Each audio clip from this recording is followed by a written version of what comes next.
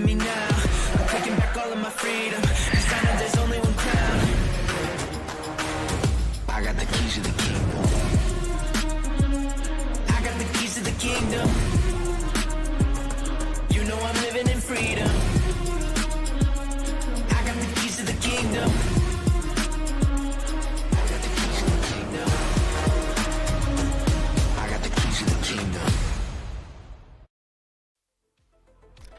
With the first 2 days of competition done and dusted, we see the wave of undergods rise up in the horizon. But when it makes contact, will the impact just sweep us, all of us, or will it leave us underwhelmed? Ladies and gentlemen, welcome to day 3 of BGIS Round 1. My name is Super Johnny. Joined alongside with me, it's going to be none other than Necro. And Necro, the first 2 days, we have witnessed some intense moment, we have witnessed some silly moments in front of us, and we have had a ball looking at those overall rankings. But what are your expectations from day 3, my friend?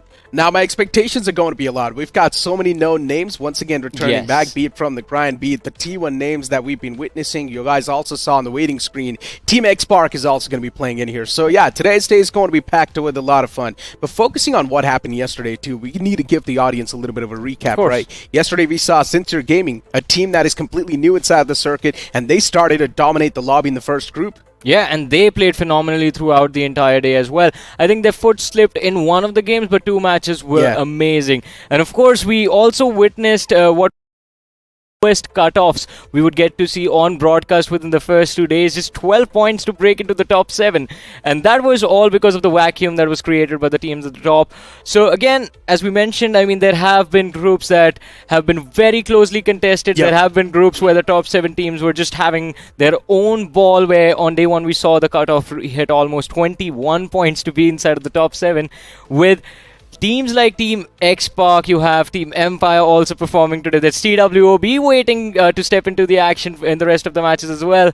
Who do you expect to put up similar numbers just like Sincere Gaming or Enigma today? That's not even a question. Of course, X Spark. They've got some of the best players inside of the lineup. You can't say they've got the star players, right? And it's a complete star lineup, too. You can clearly tell this org has spent a lot of money to get those players inside of the roster. You've got Ninja Jod, one of the best players that this region has to offer, and he's always been there on the MVP list, no matter what tournament this man's playing. But for now, we need to focus on something that's in front of our screen, and that's going to be the prize pool. Yeah.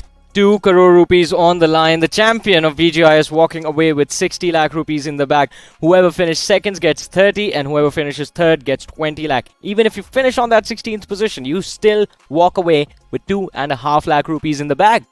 Exactly. In general, there's a lot of money on the line, and then as you also mentioned, there's going to be some special prizes to the individuals.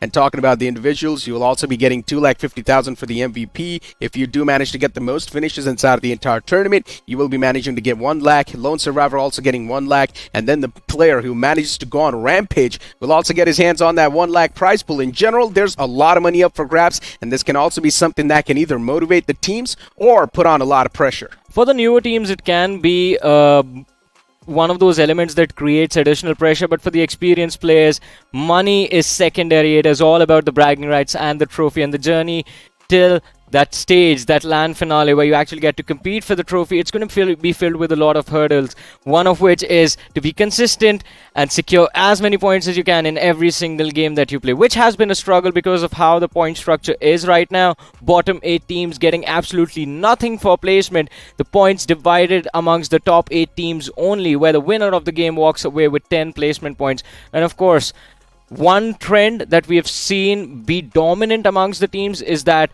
finish heavy performance towards the end game, because one point for each finish inside of the match. Exactly. I mean, finishes, of course, have been at the top of the table, and they have helped so many teams to keep themselves at the top of the table. Be it Revenue Esports inside of the grind, be it Enigma Gaming inside of the round 1 so far. Before now, moving on forward and looking at the teams that are going to be performing today, we've got the Group 5 in front of us, and inside of Group 5, we've got some exciting names, too. I'm not going to lie. You've got Villain Boys, you've got TH Esports, Black Bulls, PLE Esports, Raka Esports, Lead Star, you've got Team Ozone, MTGG Esports, and then if you're trying to flip the page, stage, over here we've also got some strong names. Yeah, and you talk about strong names, instantly our eyes move towards that TWOB lineup. We know the players, some of the most experienced players in the entire circuit, and along with them, Team Empire is also another big name. Everyone is keeping an eye on to see what they bring to the table, because we saw Empire quite recently and the performance was a little underwhelming compared to what we have seen from them in the past. Exactly, and not just them, including TWOB. Even for them, the performance has been underwhelming, that's for sure, because TWOB's lineup, they have been with each other for a really long time. Prince, Eggy, these players used to be some of the top-tier players inside of the country, and I'm not sure what exactly happened to them now, but the transition from 2023 to 2024, it's been really rough for these guys. Now, moving on with the players and the teams, you've also got UDOG playing inside of this entire group, and you know, when I speak about UDOG's performance inside of the grind, man, they had next to none points. Yeah, next to none. And again, because of that, I think we are going to be quite skeptical about UDOG India and their run today. But let's see, they are going to be playing the last 3 matches of the day. They still have time to understand how BGIS is functioning and what the mindset of the teams is like in this tournament. But the first 3 games, ladies and gentlemen, will be played by Group 5. We have Erangel, Miramar and Sanhok. And of course, the next 3 games will be Erangel, Miramar and Sanhok yet again. And it will be interesting to see how these 2 groups also showcase their differences, similarities in their performance, because that is something that I'm observing right now.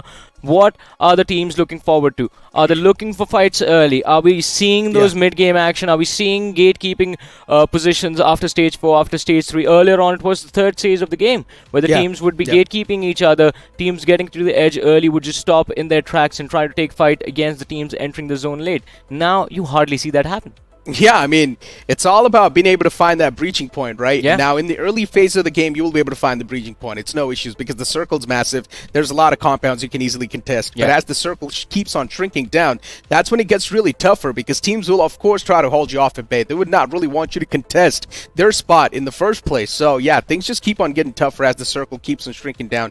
But now, focusing on Group 5 itself, right, we've got Team X Spark, Silly Esports. We saw this team in the grind. Silly Esports is not one of those teams that is massive, but one thing is for sure, the performance that this team can pack is massive. Of course, it can be quite massive for us to witness, but they need to build that momentum early in Game 1 itself. Is that going to happen? Only time will tell. But ladies and gentlemen, like always, we have exciting stuff lined up for you guys. Let's have a look at what's in store.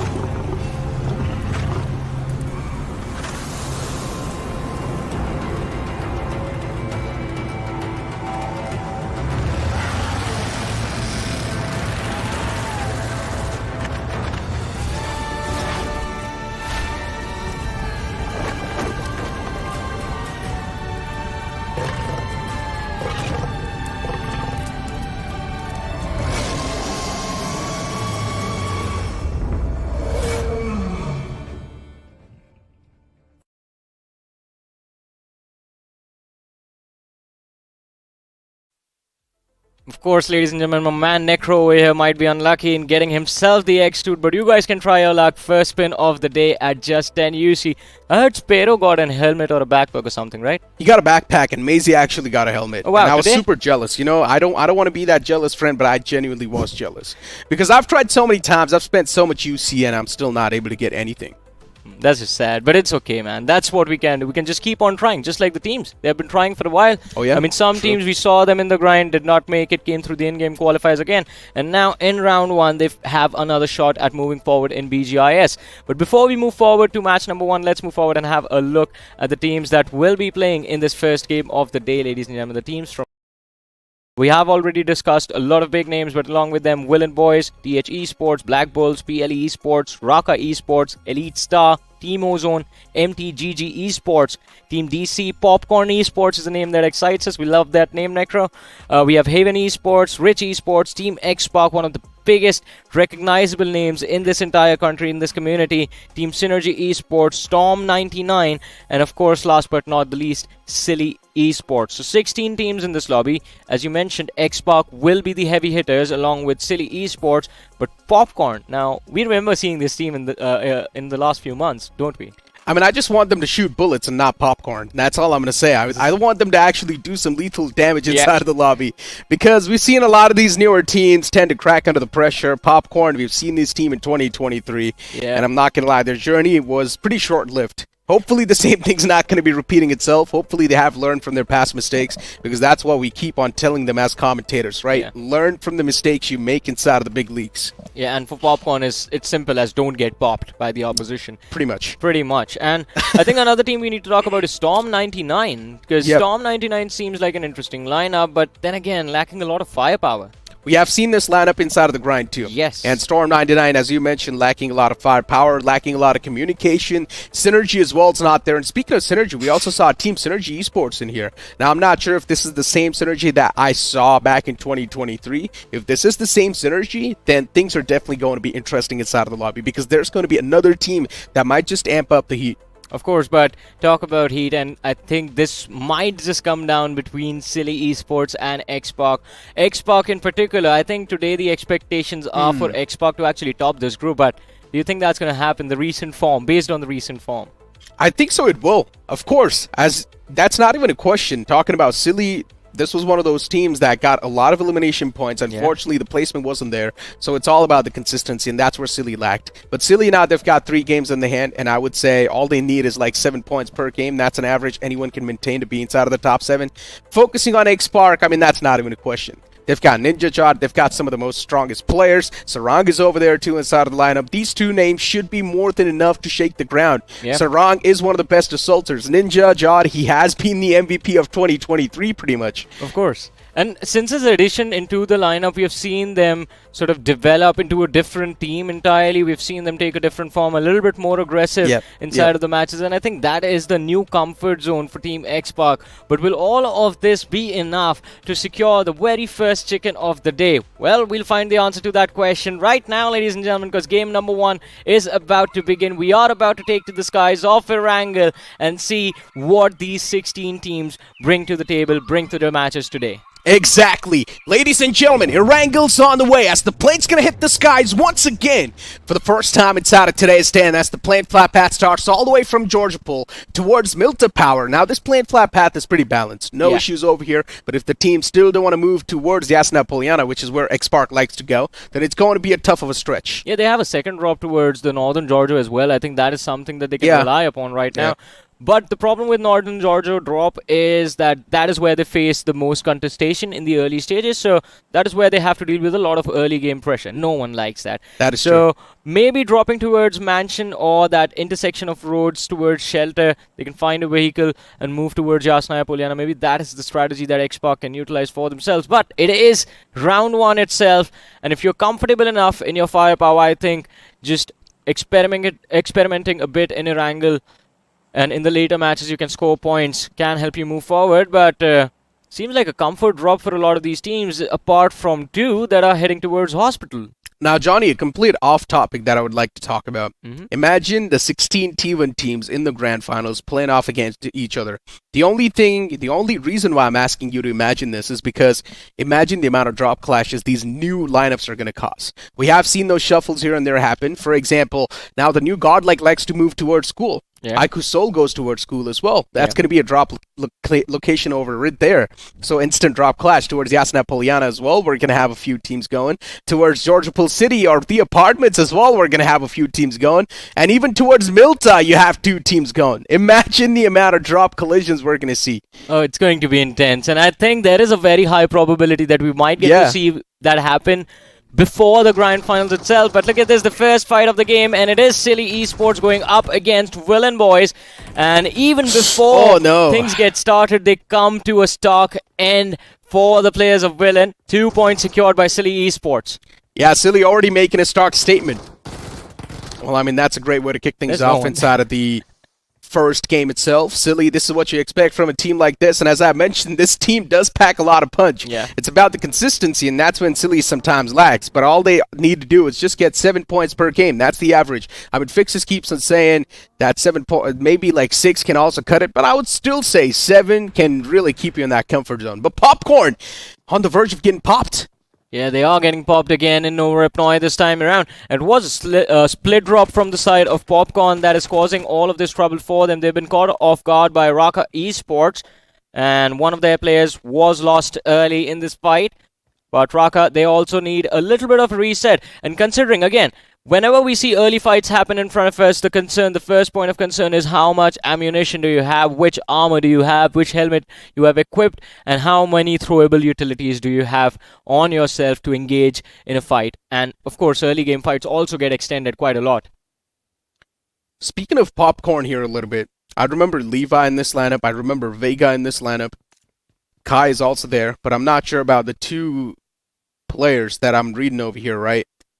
So, in general, of course, a team also has a stand-in. But Levi being one of the OG players inside of the lineup with Kai and Vega. And then they've also got that new recent addition, if I'm not wrong. Still, I'm not sure, though, because it's a memory from all the way back in 2023, and no human's that sharp to remember what exactly happened a year ago. But for now, Popcorn, considering they've got the better stance inside of the fight, I'm not sure if they have got the loot or not to fight back, though. Because RES, one thing is for sure, this team's going to be having the loot, considering they've got the city control better. Yeah, concrete cover always beneficial in a situation like this. But Popcorn, they've managed to regroup, and if the players can provide proper cover to Flinky as well, they should be able to help him fall back. In point of concern is how do you get out of Nova Repnoi right now. You see on the radar there's one man from the side of Popcorn who's across the road in that compound towards the high ground, Kai. Now switching over, joining Levi in the roadside houses, but once again moving back towards Hasnaya Poliana. Now this is something we expected. X-Pac. Hasnaya and the nade to kick things off. GB hit the floor. Of course, it's Ninja to kick things off, right? What a beautiful nade that was. On the terrace. Lands perfectly on the mark, too. And now Team X-Pac really looking to take it up close and personal. Another util tossed in the front lines. That was actually a flashbang, luckily enough for them. Players getting flashed out, and they're also taking a lot of damage. Team X-Pac, with the way they really do want to press up the charges, it's understandable, but just make sure that you're not really overextending a lot of these fights. Some are downline the opponents now. They've got the man advantage, and they can put on the pressure a little bit more better compared to you. X-Pac in a big world of trouble, but then Sarang returns back onto Viper. Instant confirmation on that elimination. Nicely done. Team X-Pac brings things back onto neutral grounds, and they actually get the fallen man back up too, so that's really good news. Now, Gujar in the outskirts, a man that you had a lot of expectations from. Yeah. Let's see, I mean, is he going to live up to those expectations, or... Well, in this fight, are we going to see him fall in the very first game itself? TH already down a player, it's a 4v3. Brilliant on X-Pac to time the fight perfectly. Sarang's pressure came exactly when Shadow got his revive. And TH did not have an opportunity to reset. There it is, Yadav also hits the floor. So it's down to 2 players from the side of TH, 2v4. And even in that, the players are split up. You have Gujar on the outside, GB trying to hold his own on the second floor of this building, but it's not going to be enough. Needs to fall back. He evades quite perfectly. A 2-on-4 sounds a little bit too much, Johnny. Gujar and GB left in a really bad spot. And talking about Team X-Pac, of course, doing really good for themselves. A man now all the way at the top, which is going to be in the name of Shadow 7. Spray God looking forward to shut down the man in the front, GB. But GB too adamant to shut down Spray God himself. Nice and shot. still he somehow finds that shot with the Honey Badger. Shuts him down instantly. Spray God knocked out for now. Team X-Pac, but still you can't say the pressure's not going to be that much on them.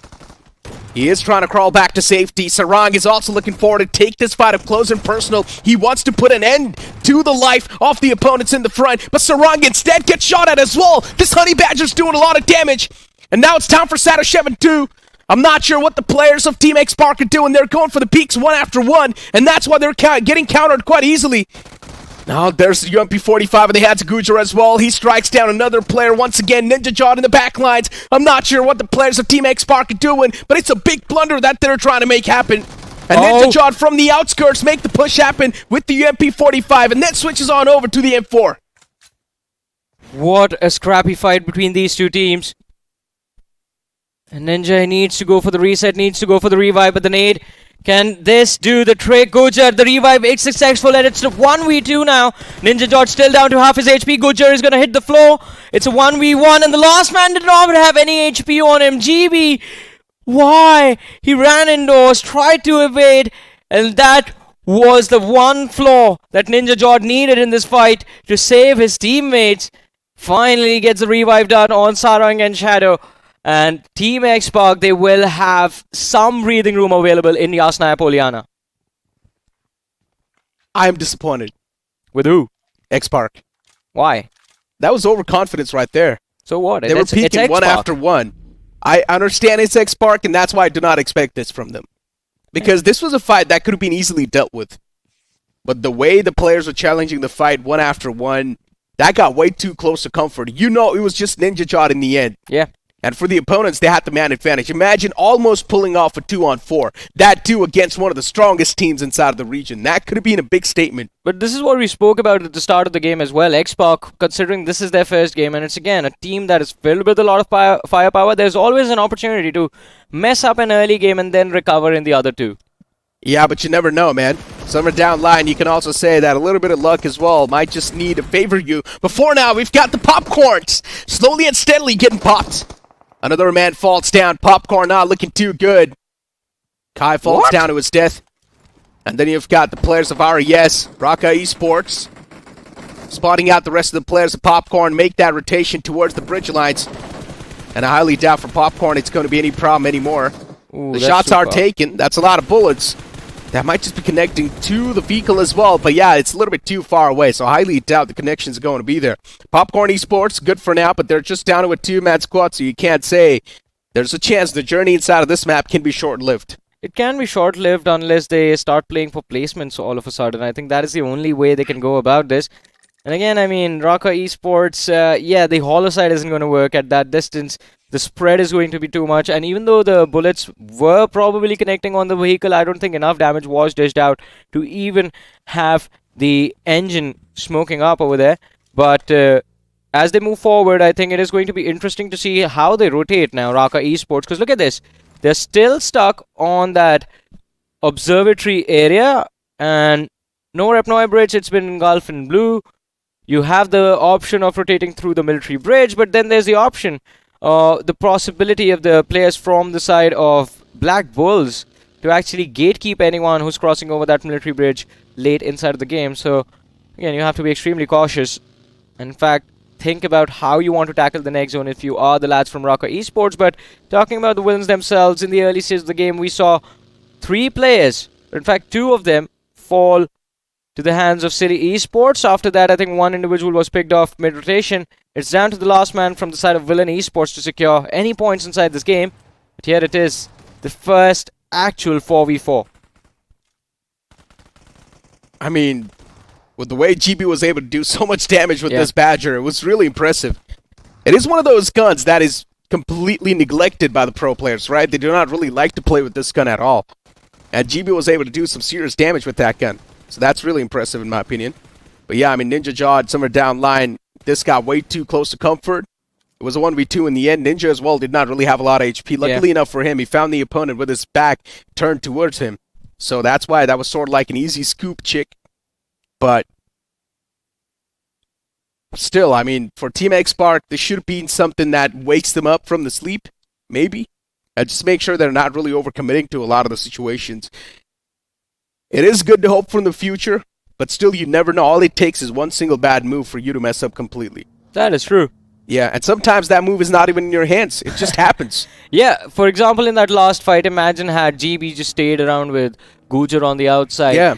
They could have covered for each other. As you mentioned, Ninja Jot, if he's down to half his HP, and if both the players just started shooting in tandem, you never know. Ninja Jot could have fallen, and X-Pac would have been the first sheep to get wiped out from this game, but lucky for them, that's not the case. In the meanwhile, though, that was a brilliant spray. Exactly. Ozone. Getting a reality check with that rotation, man. Where is his team, though? They're on the other side of the hill. There's no coming back from this. Ozone is done. Yeah. I mean, the man's still knocked out, begging for mercy and help towards his teammates, but at this point in time, he knows himself it's done for. Viru gets the confirmation, instantly just backs away. It's all about collecting those checks, right? That's on the ground. And Viru's got that little bit of a check. But yeah, for ES, with 2 elimination points to kick things off, this is definitely going to be a bit of a pressure subsider. It can relieve the pressure for a bit, but I mean, they're still going to be out into these compounds that is close to the center of the circle and for a long time as well. There's a massive cluster forming around them, so I think just keeping your heads down, not making a lot of noise, it needs to be important. But what is Willen up to? Look at that, the last man taking shots.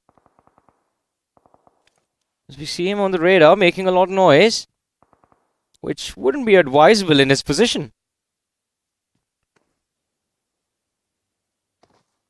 I mean, he is a villain at the end of the day. Fair enough. And villains usually, they always choose the wrong path. And he's choosing a wrong path himself over here. I mean, it needs to be a morally wrong path, not tactically. But I mean, the real villain Is the zone. no, can make the situation turn with him, no matter what situation he gets put into.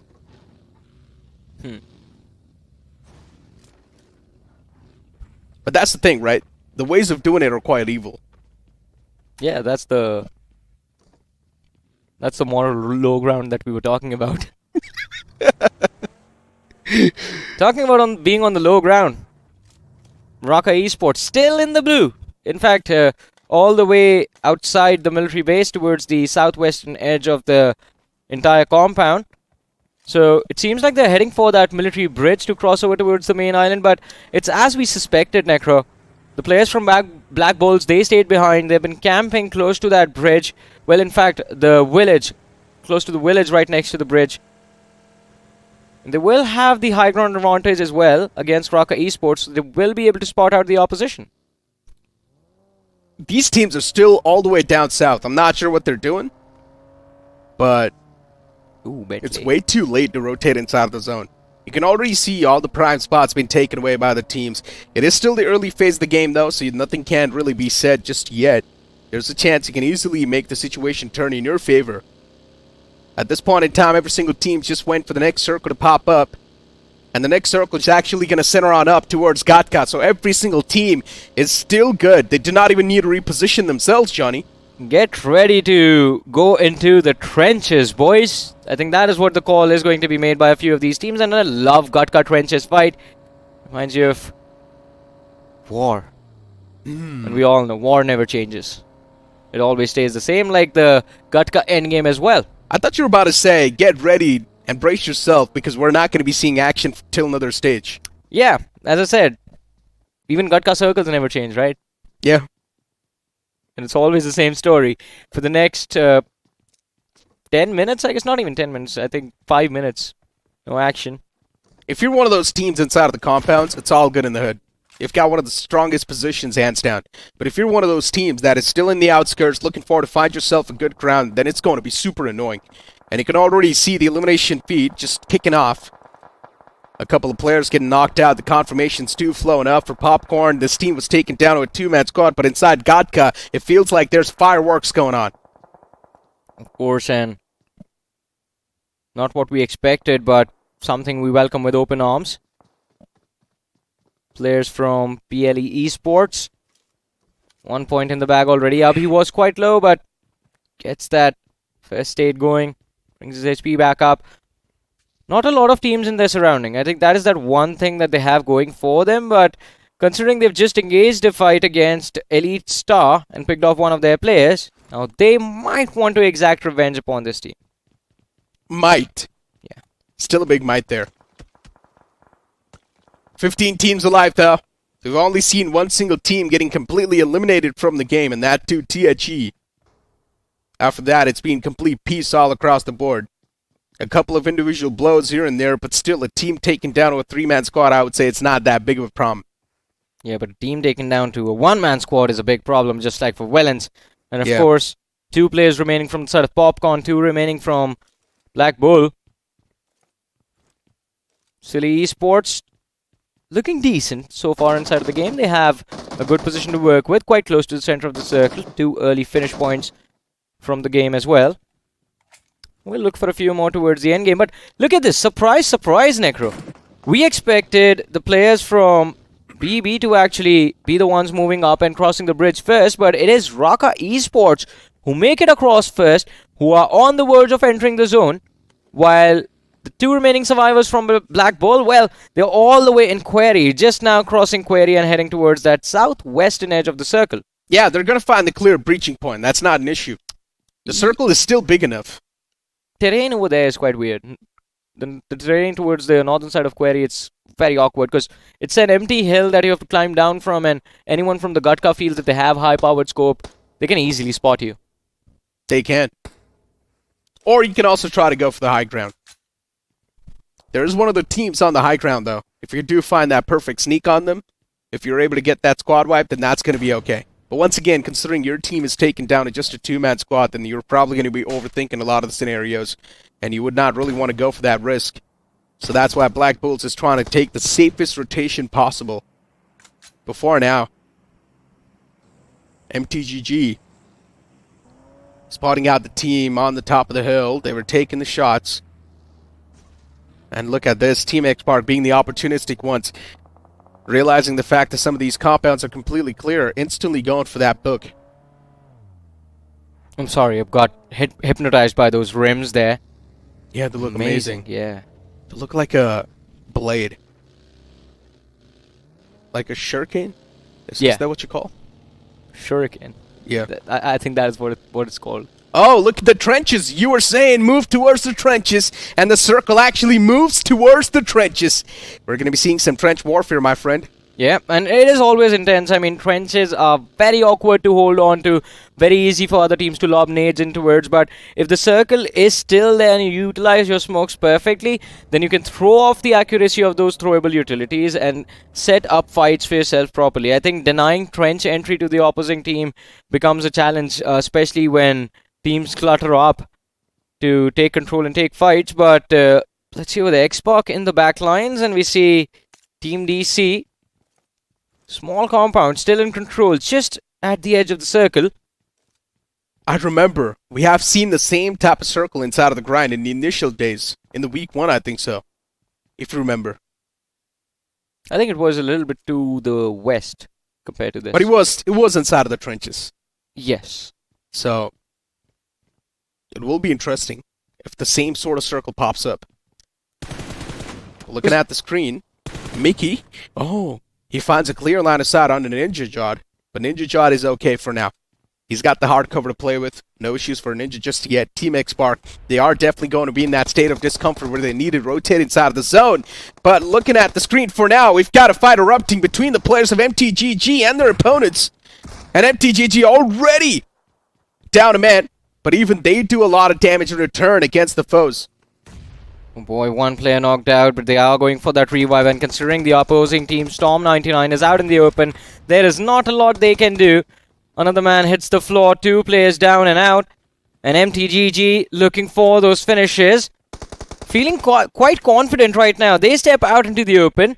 One last player surviving from the side of Storm99. We see him on the radar, and there's no other option for him to escape and try and evade the opposing side, but wait a minute, what just happened? Raka Esports, a beatdown handed to the survivors from the side of Popcorn, and they are going to be eliminated from the game with no points to their name. Rough luck for them, but look at what's happening. Silly, once again being quite silly and pushing directly against the players of Team X-Spark. Yeah. Silly Esports, this is what I'm talking about. They're known for silly stuff like this, and once again, they just head-on collide against the players of X-Park. And so far, X-Park has been dished out a lot of damage upon them. Sarang is the only man left surviving, and even he's getting pushed on. Look at this push! An absolute maniac Yuwa is. Of course, 5 elimination points on Silly, but no time to reset. And Raka Esports, they come knocking as soon as they hear the commotion. The initial opening knock has been secured, but they are going to look for those finishes as well. Still out on the hunt. It's 2v4, and the nade from Foul. My goodness, what a foul play over there. Finds the initial knock against the opposing side, but the trade is going to be good by Ashu. Silly down to their last man. Well, second last man, Beard Baba, he got the revive. Yeah, he did. And both the players are actually playing in tandem, so that's really good news. Silly, they still got a chance to hit back the opponents in quite a great fashion. DBS, up close and personal. US taken down way too low, but then a chance for Beard Baba to peek out once again. And he gets another knockout. Slowly and steadily, the players of RES, they're dropping down like flies. And it's not a great news indeed. And what a drop shot that was. Drops down from the upper floor. And in the midair connects the shot with the DBS. Silly Esports, this is the crazy stuff that I'm talking about. Of course, Silly play is working out, and you are OP definitely in a phenomenal form at this point. 4 eliminations secured by the man alone. I really did not think they will be able to survive the third party over there from Raka Esports. But the tandem push going downstairs one after the other with the DBS, and of course you are dishing out the damage. Beard Baba securing that knock, just changing everything, although switching focus to Haven Esports towards that eastern edge of the circle. They have one team trying to commit for this compound in the form of TSC, but Synergy, they have enough synergy to realize there's a 4-man roster waiting for them ahead. Look at this though, MTGG, they push forward and they find themselves the players of PLE in the trenches. This is interesting. PLE, even they're getting shot at from somewhere else. But MTGG, for them, this is going to be a tough pill to swallow. It will be a tough fight to convert in their favor. Look at the man Zoho is all the way in the outskirts for MTGG. He's taking too much damage. He cannot afford to stay out of those trenches for too long. A nade sails in though, and it finds that perfect connection. For now, the opponents, they've got the advantage. PLE Esports swinging things back in their favor. And look at the amount of utilities they're tossing constantly. It's getting those constant knocks too. Another utility toss, but the connection isn't found just yet. MTGG, they're taking too much damage in return, but they're not able to give the damage back to the players of PLE. Last man standing from the side of MTGG, going for a revive, brings him back inside the game. I think right on the edge of the blue, Ishwar needs to heal up. Finally does, but is that enough? I don't think so. Miko is getting pushed back into the blue as well. And PLE, so much confidence in these players. They just push forward in a 1v2, in a 2v2 in fact, and bring it down to 1v2. Ishwar, a phenomenal job handling the pressure, but it was the spam from the distance through the smoke. They knew the exact position of the player. The teammates marked his location, and all they had to do was just catch him off guard with just one shot anywhere on his body. Valiant effort, but it amounts to you losing 2 players as well. Yeah, it shouldn't have been that close in the first place. Yes. PLE, they had the advantage. They used every single piece of utility they had left over. They used all their frag grenades, and still, they lost out on 2 players. They actually had the biggest advantage inside of the fight. In my opinion, True. They should have just held on a little bit more, because they were already making the opponent's life hell. But yeah, I mean, PLE still winning that fight, getting 5 finishes in total in the first game. I would say it's not bad. Now let's just focus on the positioning a little bit more. But unfortunately, though, Johnny, the circle moves away from the trenches, and it's going to be favoring one of the teams who's all the way up north, DC. They find themselves in a really good spot. All the heavy hitters that we were talking about at the start of the game, Necro, have vanished from this map. We are down to 6 teams, 16 players alive in the 6th stage of the game. And the blue zone has started to move out. 30 seconds left for these players to figure out how to get inside the safe zone. PLE, they already have 1 man right in the smack center. In fact, Mickey joins in as well. But the players from the side of Team DC, they see this happening and their intentions are clear. Lob as many nades as possible upon these two individuals. Make it feel like they are in the midst of an artillery strike until they are done for. What is going on? DC, they're set up for succession. Patience paying off finally, but then the circle shifts away. DC, once again, things looking really tough for them, but considering they've got all the 4 players alive, they've still got the man advantage inside of the zone. And the constant pressure they're applying on every single team that's currently out in the open, it's also giving them that advantage. Haven dropping down slowly and steadily, 2 of the players knocked out. But look at the right side, you've got another team, which is Rich Esports, with all the 4 players up and alive. That team can be the biggest thorn in the way for DC's success. I mean, in the distance we see Beard Baba, heal battle going on for first stage left. Wait, he's still alive. I thought he was done inside the game. Yeah. But he's still there. Last 3 first stage. Oh, Mickey takes a nade to the face from Who Am I from Rich Esports. So PLE, they're down to their last man as well. Finish confirmed by Team DC though, so the point has been stolen already. I believe it is down to 3 teams. Either Haven, Rich, or DC takes this game. There's no possibility for PLE now for sure, as they get wiped out. Last finish going in the hands of DC. And Silly as well. No possibility of winning the game. Beard Baba, he's going to get taken out by the blue. Considering the circle's out in the open above Gatka, the struggles are going to be faced by all these teams. Repositioning will be even tougher. You're pretty much going to be stiff, stuck to the ground.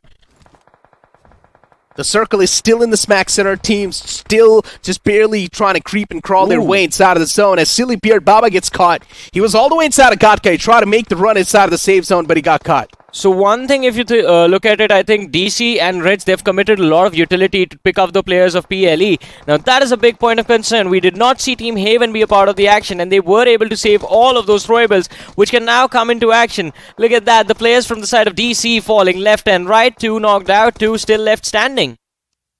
And look at the players of Rich. They're spread out quite wide, and I like this. Rich trying to get as much as land control as possible.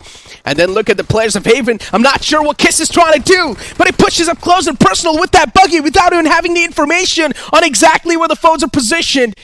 And Sagar and his teammate are the last 2 remaining players alive from Haven. Maybe Kiss was the sacrificial lamb. He was sent in there to mark the enemy's position on knowing exactly where the players can be.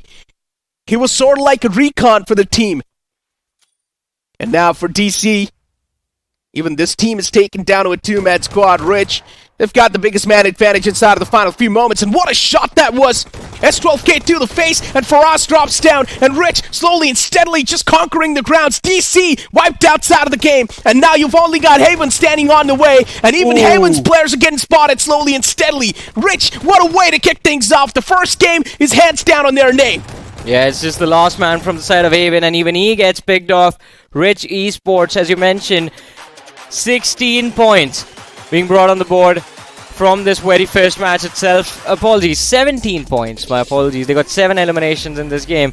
Quite an amazing start, and I think the level of patience and composure they were able to maintain towards the final few moments is what has raised my hope and expectations for this team inside of the next 2 matches. I mean, it got extremely chaotic when they had to go up against both Haven and DC.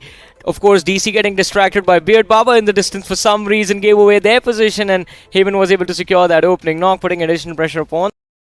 Rich just stayed back. They're like, alright guys, you fight it amongst yourself, whoever is left, we're going to deal with them. And Haven was already down to 2 players by the time they ended a settled thing with Team DC. And the funny part is, DC actually had the zone advantage when we saw the circle shift up north. So I thought that, okay, this might just be DC's game, because every other team was inside of the trenches, or at least near the trenches. So they were outside of the zone. They needed to peek back up, try and make the run inside of the zone, but DC, unfortunately, they sort of missed out because there were too many smokes just blocking their sight lines. And talk about unfortunate events, right? X-Pac initially all of us expected X-Park to be winning and walking away with this game. Silly Esports as well, but Silly, I think, have a lot of finishes, so I think they should be good to go. I think they have maintained that average of 7 to 8 points. What I meant by that was Silly Esports was the one to make that push happen against X-Park. Yeah. And that was actually quite a silly push too, considering both the teams are focusing on trying to make it inside of the zone. True. And Team X-Park, they took a little bit of a pit stop on that compound. Well, who would have expected Silly Esports would just make a silly push directly, ram their vehicles on the compound,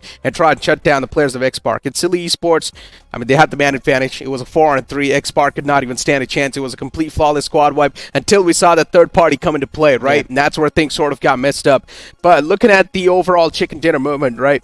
We've got Rich Esports getting that chicken dinner, and Rich Esports is one of those newer teams that we've been looking for, and I love to see the new teams rise up. Of course. I mean, in this game in particular, we saw a lot of new teams rise up, even the side of DC doing quite well for themselves, Haven Esports making it into the top 3. Yeah, both these teams did not have a lot of eliminations. I think DC was able to accumulate like 4 to 5 eliminations to their name, and Haven was in a similar state inside this match.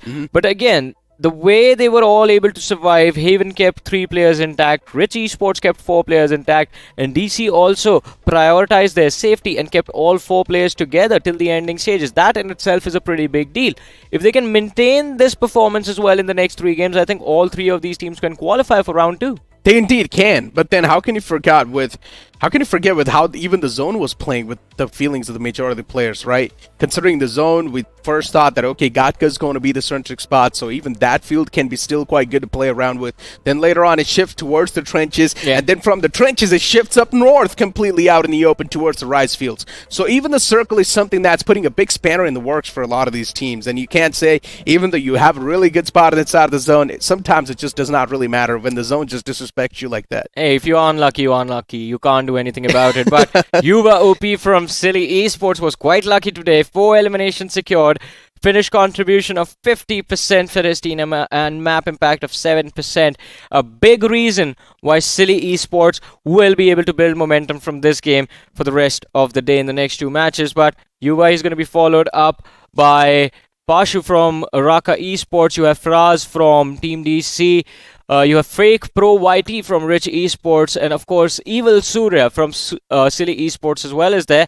Evil Surya is that one player from the side of Silly who has some experience under as well. We've seen him in the past as well, and I think all of that experience needs to come into play from this team. They need one chicken to showcase why we were talking about them so much in the start of the day. I mean, a lot of expectation from this team. They have gotten aggressive over the last few months. I want to see that aggression. I mean, some of it is displayed with those 8 finishes from this game. Yeah, I mean, the point standings in front of us, right? 17 points in total from Rich Esports, the team that got the chicken dinner. Yeah. Silly Esports with 12 points, not doing too bad. Silly Esports, all they need to do is just continue this performance in the upcoming runs, too. True. And I think Silly Esports on the map of Miramar, they're going to be even more silly by that. I mean, they're probably going to be even better. So, on the map of Miramar, you can't say Silly Esports, they can't have the edge. Now moving on forward towards Haven, you've got Team DC, PLE Esports, MTGG, Elite Stars, and Raka Esports. Now, my question here is, where is Team X-Park and Storm 99?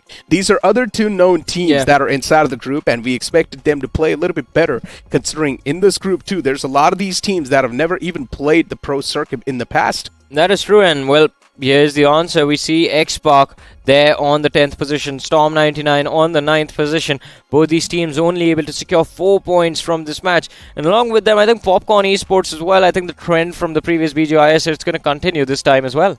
Well, I mean, Popcorn at least was able to survive till round 3. So you can't say for Popcorn Esports, their journey in the 2023 was much more better.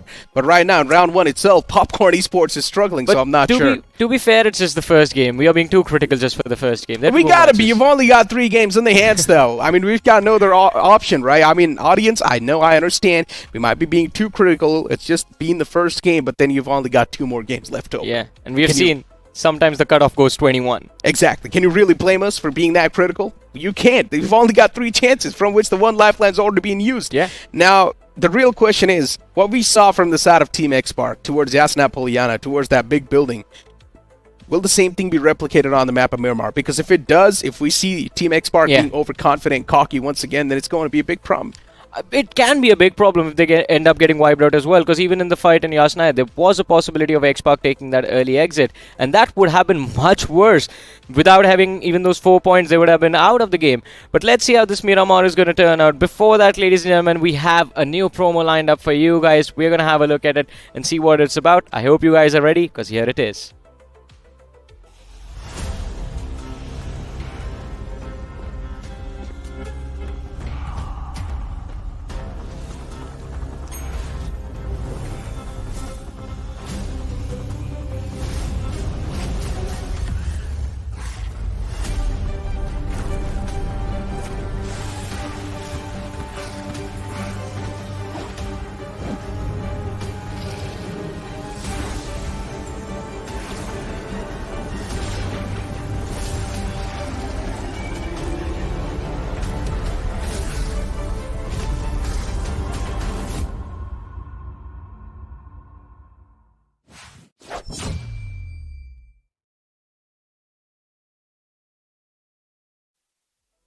First spin of the day at just 10 UC, ladies and gentlemen. And of course, if you get that amazing X suit, do make sure you let Necro know. Make him jealous.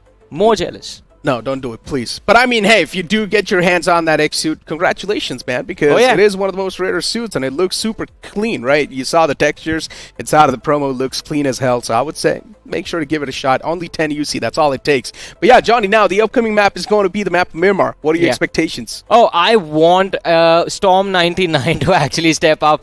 Them and X-Pac, they need to make it happen, at least 10 to 15 points from this game of Miramar. Otherwise, Sanhok, well, I don't know what's going to happen on Sanhok.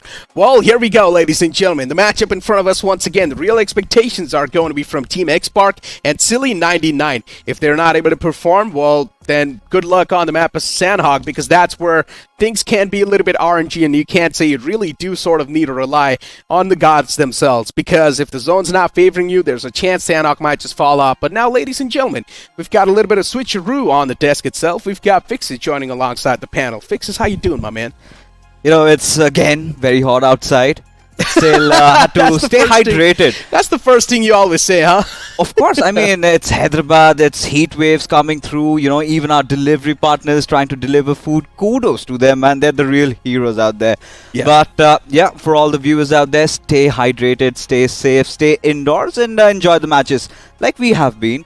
Because Necro, right now, for what we just witnessed, this is exactly what I wanted from the teams. These are the underdogs really amping it up and giving teams like X-Pac, Silly, even Storm a run for their money.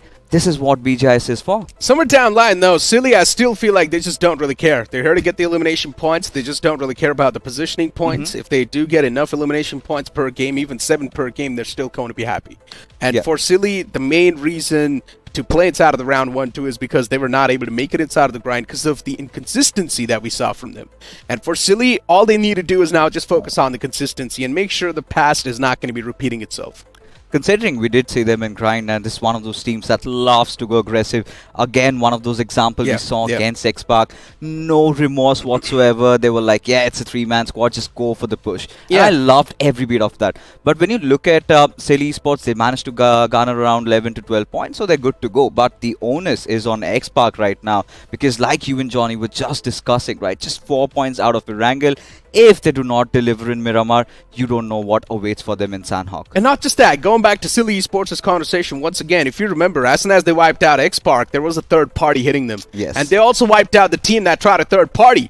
It was a 2v3 or 2v4, I don't exactly remember, but yeah, the last 2 remaining players. In general, Silly Esports, they pack a lot of punch. I just want them to channel that firepower in a better way and also up their positioning game a little bit more, so that way Silly Esports can be an all-rounded team.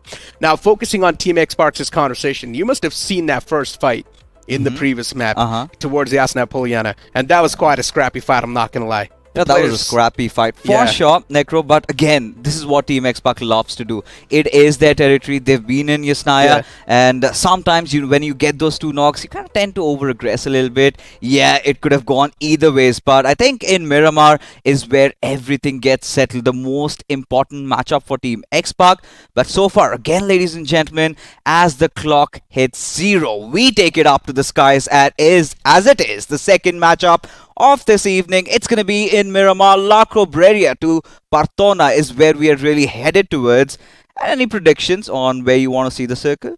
I want to see a Los Leones circle. I've been a big fan of that. Or maybe if not Los Leones, I want to see those circle towards Puerto Paraiso. You see those two islands in the outskirts? I want to see the circle there. I mean, the last time I saw that circle was years back. And it was so fun casting that circle because all the teams were screwed. It was you and I who were casting the game, if you remember. Just around the edges. And yeah, good old days, man. But again, coming back to this particular matchup, so far, Necro, it's all been about that dream come true for all these teams. Now, Rich Esports, they've managed to perform so well. You've got the players of DC also stepping it up. They've been racking up those numbers. And all they need to do is kind of get maybe 5 to 6 more points and they'll feel secure. Yep. And after that, I think the map of Sanhok is going to be just an added bonus. Pretty much. I mean, popcorn towards runes, you can't see. Yeah. Now, that's a showcase of low confidence right there. Popcorn just dropping down in a complete isolated spot. It's because the last time they got played around completely, so this time they just do not really want to fight off the bat. But this can also mean your team has got some low confidence and they've got some confidence issues. But hopefully they do not continue as the game keeps on moving up. But look towards the southern side. So many teams ejecting out at the same time. There's a chance we might see a drop collision. So far, we do see a drop collision towards Chumacera, or maybe the teams are trying to glide towards Valle del Mar. Finally, our wishes are granted. There's one team called Black Bulls that's heading towards Partona. And that has happened for the first time in the BGIS Round 1 broadcast. Matches that we have got to witness. But again, coming back to our conversation, for Team Popcorn, I kind of believe otherwise. Because you've got a lot of big teams also have their secondary drops location at the Ruins area. We've seen Gladiators in the past do that. We've seen even the likes of Team Forever or Orangutan also resort to such cases. But for Team X-Park, again, this is not looking good. Maybe they could just capitalize on the situation a little spread apart from each other. But against TSE, Team Synergy Esports, this is where their true synergy shall be tested. Because around that advertisement building, it's going to be interesting as to how they open this fight up. It will be. TSE Trex on the screen for now. And considering the players at TSE now, they're also surrounded by a couple of enemies. And these enemies are going to be quite deadly, lethal. Shadow 7, Sarang, you've got Spray God, Ninja Jod. Yeah, man. As soon as you hear every single name, you just know these guys do pack a massive punch. All it takes is the initial knock, and then later on, an instant push will be there on your face. I like how Team X-Park have spread each other, right? But I cannot really seem to get the idea of how they're going to make that push happen. For that, at the very least, they need at least 2 knocks. Because even to push on that advertisement building, you need to cover some distance. And if you get traded in that moment, that has been the Achilles heel for Team X-Park. Even in the previous game of Wrangle, losing out on Spray God, the main entry assaulter early on into the game. That is where everything started dwindling down. Somehow, again, kudos to Ninja. He's been the saving grace, and that's not happened. That's not been happening for the first time. It's not. And Ninja, you can't technically say he is one of the best players inside of the lineup, or he is pretty much the best player inside of the lineup. Yes, Sarang, he has been one of those players too who is a really good assaulter, but in general, you talk about the recent forms, and you can't say Ninja is still at his peak. Talk about Miramar, and takes me back to a Miramar game where Ninja single-handedly pushed his team to 10 points from just the brinks of securing barely anything. Now this man has been doing majority of the heavy lifting. Surely has a sore shoulder. But this is what we've been talking about. Again, opening it up against Synergy. Whilst Team Synergy, they were kind of getting claustrophobic. They were trying to breathe, and this is what Team X-Park needs to do. They've amped it up. Now everybody is starting to reunite, regroup, getting ready for the push. Bear in mind, it's still going to be very difficult though, Necro. If Team Synergy can still somehow manage to figure out some cross angles, then Team X-Park might be in for some trouble. But I just feel bad for the side of Team Synergy because all the players just trapped inside of that one single building. And now Team X-Park, they've got them surrounded. Team Synergy Esports, all the 3 players at the top. It's a rebound nade. Oh, actually it was a flashbang. All right. Interesting. I'm not sure what the reason was for the flashbang, but at this point, if the man even had a rock in his hands, it would have thrown out. Yeah, it's just Mayday. Anything that you have, just throw it off. Gives you that little advantage. Go for it. I really liked Sarang in the previous game, though, especially the push they made against TH. And for Team X-Park, it has been a rocky road, don't you think? Every single time they drop down, they've got a drop collision.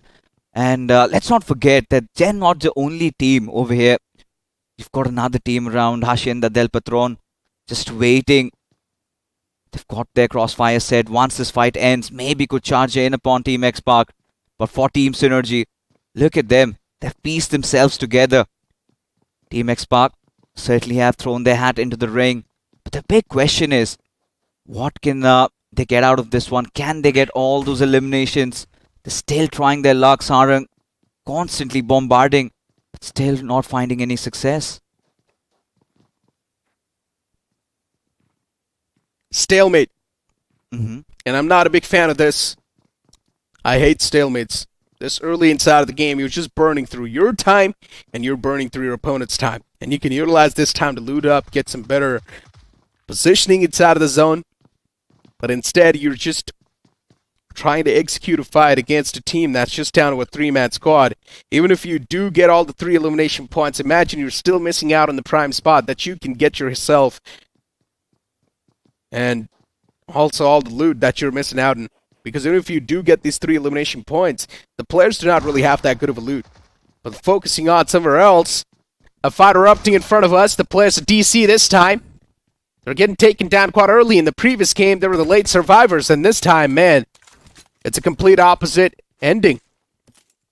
Yeah, kind of reminds you of Inzo Esports. Yeah. They got the chicken dinner yesterday, and suddenly in Miramar, they go crumbling down. 3 finishes already secured for MTGG. But for Team TSE, this is going to be a hard road from here. Still slowly but surely trying to commit in for the push. Reminds you of Grind, where Ninja Jord in this very compound, around this very stair, did manage to pull off an epic 1v4 clutch. But now they've got the numbers and exactly the opening they needed.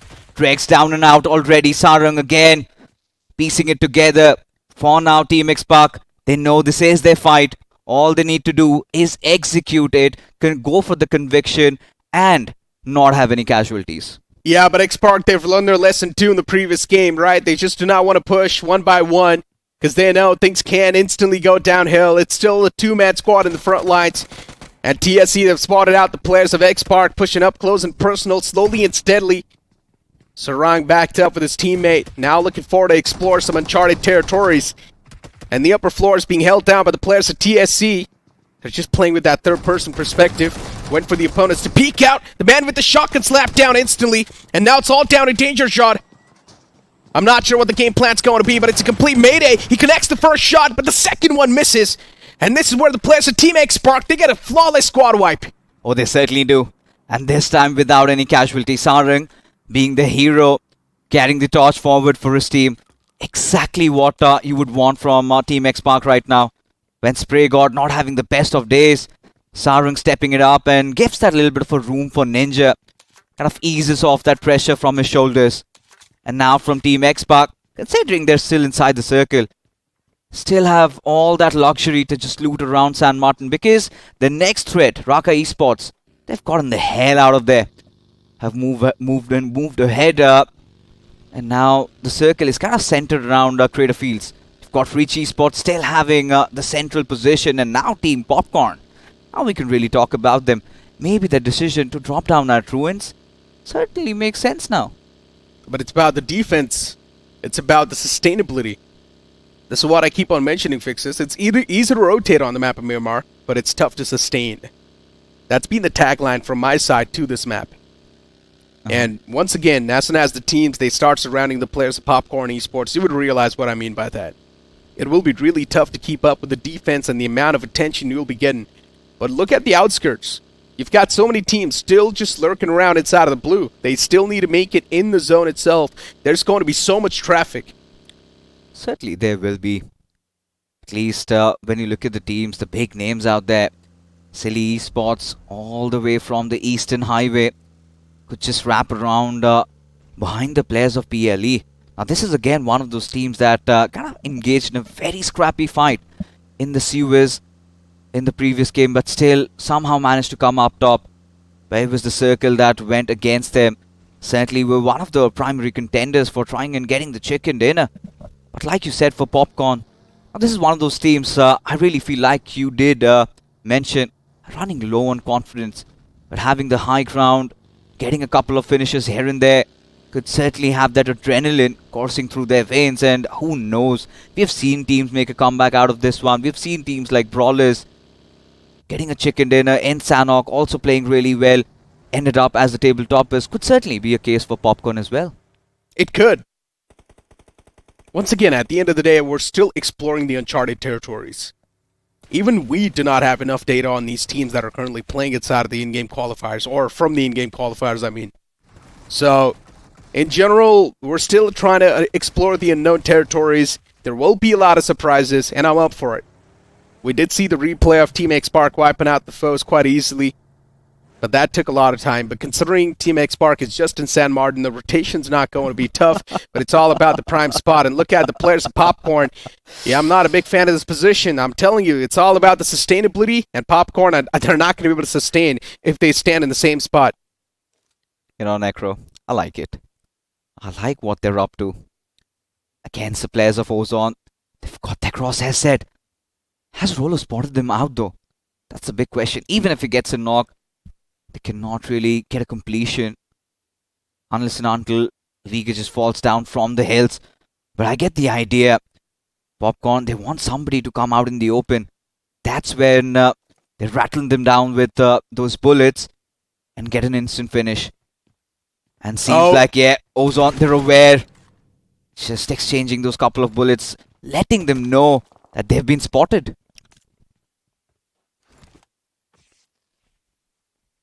Both the teams spotting each other out. And Popcorn, they've already revealed their position with the shots they took.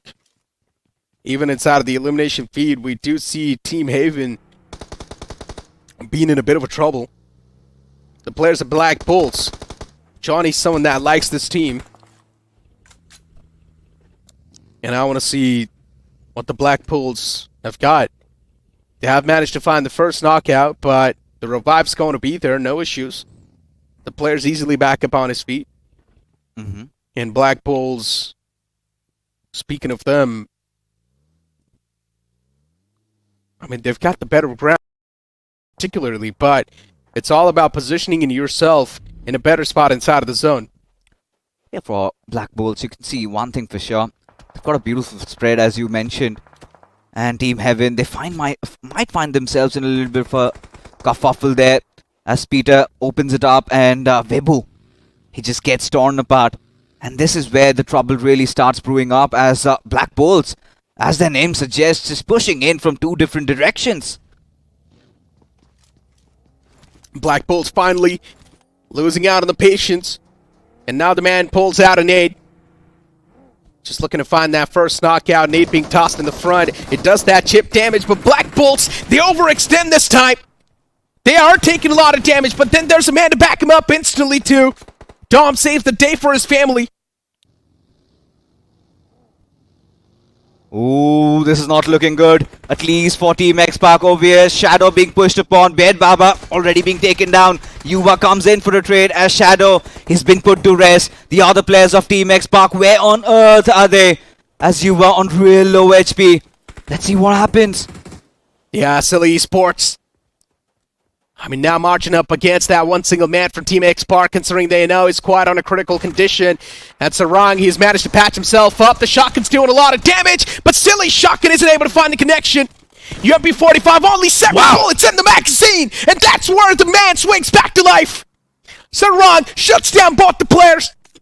Getting the revive on the fallen player for the side of Silly is going to be next to impossible, but it is the revenge pathway for the side of Team X-Park. Last time it was Silly who wiped out X-Park, and now X-Park, they're on the verge of wiping out Silly on the map of Miramar. It's all about the vengeance. Living up to their name, Team City Esports again. Picking up a dogfight over here. Team X-Park caught from the backlines. But this time Sarang is here to save the day. The Superman himself. Seems like the kryptonite did not work. And Team X-Park, just the right kind of start they wanted. 6 finishes already in the bag. Did lose out on Spray God though. Still forgivable. Now could march their way inside the zone. And yeah, make it 7 already. But now has the circle has shifted it further a little bit up north. PLE again having a really good position. In the smack center actually. Uh-huh. Still trying to know exactly where the players Popcorn are. And they have actually left that comfort zone too, so they also need to move from that spot and make it to a better spot inside of the zone. For Popcorn, this can be a bit of a state of discomfort. But talk about Team THE. Towards another side, looking all okay. This is once again one of those weird circles, right? Forming right next to La Cabrera on the other side. It's something you did not really expect to happen, but it has happened. So I'm not sure how well familiar these players and the teams are going to be around the terrains. Yeah, I mean, considering this is one of those uncommon circles like you mentioned, right? TH, they find themselves in a good position. And now you could see the flood-in coming in from the eastern side. Rich Esports in the previous game, they were amazing. But look at Ozone. And this is where your fears about PLE have come alive. They're starting to get casualties of their own. Losing out on players from multiple fronts. And this is trouble in paradise for these lads. As sometimes defending the center could really be the Achilles heels. As Team Popcorn still are holding on to the hills. Now for Ozone, they want to make the push. They've got the players ready. They know that PLE, they're weak, they're vulnerable. And it's the right time to strike. It indeed is. Ozone at the top. With the 4 players life. I mean, Ozone, they're quite like a bunch. And I'm not sure how to feel about it. They can't try and spread themselves out a little bit more. Play for the intel. But instead, they're trying to play with the unity. Which is understandable, but still, if you do not really have the intel, then it's a bit of a problem. You do see one of the players just trying to scout out the grounds. Understand on what exactly the land's going to be looking like in the future. But considering we just saw a zone shift, it will be a while until we see the next stage. Alright, some developments from Team Popcorn as well. Just letting go of that high ground they had. Knowing that they were spotted out. But for now, you know, as things suggest, we still have 13 teams alive. 46 players in the server. Everybody duking it out. Everybody realizes how important this game of Miramar is going to be. So far, it has been an underdog story. But in Miramar, Team X-Park really outperforming themselves. Especially Sarang, commends to him when they were on the brinks of getting eliminated. It was Sarang that saved the day, as Ninja Jod was quite afar. And this is where DBS, this is such a menace. Had no answers to this. Silly falling flat. Pretty much. All the time the Silly pushes aren't going to work out. Silly getting punished completely. Hands him out a reality check. And I'm not sure where the remaining player is from the side of Silly too. I'm not able to spot that man. But yeah, we do see the next circle shift in front of us. It's going to center on up a little bit more this time. Popcorn inside of the zone, so for them, they do not really need a reposition. ES2 is barely on the southern side. Even Black Bulls towards the southern side looking quite okay. But I just want to see what Storm 99's game plan's going to be when they try to breach inside of the zone, because either they can be sandwiched between the players of ES and Black Bulls if they do try to go for those little compound, or they can try to figure out a better rotation pathway if they try to move all the way from southern side towards the right. I mean, considering how everybody is holding those gates for entry, like you said, the only pathway is from the southeastern side. But that again, Comes down to how Team ES is going to respond to this situation. Black Bulls, they've been quite aggressive. Just a couple of moments ago, we saw how they committed in for that push. Certainly one of those teams that never shies away from taking a fight. But yeah, they did inject themselves somehow inside the circle though. Again, Ninja Jot getting an extra finish against the players of Villain. As now Sarang, he wants to follow through. He indeed does. Sarang's managed to get 5 elimination points so far. And Shadow 7 with only 1. Spray God unfortunately was knocked out a while ago, but look at Shadow 7 now. Spotting out the foe in the back lines, cooking up a nade. Wants to toss it to the perfection in my opinion. He's overcooked it a little bit. It was overcooked. Now looking to toss that Molotov as well behind the rock. Just wants to force out that player from his comfort zone. The Molotov is going to land on the mark, but the man just backs away a little bit from that cover. So it's all okay for that player. But for Villain, I'm just, quite skeptical. Considering he's getting surrounded from all the different angles. Now it's Ninja Jot from the back lines too, just doing the same thing. Alright, Team X-Pac, they're pretty much all over the place, aren't they? 10 finishes secured already. They need to compensate for the points they lost out on Erangel and now make the tally increasing up to 11. One of which even the players of Ridge in a whole world of trouble. Especially such a good game in Erangel and Sarang from up above. Oh my god, this man is on fire. Yeah, just racking up the elimination point. He's like a stable turret. Oh yes. And he's just firing on all cylinders. The turret's able to wrap up a lot of the elimination points.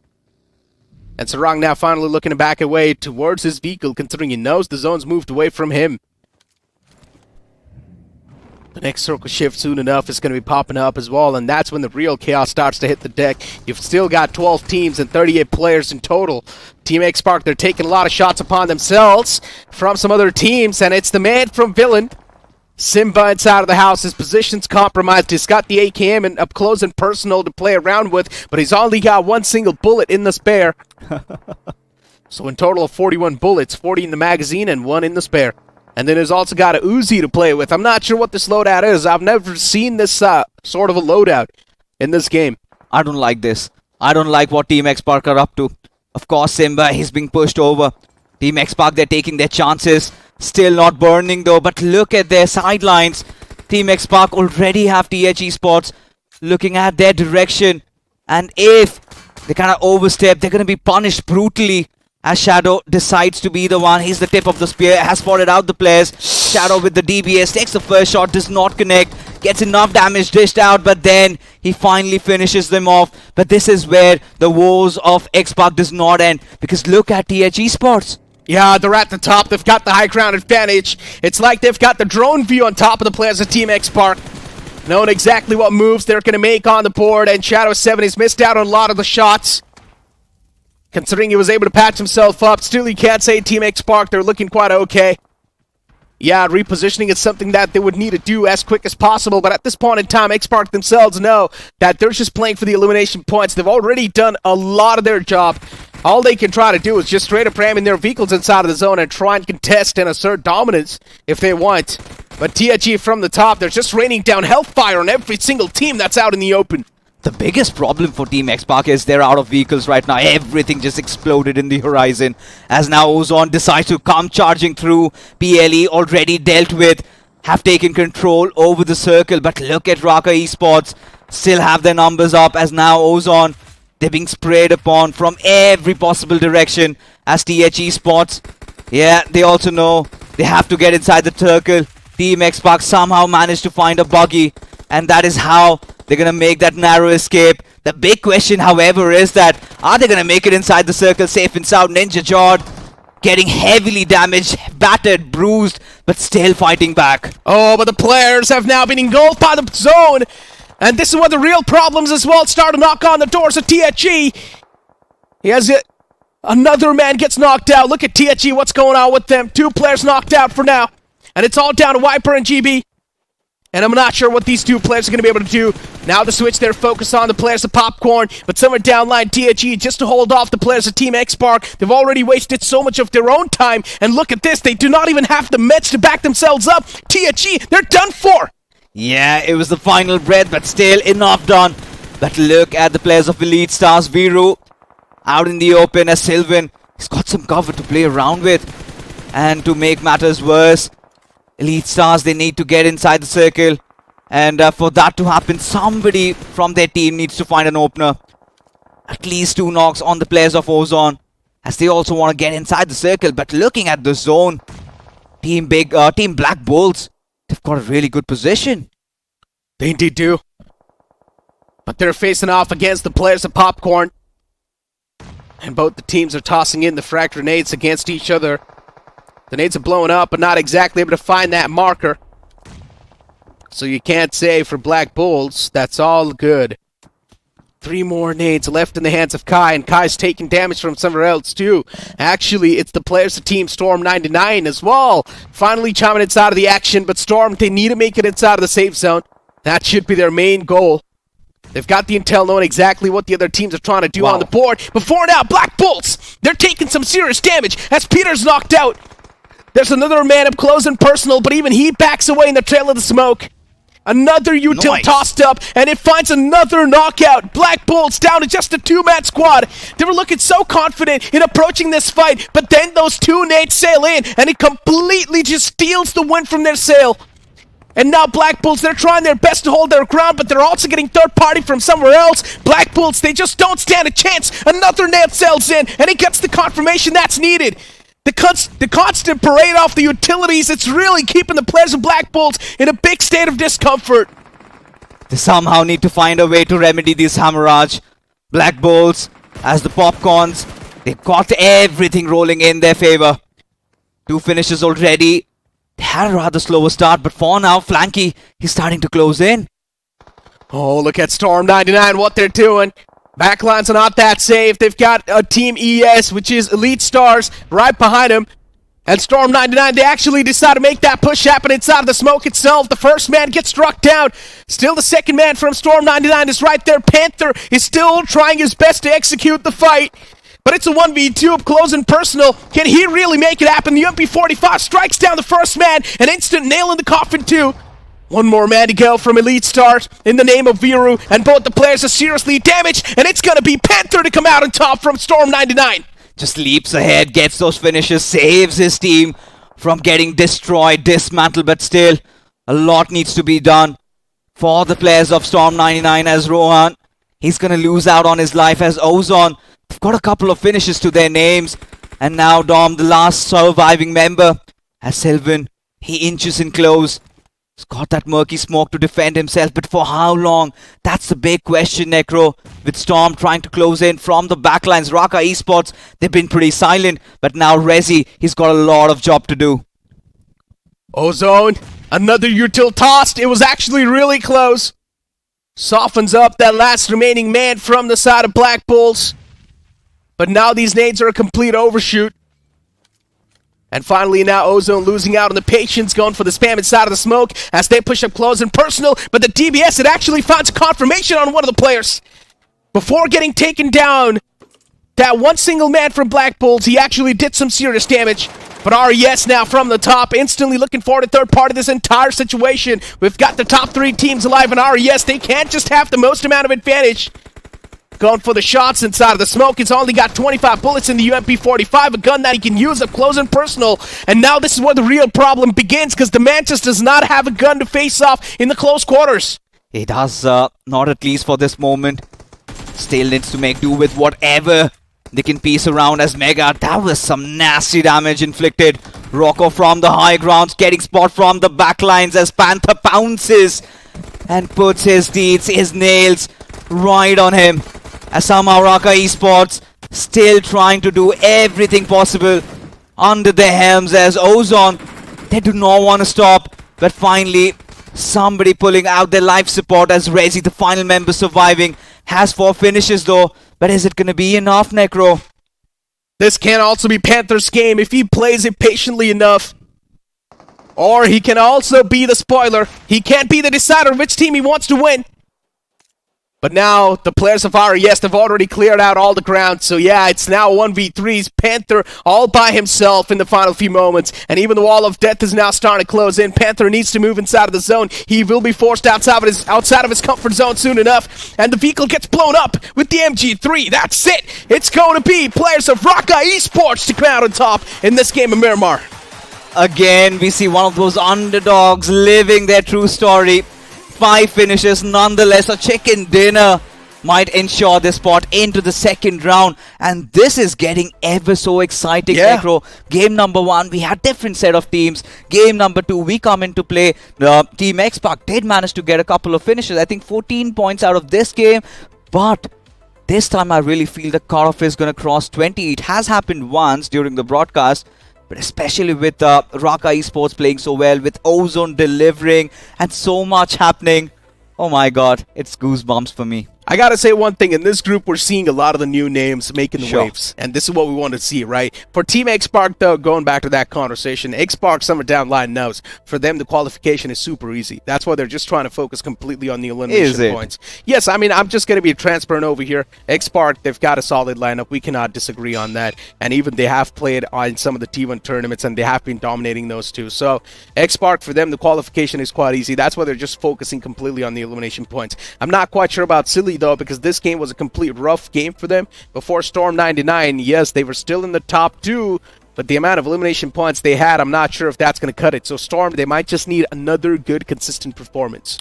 They certainly need to, because if you talk about, Storm 99, let's take a look at the winning moment, because Raka Esports, they were ever so patient. They let all that fight brew out, and once everything kind of got over, yeah, Storm 99 from the backlines, Panther, he was trying to do whatever he possibly could, but certainly outnumbered, could not do much. I need to see that, winning moment once again from our screens, because that got so exciting to see, and so much happening, ladies and gentlemen, as there you can see, right? It was Ozone, it was Storm, it was Raka Esports. We even had a couple of players also duking it out there from the other teams. But again, bringing the conversation back for Team X-Pac, the problem still persists, Necro. They still do not know how to secure a chicken dinner. They still do not know how to hold on to the circle. They have been playing across the edges. Yes, they might have secured 18 points just out of those 2 games, but you never know. Imagine somebody drops in down on them again, and considering how high the cutoff is going to be in this particular round, who knows, they might miss out. We still do not know how high the cutoff is going to be. I would say 18 points will still be good. But considering it is X-Spark, I'm going to expect them to play a little bit better on the map of Sanhok too, because they should at least be able to get 5 or 6 points. Let's be honest. That's like the minimum points you can ask from X-Spark, and it's not going to be a struggle for them. Even if one single man is surviving, they should still be able to get 5 or 6 points whatsoever. So, for X-Spark, I am pretty much considering as they have qualified. My real question still remains, though, is what Silly Esports, because this is another one of those teams that does pack a punch. But in the previous game of Miramar, we saw the inconsistency hit them. And inside of the winning moments, too, we saw that one last man remaining from the side of Storm 99 Panther. He also did a 1v2 against the players of Elite Stars. And that 1v2 was super important for the survivals and the points that they have gotten for now. Moving on forward, looking at the MVP of the previous game, it's going to be Sarang with 7 elimination points wrapped up and the finished contribution of 54%. Again, a hero play coming in from X-Pac. Ideally, we're sort of accustomed to see Sarang quite not coming out often, because it's been always Ninja Jot, but this time Sarang, he gets his moment. But this is what I have been constantly complaining about. Team X-Pac, they've not been acting out as a team. You could see even in that fight against Silly, Ninja was placed so far from his teammates. Spray God being picked off, yeah, Shadow was in a really sticky position, but we're going to keep on talking about that, ladies and gentlemen, as we take a look at the top 5 performers. I think Black Bulls, they've been making a lot of waves, don't you think, Necro? They do not know how to stay defensive. They are quite impatient and living up to their name, and I love it. I mean, the first game from Black Bulls was a complete miss. Now, the second game, it's quite a solid one. I just want to see Black Bulls continue the same consistency, or I would say a little bit more better, considering they've only got one last game remaining to solidify their spot inside of the top 7. Now, as we do move on forward towards the point standings, this is where it's going to be a big icebreaker to figure out how many points exactly we can expect after the last game in the overall standings. You've got Raka Esports with 15 points, Team Ozone there with 14, X-Park there with 14, looking really good. Black Bulls with 11. All Black Bulls needs to do now is get 9 more points in the game of Sanhok. Sometimes those 9 points could be a little too much. And yeah, Black Bulls with the way they've been playing, and Sanhok entirely being their own element. I think that is their map. That's where they love to thrive in. But for Popcorn Esports, what are your thoughts on them? Because right from the very beginning, they had the center of the circle. But again, they somehow messed it up. Yeah, I mean, for Popcorn, there's not really a lot of words from my side. This is the similar type of performance we saw from the side of Popcorn, and I'm not really seeing any type of upgrades from 2023 to 2024. So the struggles are still continuing. I mean, the last time when we saw Popcorn, I think so they were still in later stages. But now, this time, they're just struggling in the round 1 itself, so I'm not really sure what to expect from them in the future game because they've only got one more lifeline remaining inside of the round 1. Moving on forward towards the latter half of the board, this is where things are going to be even more dicey. Rich Esports. Yeah. This game, chicken dinner. This game, absolutely falling flat on their face. Heaven Esports, in the first game of Erangel, they were phenomenal. In Miramar, 0. Now you could see how competitive this group has been. Yep. And imagining their future rests on what happens, the outcome of Sanhok. Oh my god, this is kind of harrowing to be honest, Necro. But right now, you know, again, cracking down on those numbers. We had 4 teams that played really well in Erangel, fell off in Miramar. Yep. And now in Miramar, we had 4 or 5 different set of teams really played well in that particular matchup. It was a vice versa situation. So that brings us to the point where we need to really consider who the top 7 will be, what the cutoff is going to be. And this is again one of those groups where I really feel that the top 32 teams that we've been talking about, barring that top 7, we could see somebody from here. I mean, so far, we've seen the cutoff of 21, right, for the top 7, so you can't say from that group, too, we might see one of the teams moving in from the top 32, right? But ladies and gentlemen, there's a lot to talk about, but we also need to take a look at this promo that we've got lined up.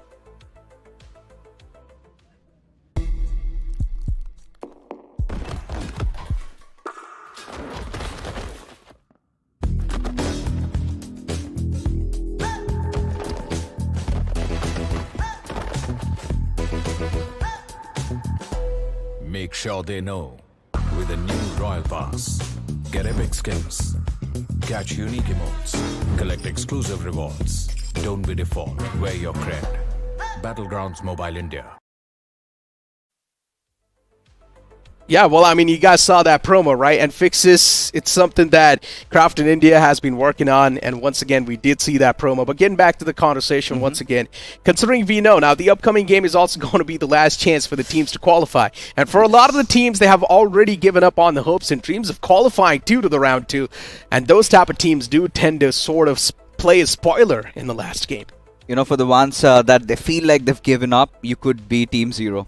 We saw them messing up Erangel and Miramar yesterday, but Sanhok, they went all out, got the chicken dinner, somehow managed to qualify. But ladies and gentlemen, taking one final look at the matchup of Group 5, we've got so many of these teams contending for that top 7 spot. And while all of that is happening, you know, Necro, he's lost his mind. He's still trying to crack down those numbers. He's still trying to, you know, crunch everything down. So we're going to have a little bit of a switcheroo. My man Johnny is going to be with me on the desk. And Johnny, well, for a lot of teams, we've seen 2 different storylines in Erangel. It was few different teams in Miramar. It was a completely different set of teams that performed well, which brings us to this final game of Sanhok. Tell me, what are you expecting? Oh, first of all, I think you guys have been talking a lot about X-Park in particular, and I think, as you said, the performance on Miramar, those finishes are quite important. I think their job is done if they can walk away with. I think Necro was demanding like 6 or 7 points from this game of Sanhok, and that is valid, right? They need 5 or 6 points. That should be good enough to keep them within the top 7, and not just the top 7. That will bring them, I think, in the top 4 or in the top 5 even. So a good position for a team like X-Park. But I'm actually worried about one of the other big names, Silly Esports. We were talking about them quite a lot. The game on Erangel was, well, it was decent, not too shabby. But Miramar, oh boy, now that's one going to sting.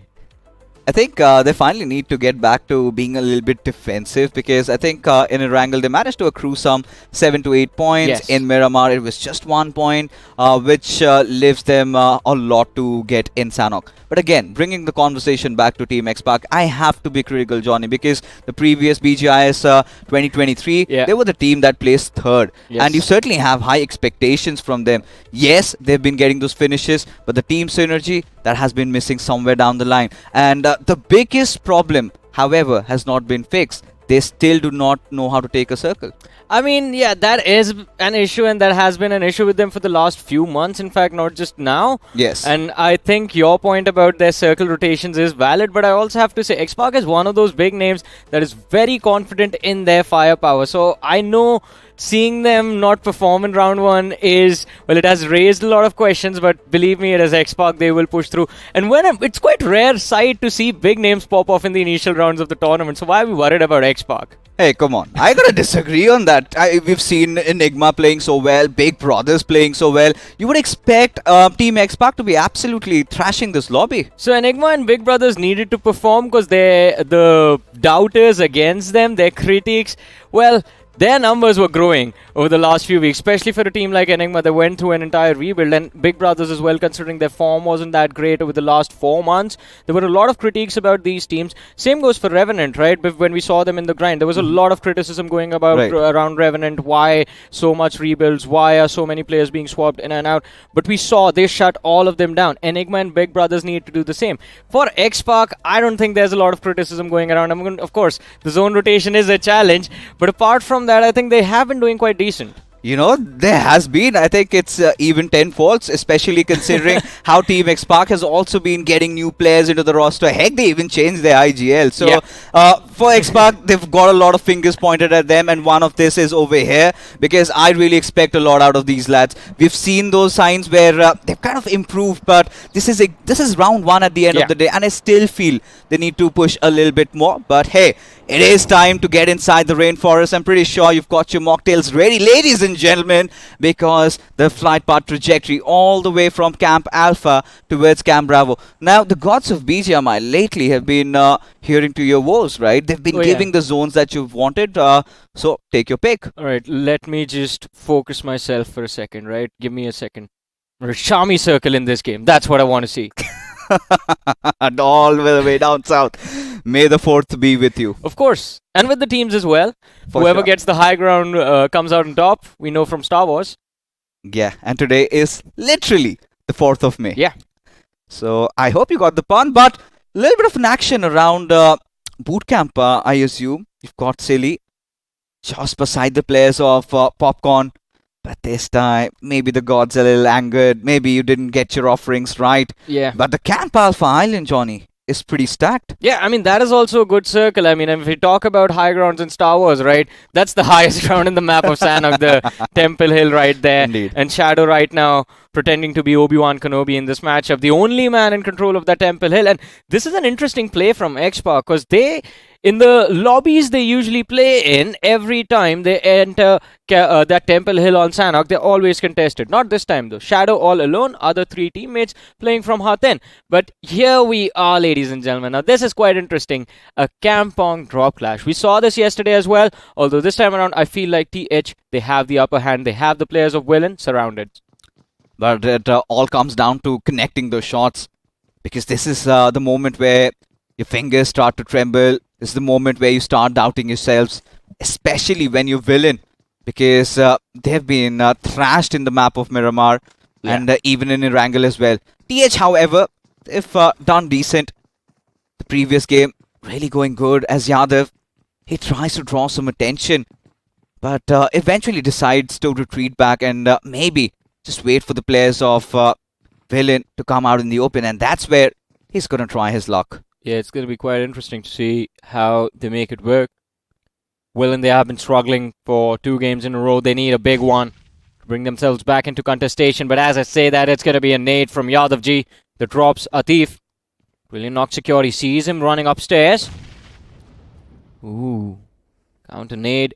Denied. Nice. All thanks to closing that door. The next nade. Oh, some damage dished out. No finish secured. The Edge, they need to be careful. If they get overheated in committing to Fight upstairs. This can backfire. Viper traded out. Things even out by Willen boys.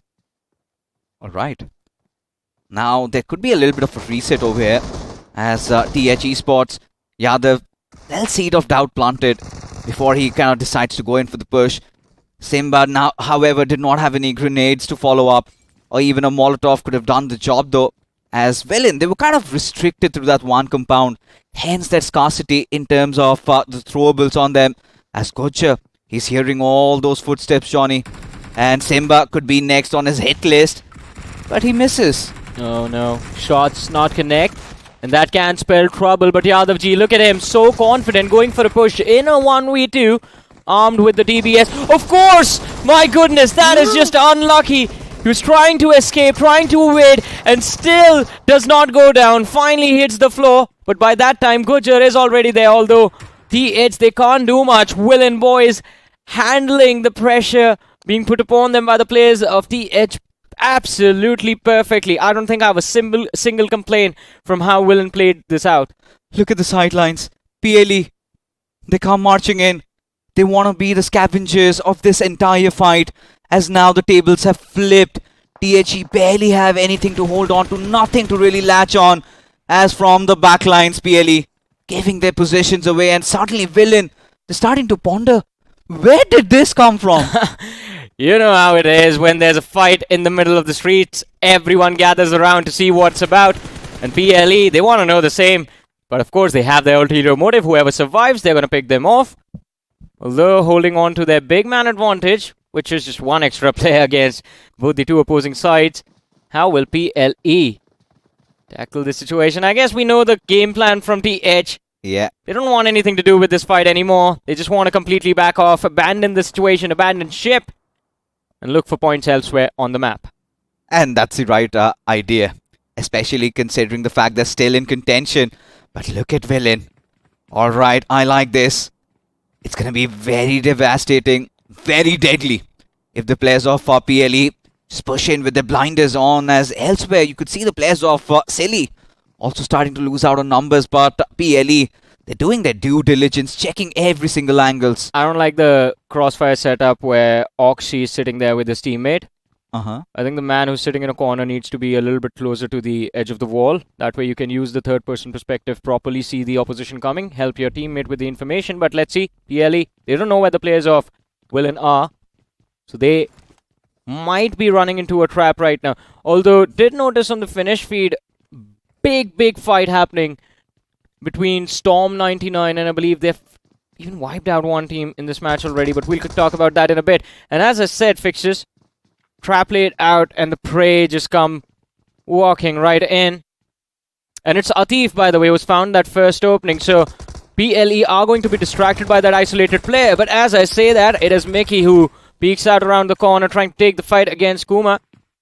And now Mikey from the side of PLE trying to return the favor. It's a 1 versus 2 in that house, but still Fizzy finds the knock, looks for the second, and takes Kuna down as well.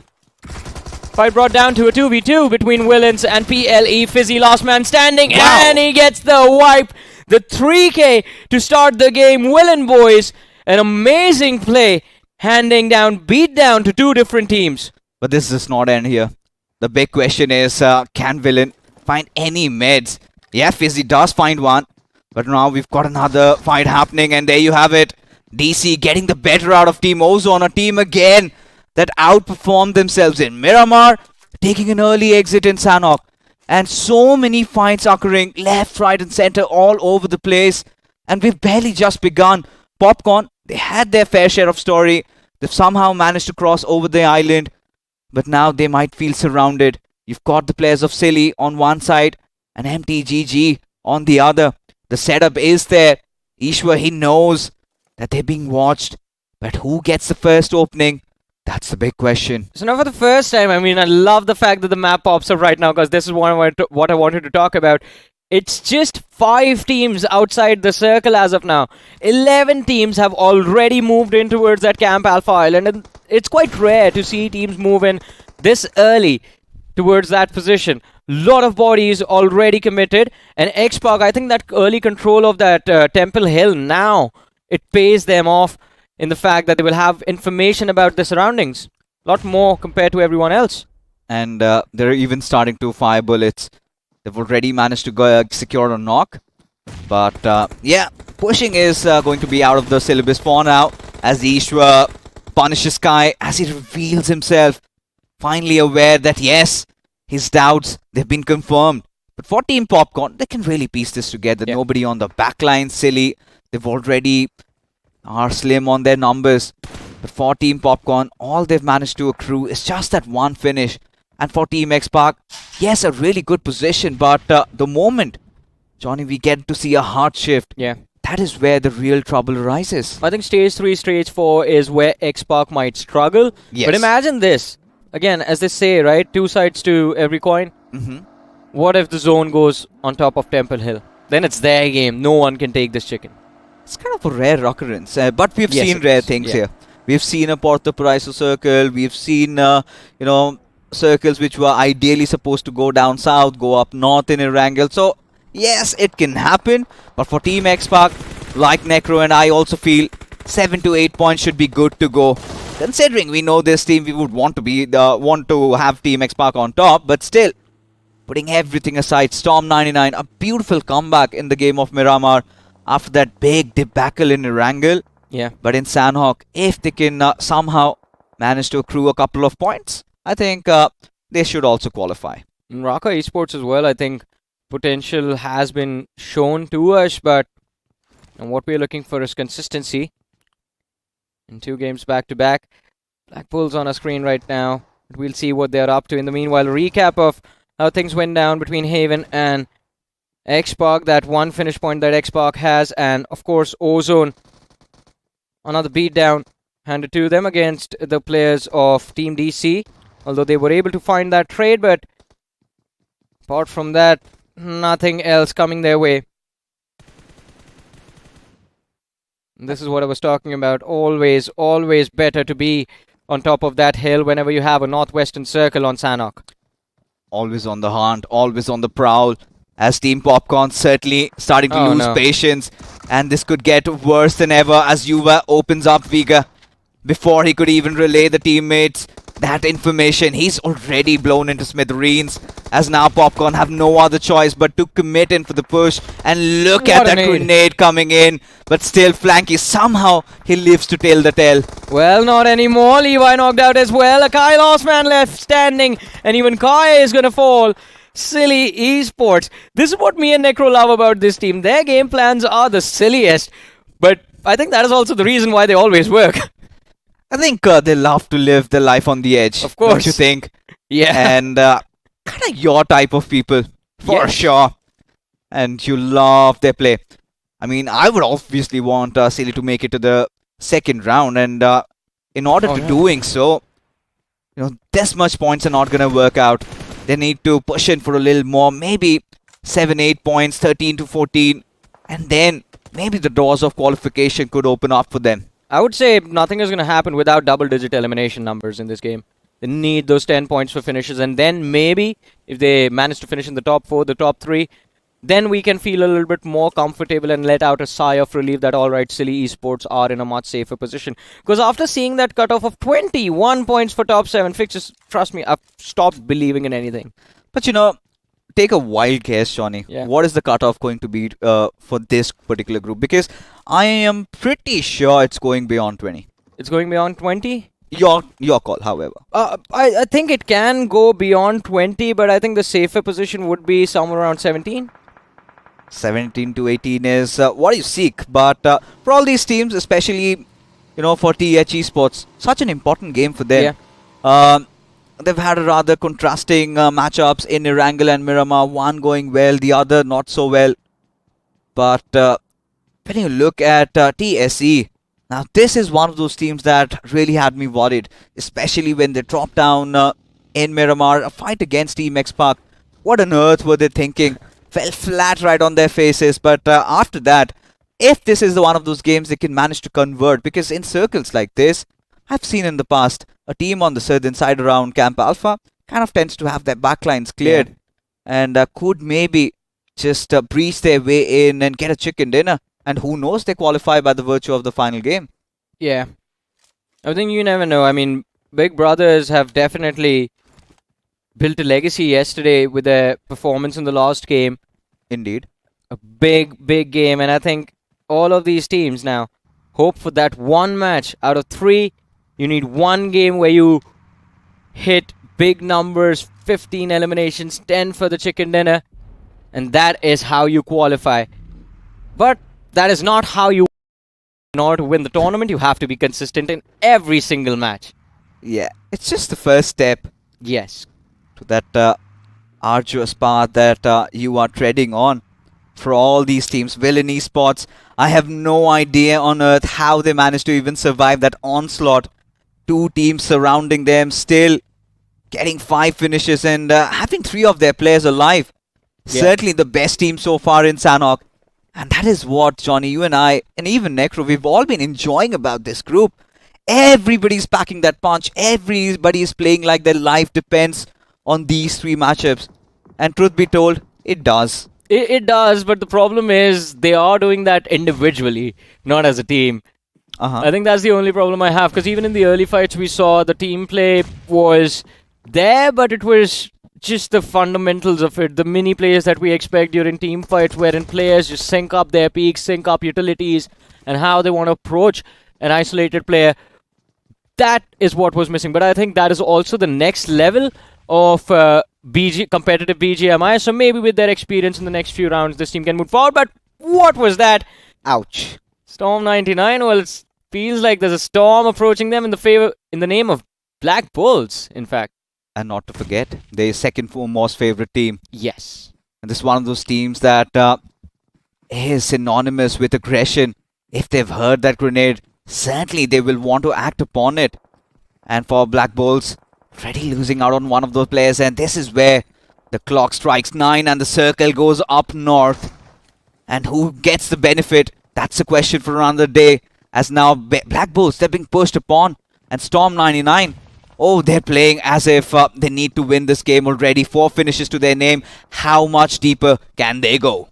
Well, they're trying to tame the storm right now, Black Bulls, but it's not going to be easy. The Molotov burning the players extra crispy. What? 1 man left inside the house. Peter running outside, trying to protect himself, but it is the players from the distance, the lads from the side of X-Pac, who are trying to dish out damage, secure those knocks, and also steal the finish points away from Storm and Black Bull, both the teams.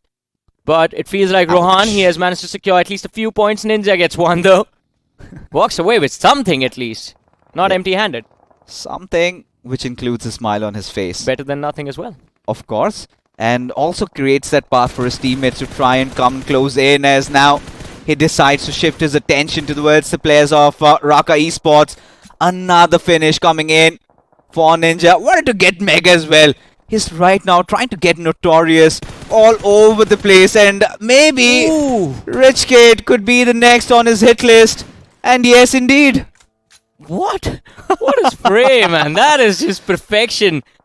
I want to be able to do that, but I can't, because skill difference, clearly. But X-Pac, Ninja, Jot now. A lot of conversation around this player. His addition to the team was what some people expected was going to completely revamp the performances from X-Pac, but it has taken a while. I believe now we might just see it in action. 4 eliminations for this man alone. Still those individual heroics. Previous matchup game, Hero, Sarang. This time Ninja so far has been pushing the helm, but Spray God, he also gets into the midst of the action. But this is what I'm concerned about. A little bit of that overstepping. And suddenly, Team X-Pac, look at them. That chaos being created. Now somebody needs to retreat back. Somebody needs to get that revive up. Shadow needs to provide the cover fire. That kind of delays the entry inside the circle. And now Ninja, just being that only single player inside the zone, Team X-Pac really need to start looking at other options. Do they leave Spray God behind, or they take him along with him? I don't think there's a need to leave him behind. I think it can be an easy revive. They have the control of the summit of the hill as well. And there's a path right at the top that can lead them to the circle. Oh, yeah. So there's not a lot of stress for the side of X-Pac, but they have to be quick about it. I think that's the only point of concern for me. In the meanwhile, the silly... Oh, now Rocco. Right next to Foul. underneath the cliff. And Foul has no idea there's a player lying in the back lines, and Rocco turning into King Rocco, of course, finds that knock, finds the finish. 1 free point. Always glad to have that 1 free point. But I think Rocco Esports, they need a little bit more than this. As Yuva, a grenade, a little bit overcooked as Rocco. He decides to get the hell out of there. Takes that fall and he escapes unscathed. But right now in the open lands, with so many teams looking at them, but it is going to be Yuva. Revenge is a dish, best served cold, and he delivers. But now Silly, they've taken their losses. 6 finishes out of this game, but that's not going to make the cut. They need to push it a little bit more. Yeah. Sarang could have been next, but nice cover fire coming in from Spray God. Yuva, there's only so much that he can do all alone. Even in the first game itself, it was Yuva who was putting up the numbers on the board. And even now, he's there. 5 eliminations secured. But luckily for him, the other man with a lot more experience than everyone else is Evil Surya. Oh my goodness, I don't even say his name. Don't even finish the sentence, and Evil Surya taken out. My goodness, Yuva under a lot of pressure for the rescue, for the points, goes for the revive, but a desperate push from Team X-Park upon the players of Rich Esports, and this is going to haunt them for the rest of the day. Shadow knocked out. Spray God, he's under pressure. Even Sarang is in a very difficult position to deal with. Just half an HP bar left on him. Ninja Jaw trying his level best to take care of the players of Rich who are coming down from that summit. And what a play from him as well. With the shotgun takes down one. The other man is extremely low. He's looking for the third.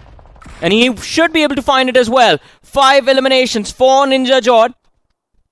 And I guess the backup was there because Rich, they're nowhere to be seen now. He's not a mere mortal.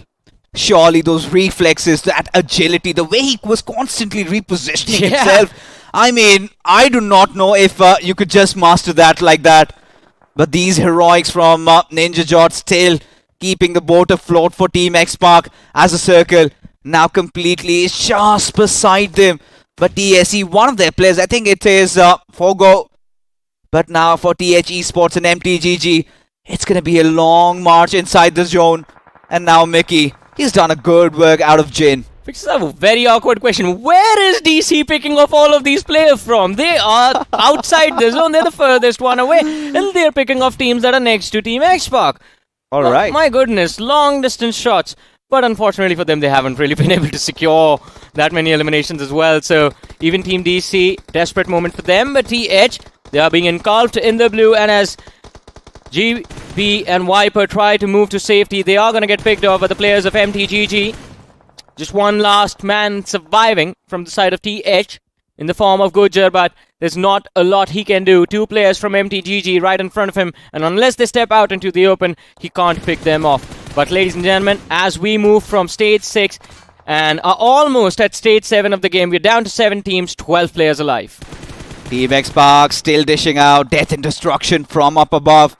But Villain, I really want this team to cook, especially considering the kind of a start they had, how they were oppressed, but now nothing really comes their way. Ninja gets one, whilst the other also gets finished off. Silly Esports still alive inside the lobby, but now Team X-Park, it's just gonna be finish fest for them. As every single direction, they've got somebody out. But now, this is where they have to take a leap. And look at that only single soul inside the circle. Not anymore. Yeah. And well, I think they are also looking for the last 2 individuals, do not want to let any point slip out of their hands. X-Park, they've done a phenomenal job, and I think this win of theirs is secured as well. This is another theory we had. What if the circle sticks around the Temple Hill? And that is exactly where he is. Johnny, you need to piece it out for me. How on earth is Team X-Park going to get inside the zone? That's a cliff they've got to take a plunge from. Did someone bring a vehicle along with them? Oh my God! That is how fixed it is! A hero play coming in from X-Park, and their feet hit the ground. And as soon as they pull it off, TSC, they are out of it. Watching a lot of Fast and Furious definitely does help you, man. I love this. I loved every bit of this match.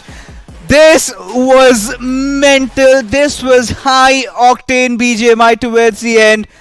And wow, boy oh boy, who would even think of getting a car up above the hill? That was a better duo and Dominic Toretto and Brian O'Connor. Surely was. And it's no cap there. Because especially when you look at that entire situation, Yeah. and I really felt like they're going to jump to their own crates, but that was not the case. We raised this question, and the answer was right in front of us. You know what the best part about it was? That wasn't their car. It was brought on by some other team.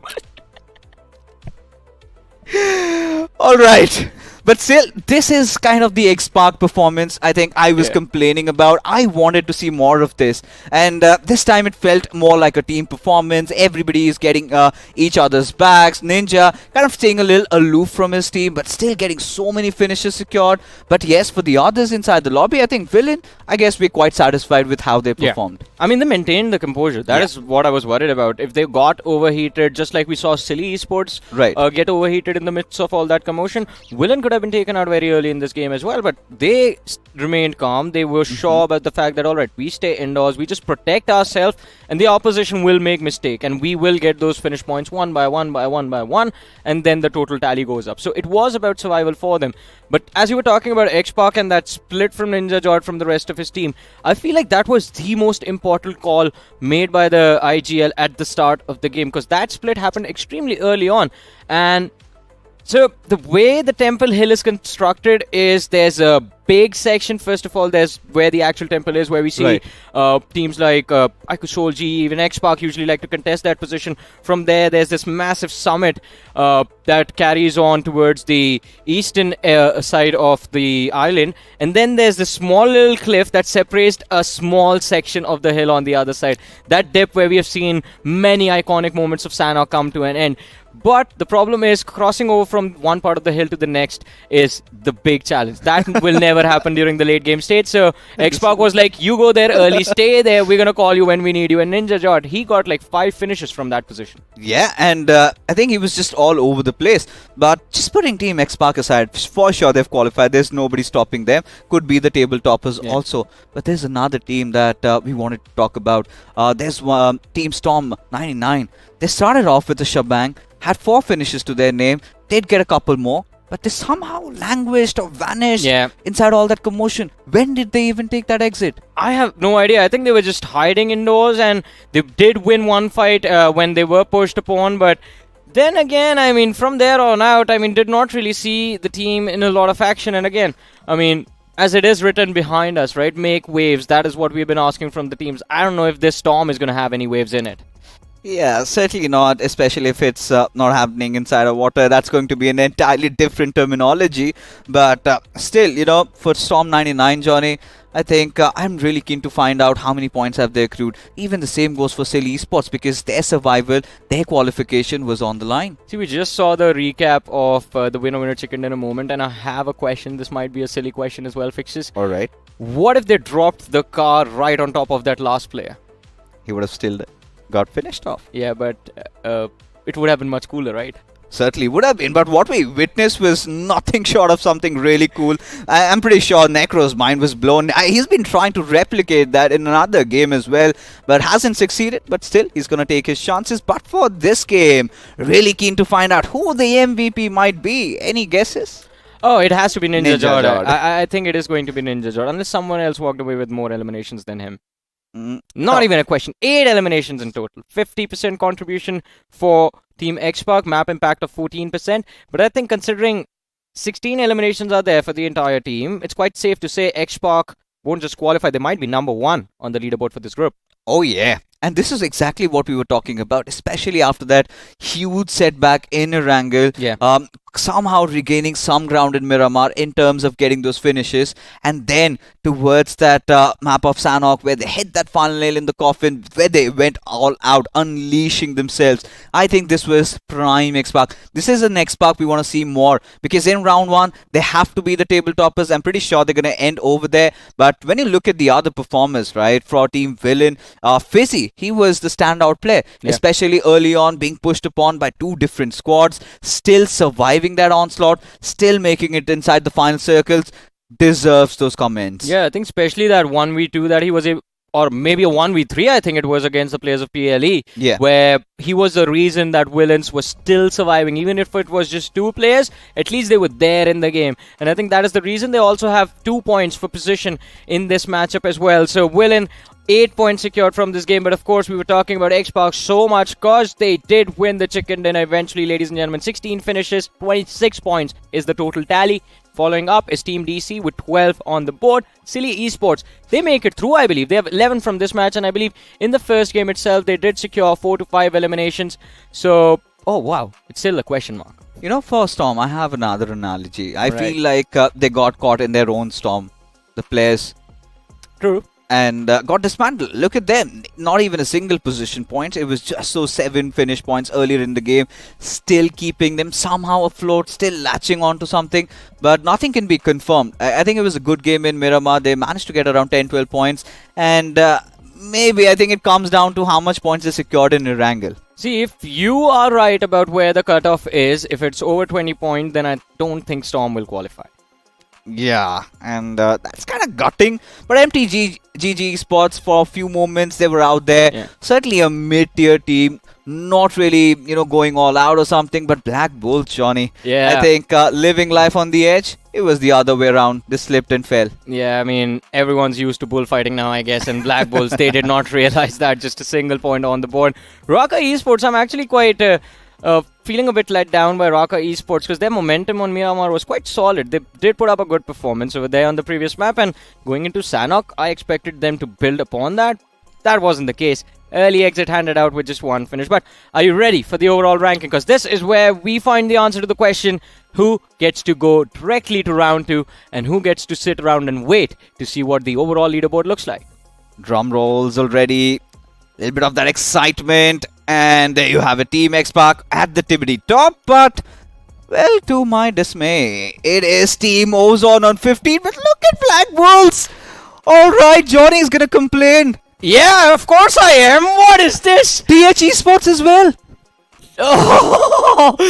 Oh my goodness. A 3-way tie between Ozone, Black Bulls and TH Esports. All 3 teams with 15 points.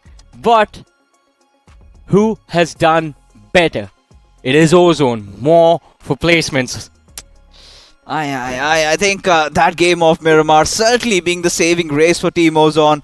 Because now Black Bulls and even for the likes of TH Esports must be feeling so gutted. Hey, we were doubting Storm 99. I think huge props to them. 24 points secured. All thanks to those 17 eliminations. And that is one thing that I think Storm 99 needs to work upon. They are just going too heavy on the eliminations. They need to tone it down a bit, play for survival. And then I think this team definitely has the potential to contest some of the best teams, even the likes of X-Pac, if you will. Yeah, they certainly do. And yeah, I think a step in the right direction, making it into the top 7 already. There we have it, ladies and gentlemen. Rich Esports, Raka Esports, by the virtue of those single chicken dinners they secured, they've managed to make their way into round number 2. But yeah, if you are Black Bulls and TH Esports, it has to hurt.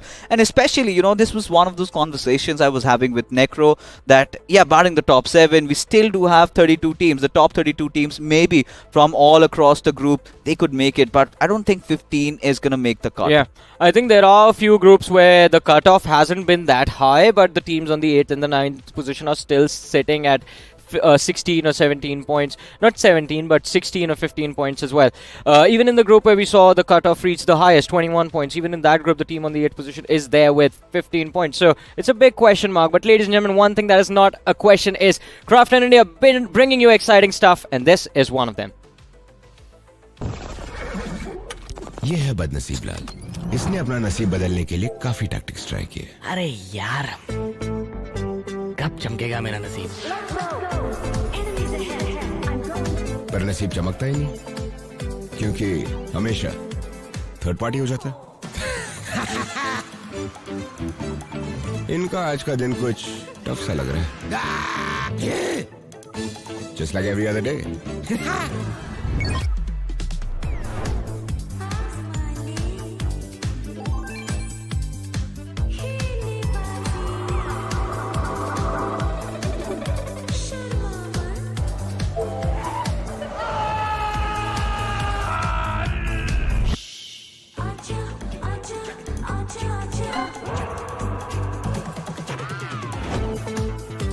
Gold spin में items जीतने के tactics तो बहुत होंगे। तू मेरी मान, बस स्पिन करता जा। अरे मिल गया। तुझे भी नसीब चमकाना है, बस स्पिन करता जा और फ्लेक्स कर गोल्ड स्पिन का all new luminous muse suit, upgradeable weapons and epic sets. पहली स्पिन कर 10 यूसी में और बस स्पिन करता जा। Let's get spinning.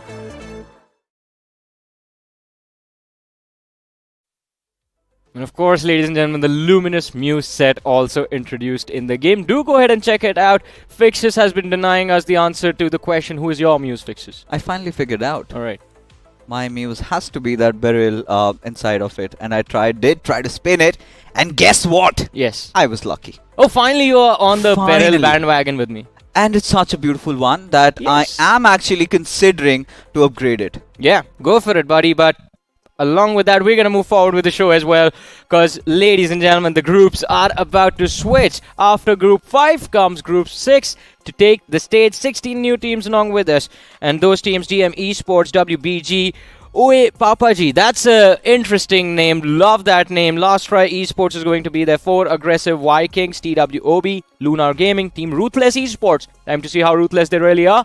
DSS, Hungry Rushers for the win. Well, they're hungry, they're rushers, and they're playing for the win. Of course, Team Empire, a big name that me and Necro were talking about before we began the day. And of course, our eyes are going to be pinned on Team Empire from this group, along with Adya Esports, Delta Demon Esports, V4 Esports, Flame Esports, and UDog India.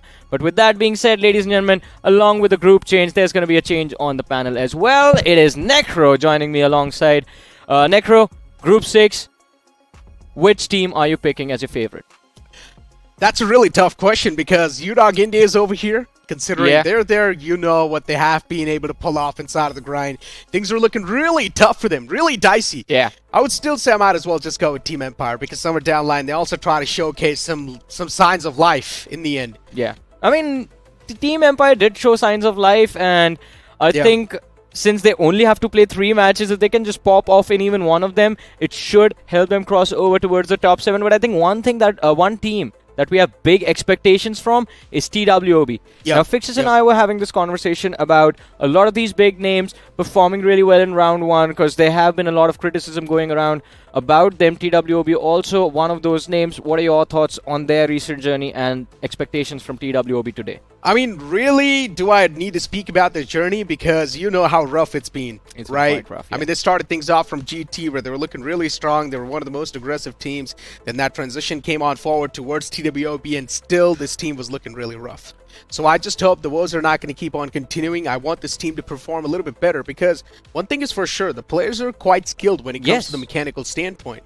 It's all about being able to position yourself in a better spot, and somewhere down the line, it feels like even the team synergy is lacking, even though these players have been playing with each other for such a long time. That is very true. But one thing that you've mentioned, I mean, the last time around we saw them in the BGIS, they started off quite strong, you have to agree. And the pattern that we witnessed them build upon was the third-party strategy. They became the masters of it. And right now with this point structure, how teams are playing, I feel like that strategy is what they need to rely upon again. And this time it might just work out. There's too much commotion in the late stage of the game. And if TWOB can protect all 4 players, they will do amazing in those third parties. I mean, they've got 3 chances, right? Yes. 3 chances inside of these games, and if they're not able to position themselves in the top 7, then the real problem starts. And talking about 3 chances, one of the chances is being started in front of our screens right now.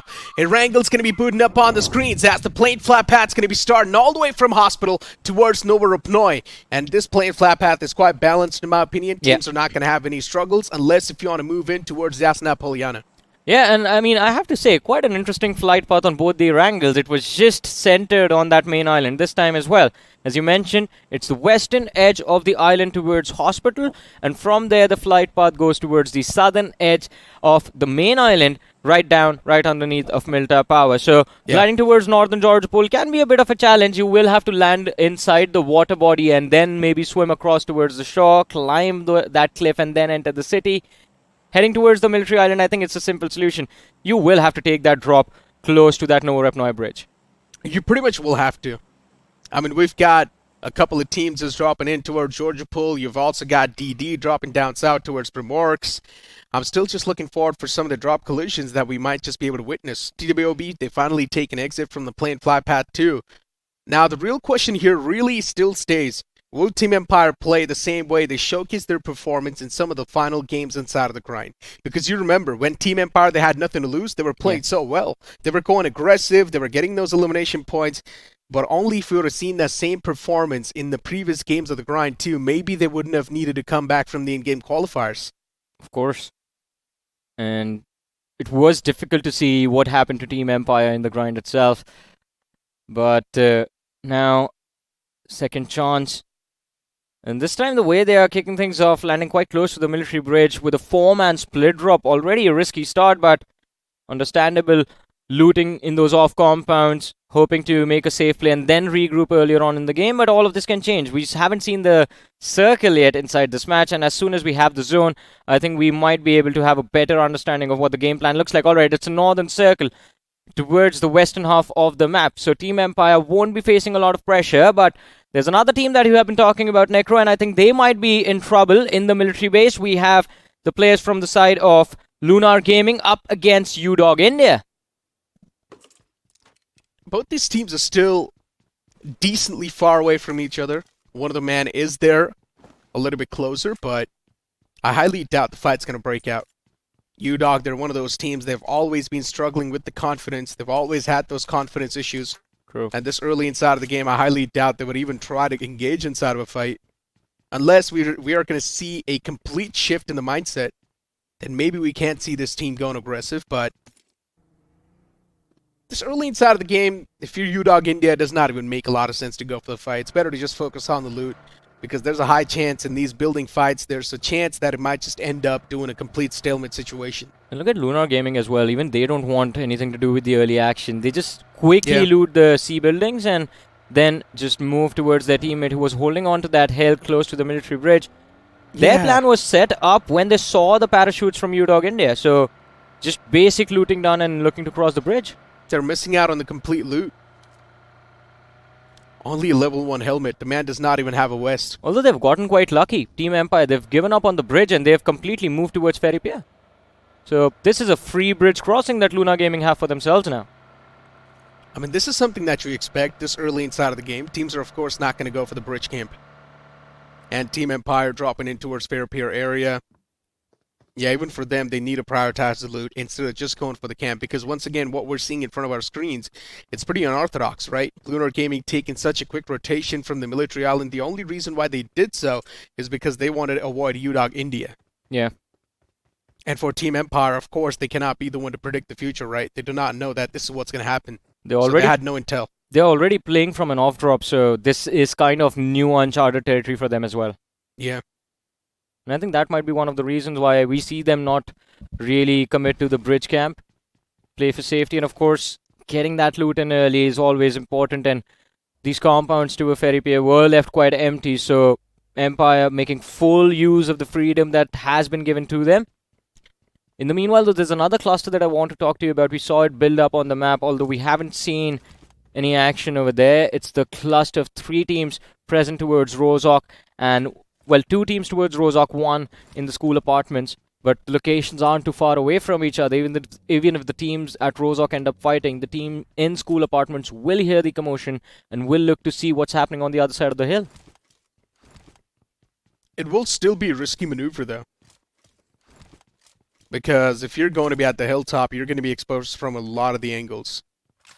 Now, I'm speaking this from a team's point of view. If the players do decide to go and push up on top of the Rozok Hill, we know that there's no one surrounding them, but they do not. If they do try to take shots from the hill, they're always going to be paranoid about one fact that you never know if there's a chance you might just be backstabbed, right? True. So it comes with a lot of risks too. But the advantage as well that you're going to get from that entire circumstance will be a lot too. So there's a plus point and a minus point. And it's a rule of life. You have to risk it to get the biscuit. Yeah. It's all about the map awareness, right? And the surrounding awareness at that point in time. I mean, it's always about surrounding awareness. Battle Royale is built like that. Yeah. You need to know who's around you. That is why just being able to spot players at a distance holds big value amongst these teams. Just having that information, but look at the amount of utility these lads are willing to commit. V4 Esports going for the push, but from the window, Oyster finds the opening. Nicely done. The man gets caught before he could even cross on over. Ooh. And now they wanted to go for the confirmation, but what a great knock that was with the Badger. It's one of those guns that we've not been seeing that much being used inside of these competitive lobbies, but finally, some of the teams are taking the advantage of it. And it feels like it does pack a lot of punch. I've used the gun myself, but the stability on that gun's not that great. Yeah, but I like it as well. Yeah, it's so compact, right? It's small, it's compact, it packs a lot of punch. So yeah, it's a nice gun, but the problem is the stability. So the mobility is there, but the stability is the issue with the Badger. Yeah. I think that's the trade-off that you have to work with. But it's a very viable weapon, but it's been a while before since we've seen the DP in action, although now it's Shelby who kicks things off. And oh man, Odin, not a lot of HP, is gonna get taken down by Brawly. We4 straight up just obliterating the opponents, as they do not even stand a chance. I mean, what am I even seeing in front of myself? It's Flame Esports just getting completely roasted. And talking about Flame Esports, it's one of those topics that we missed out on completely. Yep. Flame Esports is right next to UDOG. At least UDOG got some of the points in the grind, but Flame Esports was doing even worse. So for Flame Esports, they're here to make a stark statement. Before now, you've got God's Eye. Knock achieved. Nicely done. 3 more players to go. I mean, still the finish line's far away, but every single move that you make counts. M16A4 in the hands, goes for the peak once again! What a shot from God's Eye! With the M16 as well. Yeah. Not an easy weapon to utilize, but just tapping away. The burst was perfect. Although, what is he thinking about accomplishing in this situation? It's a 1v4. He's secured 2 knocks, but the players from the side of V4 Esports, since they have the rare of the compounds available to them, they can utilize those pathways to rotate between each other and go for revives. The reset is done. The next revive will be on Shelby, and as soon as the 4 players are back together, they will hunt this man down. God's Eye, at this point in time, the man can't even back up. Where can he go? It's uphill from the back, and if he does try to make that climb, he's going to get shot at from the city. So yeah, God's Eye knows it's pretty much done for. I'm not sure what he's doing right now, just staring at the ground like that. But I mean, one thing is for sure, God's Eye does have the information to play around with. He's waiting for another peek from the foes. I'm not sure if they're going to give that peek, though. And once again, this entire circumstance has ended up being in a massive stalemate situation. And this is something that I hate a lot. Because you can use this time to loot up better, get those meds on the board, and then try and position yourself in a better spot inside of the zone. And that's what the players at TWOB are doing. Let's see, the first stage coming to an end in 12 seconds. First squad wipe almost there. God's Eye still hiding, tucked away in a corner against the players of V4 Esports, but TWOB, the rotation, it looks quite decent, but as we see on the map, they're running towards that cluster that is there. That can spell some trouble, but it seems like God's Eye has been finished off, Necro. And that is the first team to take an exit on this map of Erangel. It is Flame Esports. I thought we might see some change as they come inside from the in-game qualifiers once again to the main event, but the woes keep on continuing, at least in the first lifeline that they've used. And just look at the center of the circle. A massive splash of colors. Every single team just trying to move to that same spot. 2 teams on top of Everest. That could lead to an interesting development in the next few moments. Depends on how the contestation happens over there. Not going to be easy, though. We always talk about Everest. Everest such a big vision advantage in the northwestern quadrant of this map. Team Empire, there they are. Aiming for survival, I guess, this time around instead of going all in. Yeah. Team Empire on a move too. I mean, for Team Empire, they've already got a decent compound. They don't really need to move. They're looking okay. somewhere in the off-centric, not exactly in the smack center, but in my opinion, all you need to do is just wait out, wait for the next zone to pop up. And if the circle shifts away from you, that's when it's a bit of a sign of worry. But if the circle is still near you, then you're all good, my friend. And considering it's May the 4th, Empire needs to strike back today. It needs to be their day. There is no better day than this. Yeah, I mean, since the morning, you've been saying this to everyone. May the 4th be with you. You're too young for Star Wars, Necro. That's what I realized today. Well, moving on. Team Empire's in a decent spot. Shots are being exchanged from those compounds. They've got the teams on the sidelines right next to them. And then they've got the teams far fray too. Oh, what a knock that was! There's no way he's the one to get that knock, right? No, it's not. No. It's someone else from the far fray. But yeah, for a moment I thought Empire, man, that's some sharp shooting. Of course. He did connect a few bullets. Yeah, he did. I think it wasn't on the head, it was on the body, and that was a collaboration. Yeah, it was a collaborative effort, of course. Unknowingly they collaborated, but I think Team Empire, they also get a hint that there is a possibility of a third party once we eventually reach that compound. So it gives them an idea of how passive they need to be right now, and they instantly disengage from taking those pot shots as the players at the players of DD. So that is good decision making from the side of Team Empire, but now the question is, how do they react to this? Because they are smack center of the circle as of now. And the surroundings are getting pretty cluttered up with a lot of bodies.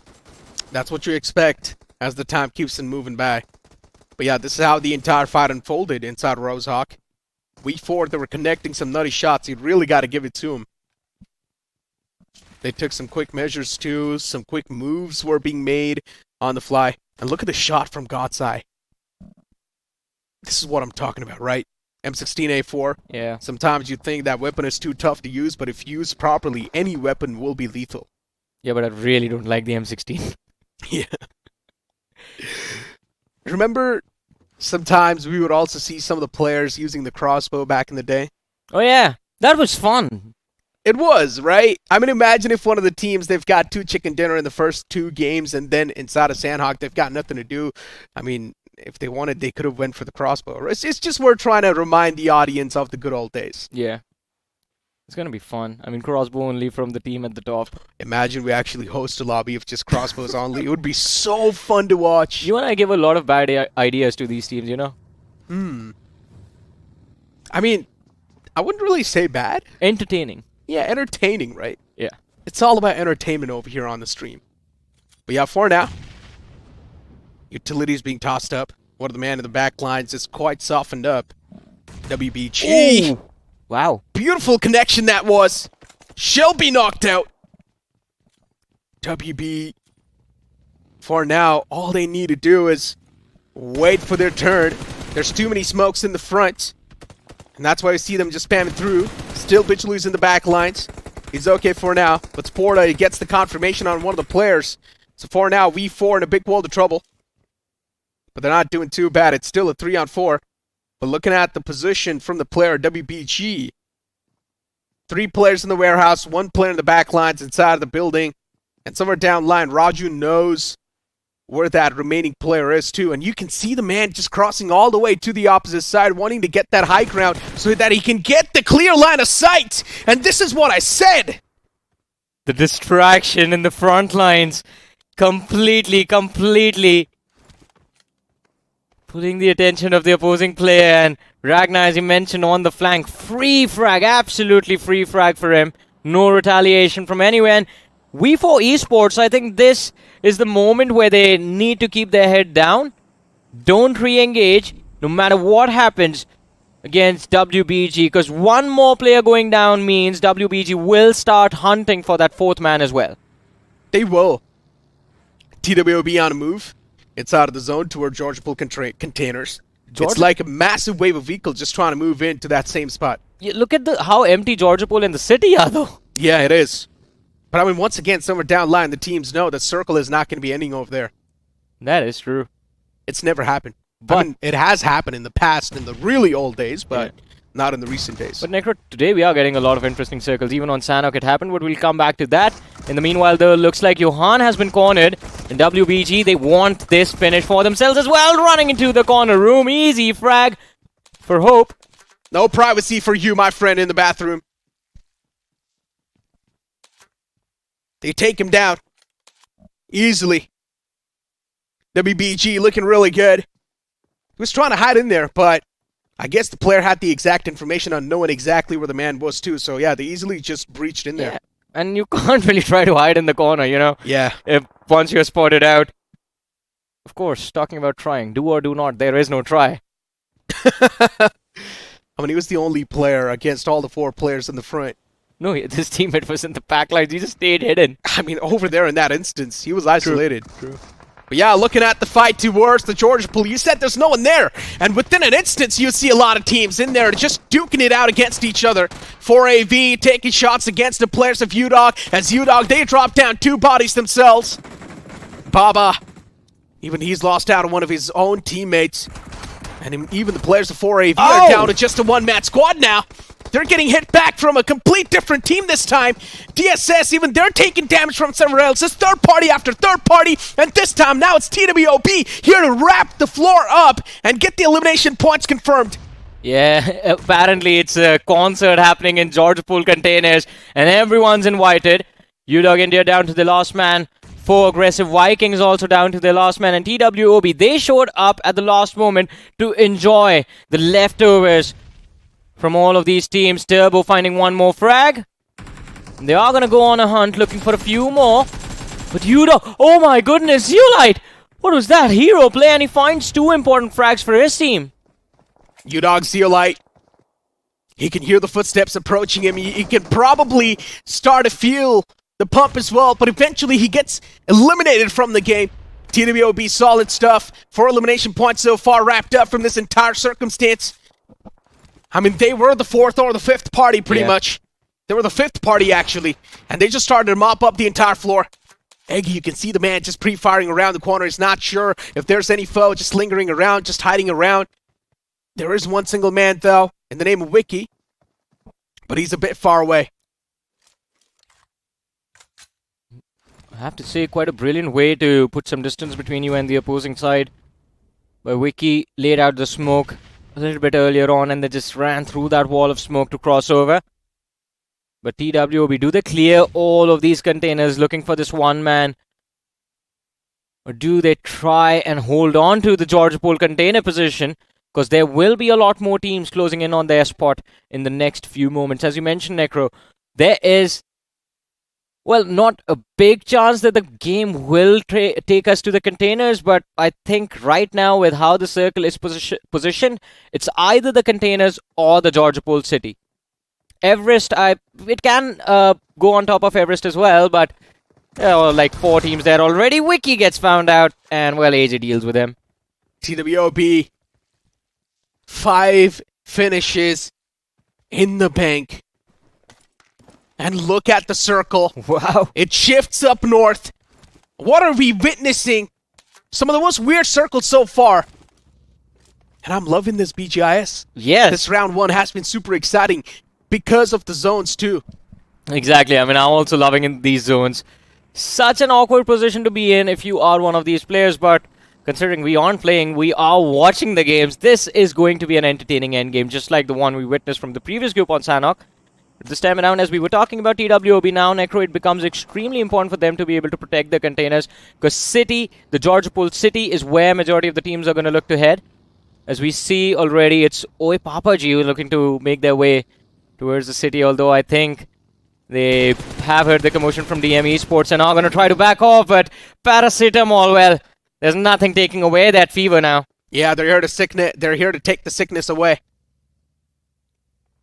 And DM Dolo is trying to get paracetamol back up. I wonder how many meds they have on them. Good question. They themselves are the medicines. But yeah, I mean, technically, isn't Dolo paracetamol? Yeah, I think so. Yeah. That's why you saw Dolo helping out paracetamol. Well, yeah. Trying to get the man back up. Shouldn't be the other way around, though. Well, it is what it is. It is what Deal it is, with and they know better. They are the medicine. Deal with it. Still, though, top 11 teams alive, ladies and gentlemen, with only 40 players remaining in total, and we're just inside of the stage 4, where the circle is panned out in quite an interesting fashion. Half of the circle is towards the containers of the Georgia Pool. Half of the circle is actually all the way up north towards the Georgia Pool apartments. And we haven't even discussed the situation in apartments as of now. There are two teams who have taken early control. There they are. It's Luna Gaming up against WBG. Both the teams actually holding quite strong positions inside the circle right now. The only way there's going to be trouble for them is if the circle completely takes them towards the Georgia Pool area, containers or the city.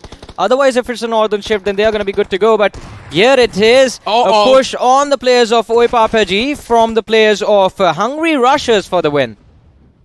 Hungry Rushers for the win.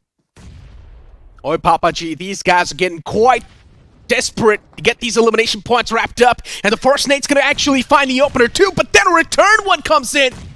It strikes down another one of those players.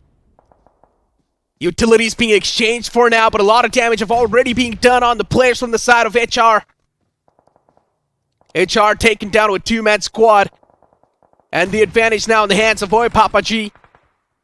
Rude Monko is trying to create that off angle, but he realizes the nade's being tossed right on top of him. And goes for the pre-fire around the corner. Still Rude. All he's trying to do is just reposition over and over again. And even the next circle pops up, Johnny. It seems like the circle is actually going to end towards the containers. But yeah, getting back to this fight. For now, Rude, I mean, it's just not able to find anything. And now this can also just stretch the fight too much to the point where we might just see a third party coming in from the back, because every single team's going to be desperate to move in the safe zone. There is going to be a third party Necro, and also I don't think it's going to be a container circle now. I think it's going to be the open space between the container and that bridge. Just because we are getting weird circles, man. I thought of the weirdest way this game can come to an end. We're going to see that northeastern shift now. I would like to see water circle just shift in between. Oh yeah, that's also great. Towards the water. That'd be interesting too, but yeah. Finally dealing with that threat. HR eliminated outside of the game and sent back to the lobby. But it's better to move as quick as possible. There's two more teams in the back lines, and that's going to be a big threat. It might just be the dream shatterer for the players of Oi Papaji. And looking at Adda Esports, even that team is not that good of a spot. And look at some of the fights that just happened in that instance, right? While we were witnessing that Georgia Pool fight, it was just chaos all across the board. Yeah, it was a lot of chaos as well. And I think we are not done with that chaos. DM Esports quite close to the lads of Adya Esports, as you mentioned, and Oi Papaji in the front lines. Although Adya is the one that starts to move out first, and they are going to put themselves in the crosshairs of DM in the back lines. Look at that. Carthus makes a run of his life towards the containers, and even Oi Papaji are on the move alongside with them. Now both these two teams, they will collide soon.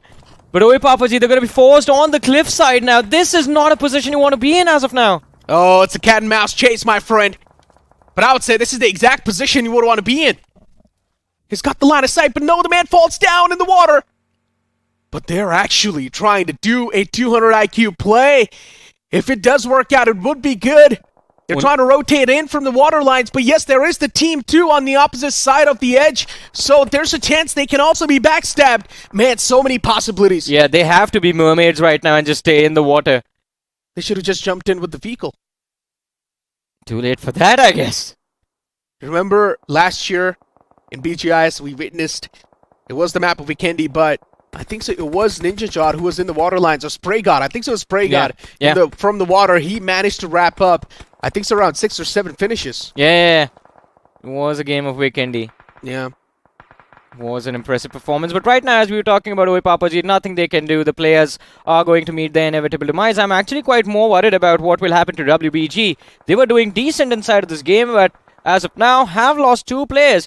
And both those 2 individuals are inside water. Yeah, losing out on the man number slowly and steadily. The man at the top is just raining down hellfire. WBG, they just cannot really have their own privacy anymore. It's being invaded from all the different directions, and then now you've also got Team Empire wanting to be a part of the action. Even they want to have the piece of the pie. They were having the fear of missing out. But yeah, now Team Empire, as they do join the party, the circle. It shifts out in the open. And again, I have to say, we just see 3 players from the side of Empire. If you're wondering where the 4th guy is, well, Empire is still holding on to the northern Georgia pole side. And that is a brilliant move. That way you can handle the pressure from LG as well. But over here, there are Zephyr. Oh no. On top of the crane, and he's going to be put down. Waze now looking to go for the push, but it's going to be difficult. He is isolated in this spot. The man right next to him was knocked out, so needs to go for the revive first before he re-engages. But one way or the other, Oi Papaji, they're still surviving. They do bring their HP back up. And they're still in this game and in this fight. Anuj from Team Empire, although not the same can be said for him. He gets knocked out. Empire shows up. Should be a manageable revive for this team. Lunar Gaming. Util's being tossed in the water. The man's barely surviving. I'm not even sure how's he alive. Yeah, they finally saw the car, and that's why I see Reapers just spamming in that generic direction. And now the players of LG, even they need to take an exit. Wall of Death forces the players to try and push up close and personal against the players of WBG. That's why Oh Papaji has been eliminated from the game. But look at the Utils being tossed from Team Empire. Even this team is quite hungry and thirsty for all these elimination points. The Util barrage just never stops. And Team Empire, even they're taking a lot of damage in return. WBG, they can see the entirety of Team Empire in the front lines, but they still do not know how to exactly deal with it. And while this fight is happening in front of us, the circle actually shifts back towards containers. Oh, just slightly outside containers, and TWOB, they are still in this game. We are down to 6 teams, 16 players still alive in the 7th stage of Erangel, ladies and gentlemen. And Empire, they are looking to strike back, but while they are moving forward, look at that. One of the players from the side of Luna Gaming still out for a swim, and he has managed to make his presence. He finally came to the surface. I wonder if anyone saw him. Oh my god, Flanky's actually going to go for a flank. He's going to stand true to his name. Shotgun's pulled out up close and personal, and then it's going to find the closure. That's it. The man in the front's been taken down, and now the real brawl starts to break out. Team Empire, even they've lost out on one of the players, and now it's taken down to a 2v3. Empire's in a big disadvantage. Well, they were looking to execute Order 66, but this time it's Empire who are getting executed. Anuj finished off. Storm still knocked out.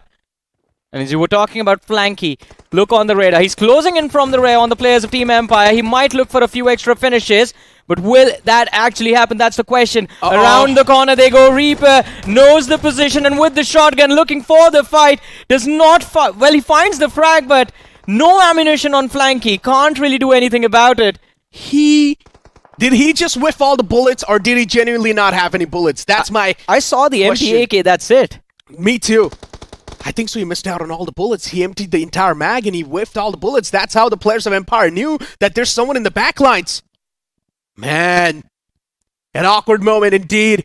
But what a game of Erangel this has been so far, ladies and gentlemen. Adya, TWOB, and Team Empire just got eliminated a while ago, considering they were out in the open before TWOB. They're set up for succession. And looking at how things are looking like for now, TWOB, this is not going to be that much of a hard one for them to deal with. And they instantly shut down the man in the front. The spray comes through. The man taken down. And now the push comes in as well. Eggy looking to push up close and personal towards the warehouse. These are bait smokes that are laid out for the players of Adya Esports. Look at where TW is. They're on the edge of the circle, and our Turbo has in fact run outside the zone to secure those finishes. They want the players of Adya to feel comfortable, but comfort is going to be their demise. Last man left standing, and he's going to be put down out of his misery. And finally, there you have it. We wanted a big game, and TWOB gave us a big one as well. A lot of eliminations on the board, 11 to be a little bit more precise, and along with that, 10 points for the chicken as well. TWOB finally waking up and making waves when it matters the most, right? Yeah. From the round 1 to the round 2. I don't think so they're going to be struggling now because they just got the first game in the bag, and this is what we're talking about. This is what we want to see from this lineup. But the lobbies that they're playing in, you can't pretty much say that these lobbies are much more easier compared to the T1 lobbies. Yeah, this is the most unpredictable lobby, I guess, we have had so far in round 1 of BGIS. You can't really predict how these teams are playing. Amazing performance, amazing positioning displayed by there. incredible decision making by Oe Papaji as well. Just one small mistake that we witnessed was the fact that they did not take their vehicles with them inside the water. That was it. Apart from that, their strategy to hold on to the shorelines, I think they could have been shot in the back as well, but they avoided that by taking the dive into the water. So it was all okay. So just small little mistakes. It is coming down to those details in decision making between these 16 teams, man, and that has got me quite excited about the next 2 games as well. I mean, what happened with Team Empire 2 was quite unfortunate. You brought up Oe Papaji. They were being forced because of the play zone to try and make that push. And while they were trying to make that push, a lot of the players were also caught outside of the zone, so they were taking a lot of damage. And then they got eliminated by the team in the front. For Team Empire, unfortunately, the zone just shifted away from them. Or else, even Team Empire could have been the potential winner for this entire game because they still had 2 players remaining in the end. And then, how can you forget what happened with Flanky? This man just emptied the entire magazine off an AKM. And then he was left with no bullets in the mag, and all he could do was just stare at the opponents. I mean, we saw we are witnessing the winner chicken dinner moment of this match, and of course in the end, TWOB just wrapping things up as comfortably as you would want a team like TWOB to do. But along with that, I think that flanky moment, no idea, because they were in trouble on the other side of the northern Georgia Pole City as well. They were fighting over there for a long time, and I think they were there from the start of the game as well, so they might have looted the entire city and then moved on to the compounds towards the southeastern edge. But staying in one spot for long, taking fights means you are consuming that ammunition, you are utilizing your healing utility and throwables, and you need to replenish it whenever you come across crates or maybe finish off a team and pick their stuff up. But Luna Gaming weren't really allowed that opportunity, and I think because of that, maybe he was actually out of ammunition, but we'll never know. We are going to have to watch back and see where Flanky was. Yeah, pretty much. I mean, we'll be able to see maybe in the future when we go back home, we'll be able to see what exactly happened over there, right? But for now, focusing on what the future might look like, one thing is for sure, the game was dominated equally by a lot of the teams, right? TWOB taking the advantage of the fact that the circle instantly shifted inside of the containers.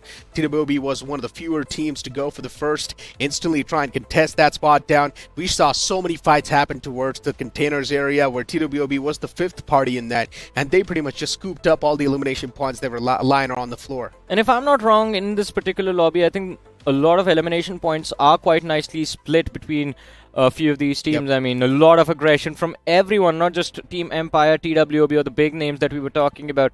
Talking about aggression, ladies and gentlemen, it is time for us to figure out who is the MVP of this first game from Group 6. Any idea who you think it might be? I think so. It might just be from TWOB. Because considering they were also the winner and TWOB, they managed to get a chance to scoop up the entire finishes inside of the Georgia Pool containers. There's a chance it might just be someone from the side of TWOB. But you know what? Let's find out. The what's about to end. But no, instead, it's going to be WBG Hope with 6 eliminations with the finish contribution of 46% and the map impact of 10%. Yeah, that is actually quite incredible. 46% contribution and 10% map impact, I think, is what I was focused on. But as we move forward, Necro, you do get it right. Turbo from TWOB is there in the list of top players with 4 eliminations to his name. Team Empire's Empire and Reaper show up in the list of top performers as well. 8 eliminations on these 2 individuals combined. And of course, if we start off with WBG, might as well end with the player from WBG as well. Ragnar, again, brilliant positional awareness from this man in this game.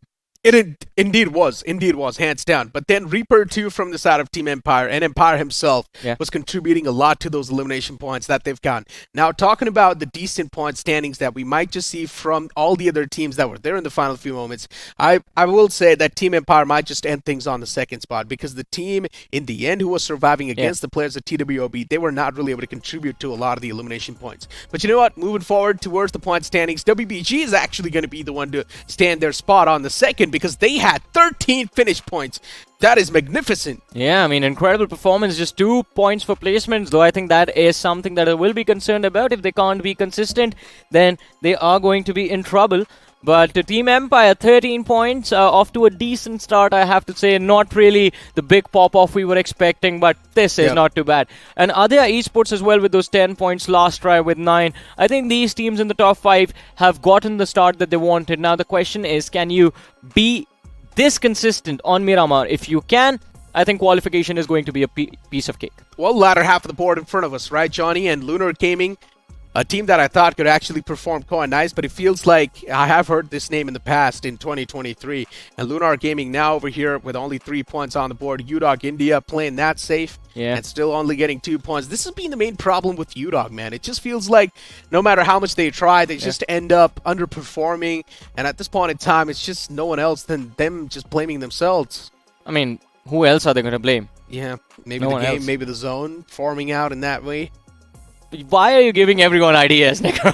I mean, see, you take responsibility for the mistakes. I think that is how you improve. But for UDOG India, we were having this conversation at the start of the day as well, right? What do we expect? It is a lobby of round 1. You have a lot of rookies who are looking to start their career, a lot of undergods who are playing the very first tournament, and UDOG with some experience. We expected them to be in the top 4, the top 5, but this start, I think, a lot of question marks on top of my head right now. that is true. Question marks are definitely there, and I hope Flame Esports in the upcoming game, they play well. But ladies and gentlemen, for now, we need to look at this promo that we've got lined up.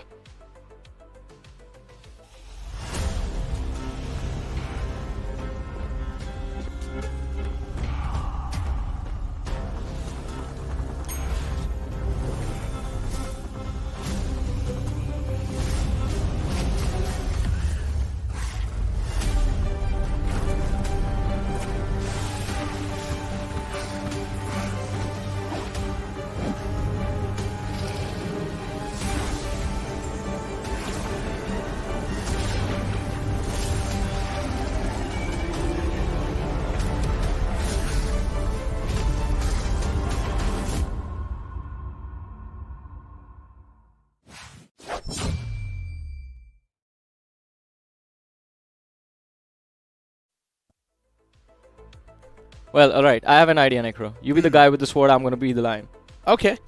Well, you're pretty much going to be my pet. You realize that, right, in-game? Yeah, that is fine. You want all the 10 minutes. So I think that's the only way we can make that graphic IRL. But I think for the teams, they are going to have to become lions, because I think swords aren't just going to cut it in the upcoming maps. It is going to be an incredible challenge bringing those points back, especially for a team like UDOG India. Big topic of discussion right now on this panel. Do you think they can bring themselves back in Miramar, or are we going to have to wait for Sanhok? I would say maybe Sanhok is probably going to be the extension, because inside of Miramar, I'm not sure. One thing is for sure, because the way this previous game of Wrangle panned out, it just brings up even more question marks on the map of Miramar. And considering the Circle was taking such hard shifts, and even in the previous Miramar that we witnessed, the Circle was pulling off some incredible shenanigans. So I just hope the same thing happens once again. But I keep on mentioning this about the Miramar, right? It's a tagline. It's easy to rotate, but tough to sustain the spot that you've got. Of course, and I think it is going to be interesting to see who walks away with the chicken dinner in this matchup. TWB, incredible momentum right now. Empire as well, holding strong. And amongst these two titans, we have a new name in the form of WBG. Do you think they can take the chicken in Miramar, Necro? WBG is looking really solid. They got a lot of elimination points in the previous game, so you can't say the wind is in their sails for now. We've got the matchup in front of us once again, and WBG looking really solid. They've got the momentum to play around with. The same thing can be said for Team Empires. TWOB hands down. I think so they've already qualified. They had a decent amount of elimination points to back them up, and of course the chicken dinner, it just gave them that extra bit of edge that they needed to have in the lobby. Now the real question is going to be, will Flame Esports be able to perform? Will UDOG India be able to perform? Fixes, what do you think? UDOG, they've been on a downward spiral ever since that BGIS 2021, where they were kind of the find of that particular tournament, and every single tournament after that, they've not really been showing up for themselves, right? Even in the grind, did not see a lot out of these players. But for what we witnessed from the lobby, WBG certainly one of those names that has really come out for me. But how can you not like Oye Papaji? For every single shenanigans that they were up to, I enjoyed every last bit of it. And honestly saying, they're playing pretty good as well. Yes. From what we saw in the previous game, the rotation that they try to take. Somewhere down line I thought Oye Papaji was screwed up, but then later on they dropped down in the water. They went for the open grounds. Unfortunately for them, the sidelines were not cleared up. They were just pretty much cluttered up with a lot of the teams. Team Empire as well later on taking that late entry. We also saw Flanky trying to pull off a spoiler. He completely messed up because he just lost out on all the bullets. He emptied the entire magazines from the back. So yeah, I mean, do you really want to talk about it though? I think the kind of maps that we're witnessing today, especially considering I felt like I'd seen enough when it was Sanhok, but moving on to the next group, Erangel, it was preposterous, especially that circle shift.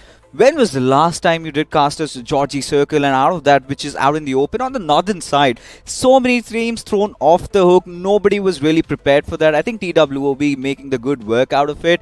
But yeah, for LG, it kind of felt a little bad towards the end. Flanky, we really felt like he could have, really put in that hurt for the players of Team Empire. But when you talk about the Goliaths inside this particular lobby, had to be TWOB and Team Empire. Both of them delivered. But bringing the conversation back, a credit where credit is due. WBG, they have been the ones to watch out for. Now, considering the entire narrative, Necro, I really feel like TWOB, WBG, and even for the likes of Team Empire, they can go all out in Miramar because they have that big fat cushion for themselves. Now, inside of every single group, we've got that one underdog team that's performing exceptionally well. Inside of this group, we've got WBG. In the previous groups, we had Sincere Gaming, who was doing really good as well. Yesterday, we saw them perform really nicely, and I'm pretty sure WBG, unfortunately, because of the circle, they missed out on the chicken dinner, but somewhere down line in the future, I think so, in this game of Miramar, WBG is going to pack a punch once again. So all the other teams now, they know that they have gotten another Goliath inside of the lobby, because first they were just thinking that maybe it can be UDOG, maybe it can be other teams who are quite known inside of the lobby, including Team Empire. But Team Empire is not hitting that much, considering they were just playing for the survival in the previous game. Doesn't matter. I think they were quite methodical with their approach. All they did was kind of try and consolidate themselves to that good position, and they defended it with all their mights, just playing around those lower grounds, and they did pick up those fights, and that is where the discussion comes in, right? We were expecting Flanker to maybe pull off something, because there was one moment where I really felt that Team Empire was quite vulnerable. But imagine that kind of pandemonium that broke around in the craters, the crates of Georgie. That was absolutely phenomenal. 5 teams, I think it was 5 teams, and TWOB came out on top. Exactly, and TWOB was the one to fifth party this, so they just had the biggest advantage inside of that entire thing. And as I mentioned, they were just ready with the mop. They just cleaned up all the floor. They got 5 or 6 elimination points out of that one single instance. So yeah, for TWOB, it was a date with destiny. But moving on forward, ladies and gentlemen, towards the upcoming map of Miramar, as the tagline says, it's easy to rotate but tough to sustain. As the plane flat path starts all the way from Portrona towards the opposite side, which is going to be Campo Militar, and in between of Torre Amuda, the plane flat path is tilted a little bit to the one side. Now, eyes will be on the others, especially considering how we've seen the previous matches of Erangel and Miramar today, because teams that played really well in Erangel, they fell off during Miramar. Certainly few names that really pop up. I think ESPORTS, one of them, the Med Boys as you might call them. For a moment, they were kind of situated around the Georgie city. We kind of felt like they could have done much better considering the situation where they were in. But then there were others, like for the players of Hellraisers, we had V4, all of these lads, especially UDOG. You've been complaining a lot about them. 2021, we did see them kind of making the rise. But the transition into 2023 and 24, hasn't been something to remember. UDOG indeed has been a team that's got a tough journey. It's always been filled up with a lot of downs and downs. I wouldn't even say ups and downs. We only saw the up once, and then after that, it's just been complete downhill from that. I'm not sure what the reason is for that, but one thing is for sure, the players need to work harder.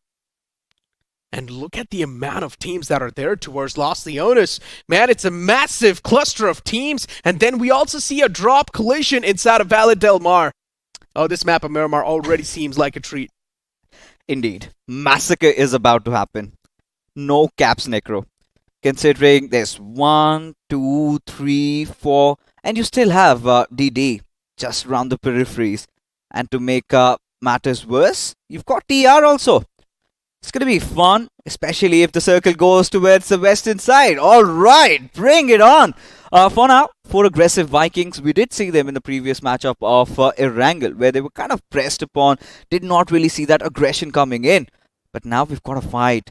Oi, Papaji, they've been making a lot of noise, and now against HR, it's going to be exciting. HR. I mean, at this point in time, every single team, they just want to get their hands on the better loot, right? Still way too early phase of the games. And Rude is once again going for the shots. In general, Oi Papa G, in the previous game, they were able to survive till the late game. But this has been like a trend that's going on. A team that survives till the late game, there's a high chance in the second game they will instantly get eliminated. We also saw this happen in the previous group, and there's a chance, once again, it might just happen over here too, considering HR, they're on the path for redemption. You know, considering when it's Oi Papa G in the picture, we as commentators are always supposed to be neutral. But there's something in them that kind of is quite magnetic. Just forces us to have that little soft corner. I mean, it's the name. Come on. It's the name, yeah. The name buff is definitely there. But you know, they've been up to so much of those shenanigans that we love, right? They've been forcing out fights. They've been trying to do some wild things, something really wild, something out of ordinary. And you need one of those teams always in the lobby to stir things up, you know, mix it up a little bit to make things more exciting. And this is one of those teams that I really want to see in the next round. But now they've got their first thorn in their path against the players of HR. Look at 3 of their players grouped up. This is a perfect setup. All they need to do is just isolate King and maybe go in for the push, get that first knock, and build that pressure on the players of HR. Ruler. The man's still just slowly and steadily trying to push up. OP, Oi Papa G. This team is now starting to get a little bit desperate because they had realized they're wasting through a lot of the time in King OP. This man's already found the advantage. Takes down one of the players from the side of Oi Papa G, but then return instantly comes through. 1-for-1 trade for now. But the confirmation hasn't really happened from both the sides. Getting the revive back up on the fallen player is not going to be tough at all, too. The revive will be flown up. Oops. Yeah, nade being tossed. Man getting re-knocked once again. Luffy from HR. Uh-oh. A little bit of that glimmer spotted. And now for the players of HR, things are just getting worse and worse. But you can also say the same things can be said for the side of Oi Papa G too. It's 2 for 2 for now. It's a 2v2 as well. Getting the revive back up on the fallen player. It seems a little bit tough, but Oi Papa G, they've already done so on one of the players already. And now it's the Uzi up against the shotgun in the front lines. First pump shot missed, and the Uzi this time is going to be the one to prevail and come out on top. And the Uzi gets the destruction done as well. The last nail in the coffin. All right. Tell me, Necro, how could you not love this team? How could you not love these players? With all that they're up to, such an exciting prospect. But for now, hungry rushers again. They've had to fall flat. No more points this time around as well. The previous game not going according to them. But DM just coming in with 3 players. That's not supposed to happen. The most important tournament of their career, being the underdogs and already at a disadvantage. And now TWOB. Oh my goodness. It's just gonna make things worse. Dino already on his knees, and Diablo. I don't know what's gonna happen to him. Oh, TWOB Prince. Just trying to thirst a couple of these elimination points. Making sure the revive's not going to be coming through. That's TWOB. I mean, for now, they've already gotten 3 points, right? Once again, to kick things off on a decent note. Even DMX, they've been eliminated from the game. Rough start. At this point, TWOB, like we said, right? They're gonna start mopping the floor. They have that cushion, they have that luxury. Look at them spreading their wings across for aggressive Vikings. Next on their radar, as Octane could just go spinning around, falling down from that buggy. Still, however, manages to escape by the skin of his teeth. Oh my god, look at that buggy. Oh my god. He's so lucky that he makes it alive to the opposite side. Octane. Yeah, his heart must be beating really fast. He saw one of his teammates just getting completely shredded. And the possibilities for the revive were next to impossible. And now Octane being able to escape from the claws of death himself. He will be feeling a little bit blessed. He certainly will. But no, that's about it, right? For 4 aggressive Vikings, as the name suggests. It's kind of the other way around. But for you, dog, yeah, they've been the talk of the town. But look at this, right? Oi, Papaji get the first knock, but the trades were instantly there. What I love about them is the backup, the support, the camaraderie between the players. And when everything was falling apart, Rude Monk comes out of nowhere, just decides to be the hero. Does not have escape though, but he was flying high, Necro. And for the players of DM, one after the other, everybody just getting dismantled there. I think TWOB just say thank you for all the finishes, for making it even more easier for them, considering they got the previous chicken dinner and a few more points. I think that pretty much secures their qualification. 7 points per game, that's all I want to say. If you want to be in the top 7, get 7 points per game. That matches too. But yeah, for AV, I mean, losing out on that one single player is going to be a bit of a stinger, a bummer. Before Team Empire, this is quite interesting, right? They try to pull off the same strategy inside of the grind. It did not really work out. And then in the last day, on the last game itself for Team Empire, when they played like they've got nothing to lose, they just started to wrap up so many elimination points. They were the one to cause the ruckus in the grind. But now, once again, they're back to the way they wanted to play, right? With that passive approach, that defensive approach. But I just hope that they learn how to refine this playstyle too. Exactly, you hit the bullseye. Now, Team Empire is one of those teams that knows how to take circles. In fact, their IGL himself has an entire team named after him. And like you said, I completely agree with you. Team Empire, during those grind days, we could always see them taking those circles, but it was always those fights where they were starting to doubt themselves, and it was a little too late, and as a result of which, had to play in through the in-game qualifiers. And this time, however, into round 1, the first game of Erangel, they did have a decent start. But this is where they kind of have to just pull the baton through to the finish line. Couple of more points. But talking about the center of the circle's gone a little towards the western side. For aggressive Vikings do have the center. But teams, look at them. The pour coming in from the northeastern side and also from the southern side as well.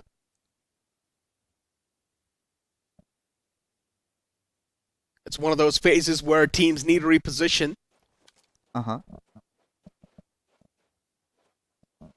Always getting 1 elimination point confirmed. Of course, ladies and gentlemen, it's not the same always, but yeah, this one getting 1 elimination point so far. You've got a ESPORTS 2 right next to him. For aggressive Vikings, yeah. I mean, the aggression this time instantly being slapped down.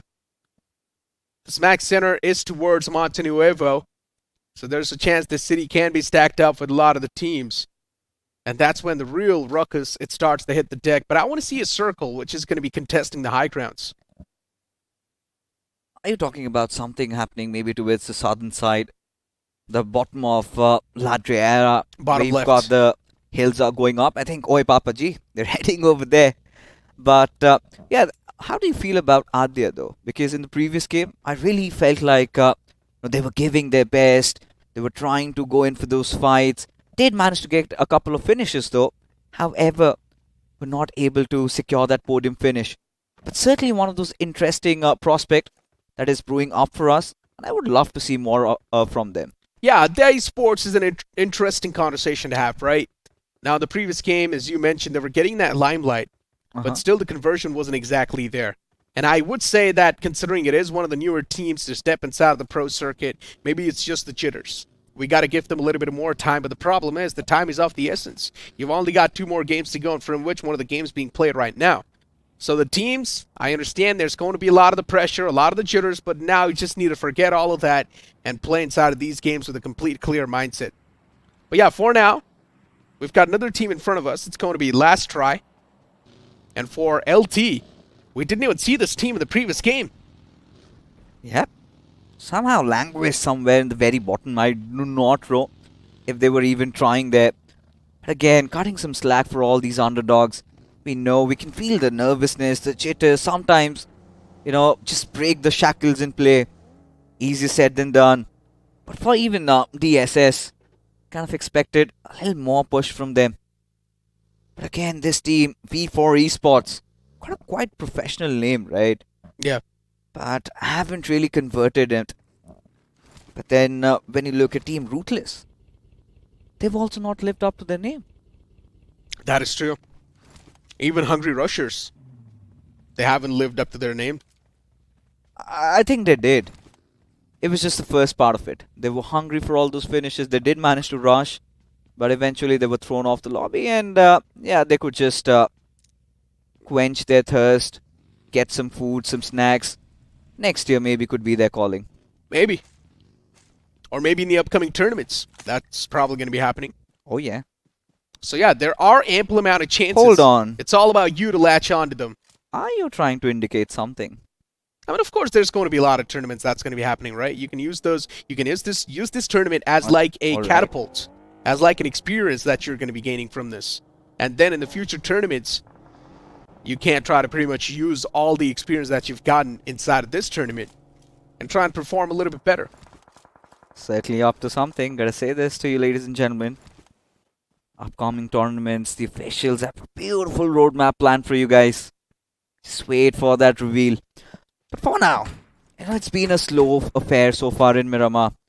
All these teams understanding how much it means to them.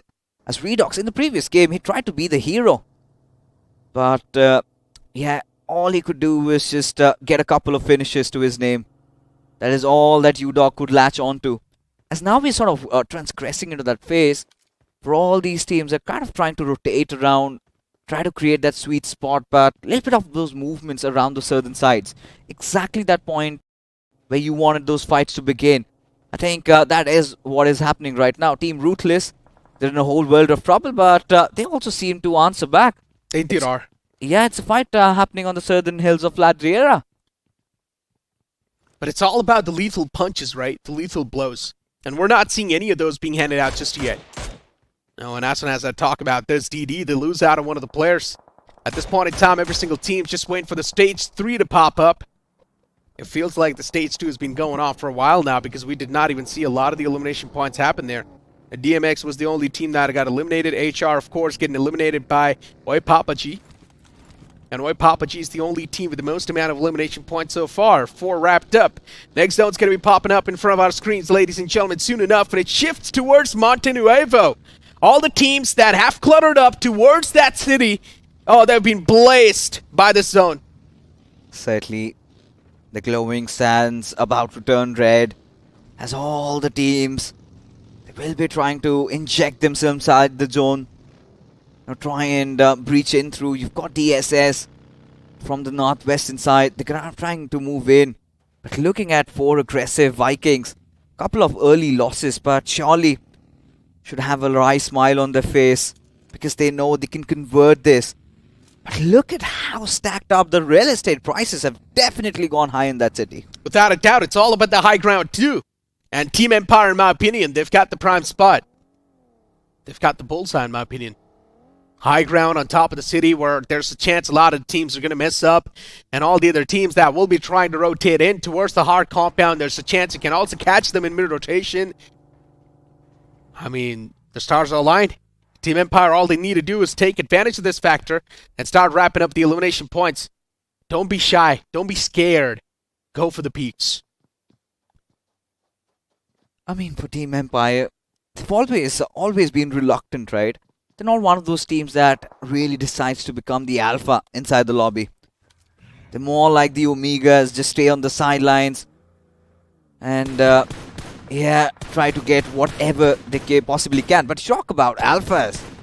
I think TWOB could certainly counter them in. Really do not know, however, how Prince lost on his life. The IGL, their head being cut off, but TWOB surely in a decent position. And yeah, a couple more finishes, maybe a good second or third position, and they might be good to go. Yeah, man's just tapping away with the M416 for now. AJ is trying to use this weapon as a DMR, but then Turbo is going to be the one to get the taps perfectly connected onto Flanky's skull. The bullets, they just penetrate through his skull. And so far, TWOB getting the 4 elimination points on the board, losing out on one of the players in return. I would say that's okay, but still that individual blow might just sting them later on if the zone's not going to be favoring them. And there's a chance the zone's probably going to be forming somewhere on the bottom right, on top of the players of Flame Esports. Yeah, exactly. Even I feel the same. You know, we've been exposed, we've been privy to such atrocities by the gods of BGMI. And that being said, last try seems like the trial with destiny is about to come to an halting end. The way they've been playing, certainly one of those underdog teams coming out there and just crumbling down to the pressure. And Team Empire, slowly and surely, they've been picking up on those numbers. 4 finishes already for this team. They've got a little bit of a higher ground. And the best part is, they're aloof from everybody in that city. Imagine the circle shifting away from Monte Nuevo. I feel, Necro, they're not going to have a lot of trouble rotating inside the next zone. They won't.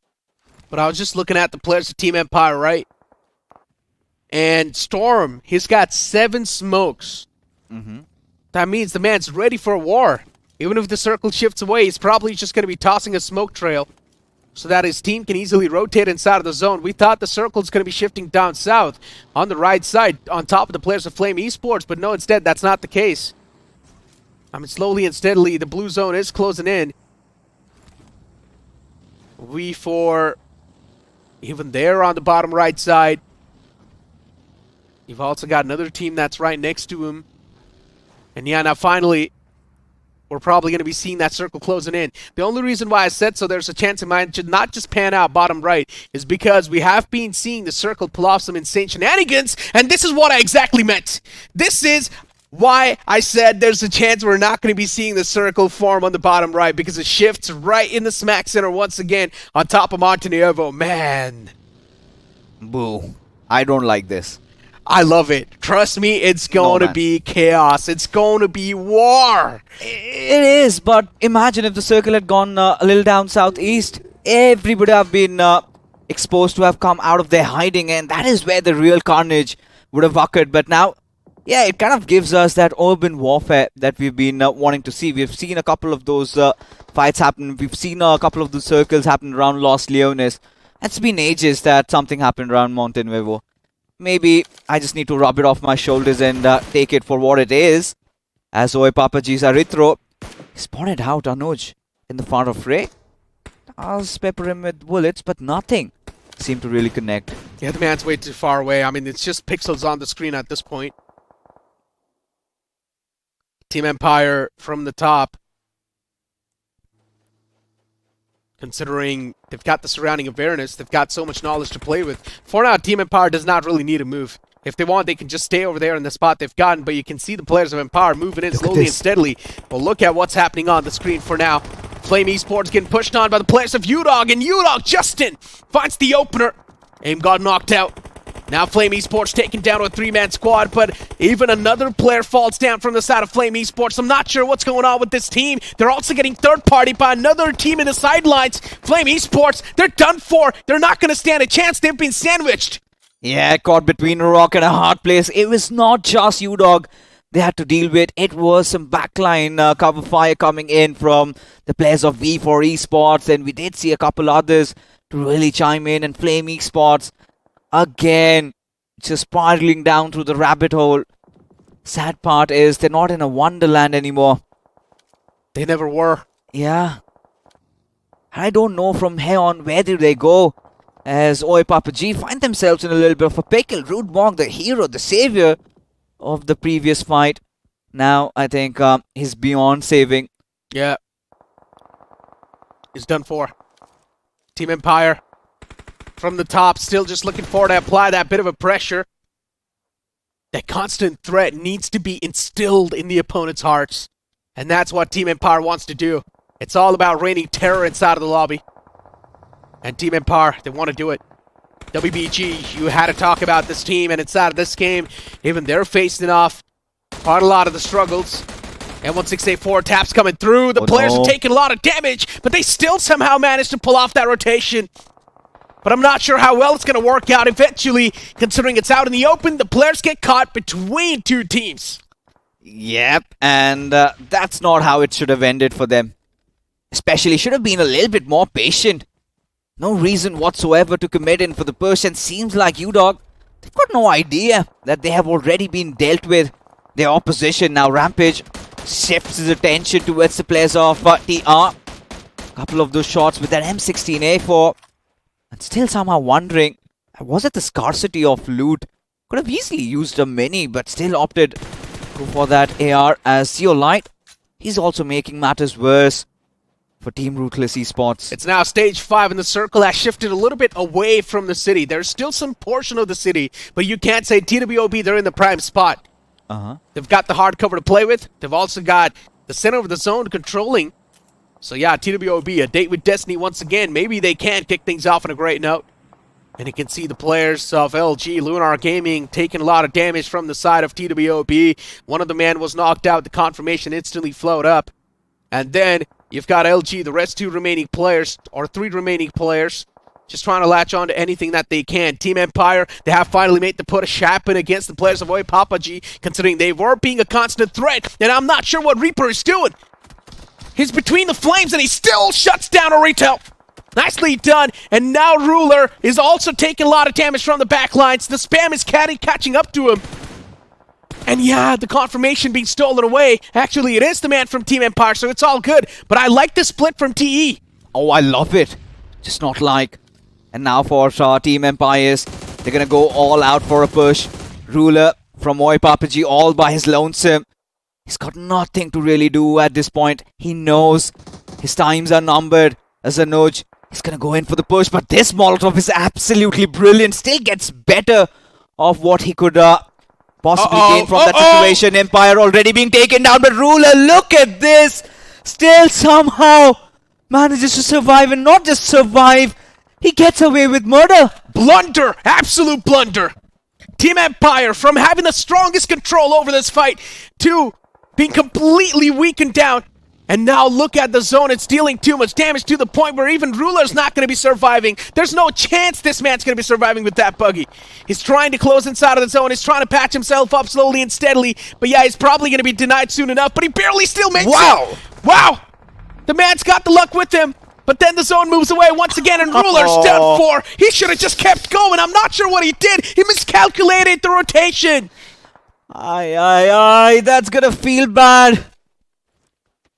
You know, especially after Oi Papaji and Ruler. Clearly you could see that desperation coming in for him, his side, and would have loved to see more out of that, but UDog still in contention.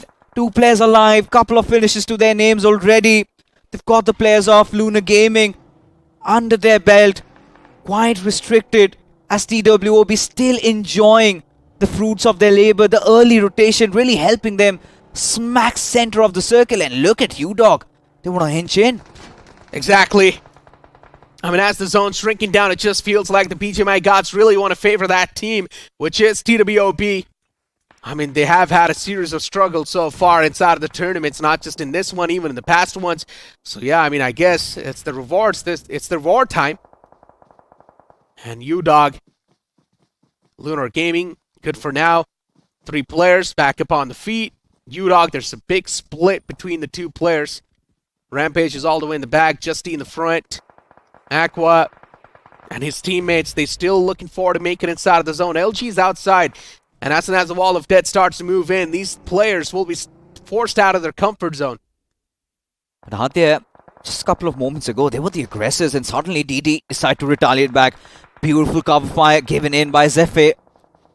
And now he needs to get those rests back up. DSS. Now they're also trying to make their way inside the circle. But it is TWOB who stand in their path, restricting their entry. Look at the players all riled up, all excited, super stoked, as AJ drops another grenade. But this is where he's crossing the line, getting a little ahead of himself. Could really fall flat. Eggy still being careful. Those spots on Maxi, that could be absolutely beautiful if somehow he manages to connect. And yes, he does. It was on the mark. DSS, even though they get the fallen player back up, another man was knocked out and the confirmation instantly followed up. The revive's going to be there on the fallen man, but still, the damage has already been dished out. Eggy will be confirmed. TWOB, the overextension not panning out that well. And DSS getting the flow of things back in their hands, but even for TWOP, do they really care? They've already got 8 elimination points wrapped up. They've already done the cut. Yeah, sniffing the players out of DSS, but this is where, you know, a little bit of an overcommitment. This could have been their second chicken dinner. Easy peasy. But seems like they wanted some challenges, aren't there? They still managed to survive though. Same goes for the players of V4. And Dog survived with just Rampage. And he's lucky. He's managed to secure Grodza. And an airdrop as well. Level 3 Western helmet for him. Could really come fruitful as Brawley spotting out one of the players of Adya. Joy goes down. And maybe this grenade following it up could be the end. The demise of Team Adya. Oh, it's Nade Parade time. V4, it is one of the stronger teams, hands down in the game of Erangel. V4 was making some stark statements, but Adya this time in the front lines can be a big thorn in the way too. Zephyr just trying to spam through the smoke, but not able to find any confirmations or any knockouts yet. And now finally the sending moment's going to come through, and from the side of Adya, the fallen man's not going to be back up. There's no chance. He just does not have enough time. And Zephyr, he needs to move inside of the zone, and that's what he's doing now. It's desperation speaking for himself. And Zephyr is also getting spammed through the smoke. What can he even do? There's just too much damage being inflicted on this man. And he finally prones back, but it's too late. He's taking a lot of damage from the zone itself, and TWOP, they rack up all the elimination points. 13 points in total wrapped up just on the behalf of eliminations. And now 2 more players to go on the front lines. It's a 2v2 in the end. V4 versus TWOP. I'm loving this. Especially how TWOP have been piecing all of this together. As Starbo one step close to victory. Could be their back-to-back. All they need to is to spot out and flush out Johan out from his hiding. And they get it. Amazing. Once again, TWOP. This is their world and they're battling it through. But what a performance also from the others, from the underdogs. Get this back-to-back in their bags. And I'm loving it, Necro. Whatever we're witnessing, this is beautiful. That was amazing. Action-packed game, that's for sure. Yeah, initially it was not action-packed, but then later on, man, in that city, was it action-packed. TWOP having the advantage in the later phases was definitely something that played out quite well with them. But then you also saw that overextension from the side of Eggy where he instantly got taken down by DSS. That's when I thought maybe there's a chance the players can actually miss out on the chicken dinner. But then later on, the remaining 2 players, with the way they held on to that spot, beautiful. Perfect. I think there's no other way to describe it. Yep. And considering the fact that you've already had such a beautiful start, you kind of tend to over-aggress a little bit. Still no complaints, but cannot take that beautiful grenade from his side as well. You remember, it was Kobe, perfect, precise. But then again, TWOP just woke up to the senses like, guys, we have a chicken to complete. We need to win this one. And they managed to hold on to their horses, let the players of DSS close in from one side. AJ was the one who kind of put the final nail in the coffin in that one. And by the end, I think they had their work cut out. They knew where the players of V4 were. And a few grenades, first probably being dealt with. Kudos and creds to even the players of Adya Esports. But I think again, the limelight will be taken by the players of Oi Papaji and especially Ruler towards the end. I mean, it was such dire circumstance and I don't know how he got away with it. Yeah, I mean, Team Empire, man, what a blunder that was. Oh, for sure. I genuinely thought that Team Empire should be the one to come out on top, but then later on, even the Wall of Death started to move in. But this is where the real calculations they come through, right? This is where the communication and team synergy should come through. One of the players should be saying that, guys, we do not really have a lot of time left. The zone's going to start moving. Let's go back and regroup with one of our players who's in the back lines. But Team Empires, they overextended, they overstayed over there, and that's why they were taking a lot of damage. Van was already chipped out, the Wall of Death started to move in, and of course the zone did the leftover damage. I think the entire idea was to try and clear the backlines. And considering the fact that Team Empire early on did manage to get those 2 knocks, I think they were feeling a little bit more confident about sealing off the complete squad. But then again, having their players way apart from each other, and nobody really thought that Ruler is going to retaliate back in such a fashion. But that being put aside, I think this was a beautiful game where we kind of got to see something different. A Monte Nuevo Circle, I think it's been a long while since we last casted one. I think we should be happy with what we got. Yeah, I mean, the circle was definitely quite unique. Nothing taken away from that. And because of that, we also saw quite a lot of new circumstances popping up. TWOP, luckily enough for them, though, the circle was shifting right on top of them. As I mentioned, the circle shifted out a little bit bit from the city, but it was still on the smack center, and TWOB were looking really good. Moving on forward, saw the players of DSS trying to carry on forward. They had all the 4 players alive, but then Eggy with that nade. It was such an amazing nade. Find the mark exactly, and then one of the players from the side of DSS also got knocked out. I think so DSS was not really able to take the movement further because they were out in the open, and of course they got capitalized from all the other teams in the sidelines. But in general, it was all the hold by the leftover 2 players from the side of TWOB. That was an amazing hold from them. Well, that certainly was, but yeah, credit where credit is due. Zephyr, we've seen him get into the thick and thins of battle. He was the one doing the dirty job. He was the one triggering those revives on his teammates. He was doing it all, and kind of feels shambolic of what happened towards him towards the very end of the game. You could see, right? He was outside the circle, and he was against the players of V4 who were really holding the door and could barely do anything. As we move on to the top 5 performers, I think some usual suspects, 2 of the players of TWOB, but for you, Dog, I think a little bit of a step up from how they played in the rank. Exactly what I was about to mention too. UDOG definitely, they have stepped up a little bit, but that little bit of a step up is really not going to matter. They need to step up drastically. They were getting those elimination points. They were getting that limelight, but still the amount of elimination points they got, I don't think so it's going to be enough. Yeah, it'll be enough to sort of put them a little bit closer to that top 7, but it's not going to secure them that top 7. So the upcoming game of Sanhok is going to be like the lifeline. And if they're not able to latch onto that lifeline, well, it's done for. Point standings in front of us. UDOG still getting 10 points. It's not bad. All they need is at least 7 or 8 points in the upcoming game of Sanhok, but I highly doubt, considering and looking at UDOG's run inside of the grind and inside of this round 1, man, even those 8 points are going to be tough to grab for them. I think we both might unanimously agree that TWOB is going to be topping their table. That's for sure. Of course. Considering 2 chicken dinners already, nobody's even close. But there was one team I was kind of disappointed with. Had to be WBG. Especially when the circle kind of went away from them. They took their vehicles. They could have waited a little bit more and let all the other teams make their way inside the zone, and then could have just scissored their way inside the circle. Maybe could have engaged in a couple of fights, because whilst them trying to enter inside the circle, I think they were just hammered down by the players of UDOG. Well, I mean, let's move on forward towards the latter half of the board, right? This is where we'll be able to see the WBG squad and how they exactly got messed up. I mean, you've got HR, you've also got Flame Esports in the bottom 2. I mean, in general, the bottom 5 teams, they've got no points, 0 points from that game. And then Aggressive Vikings, they've got some points, which is 3. Delta Demon Esports 2 getting 3 points, and even Team Ruthless Esports getting 3 points. And then after that, it's just complete downhill. But my real expectations were also from Hungry Rushers, because I like that name, man. I thought maybe this team is going to be one of those teams that will showcase the confidence. Unfortunately, that's not the case. WBG, even that downfall is clearly noticeable. And I think for Hungry Rushers, they're living up to it. Because, again, we've had a couple of analogies around them. They're just hungry. They're rushing themselves out of the lobby. But, yeah, they're also rushing themselves away from fights. And every single time they want to enter in. This time, I think they took a fight against Oi Papa G. Off the bat, right off the bat. And certainly something that they did not see coming. I think for all these underdog teams, this is what we've been talking about in the BGIS. This is the main stage, the round 1. You do not have info on your opponent. You do not know where the other team is going to land. And that is where the entire cookie crumbles. One little hiccup and suddenly the panic sets in and everything goes astray. It's like a big mystery package, right? You just do not know how your group's going to be performing, because at the end of the day, you're just placed inside of a group. And then all you need to do is just cross your fingers and hope for the best, because there's going to be a lot of the teams that might just be really good that you just do not know how to play. Ladies and gentlemen, there's so much to talk about, but we also need to take a look at this promo that's currently lined up.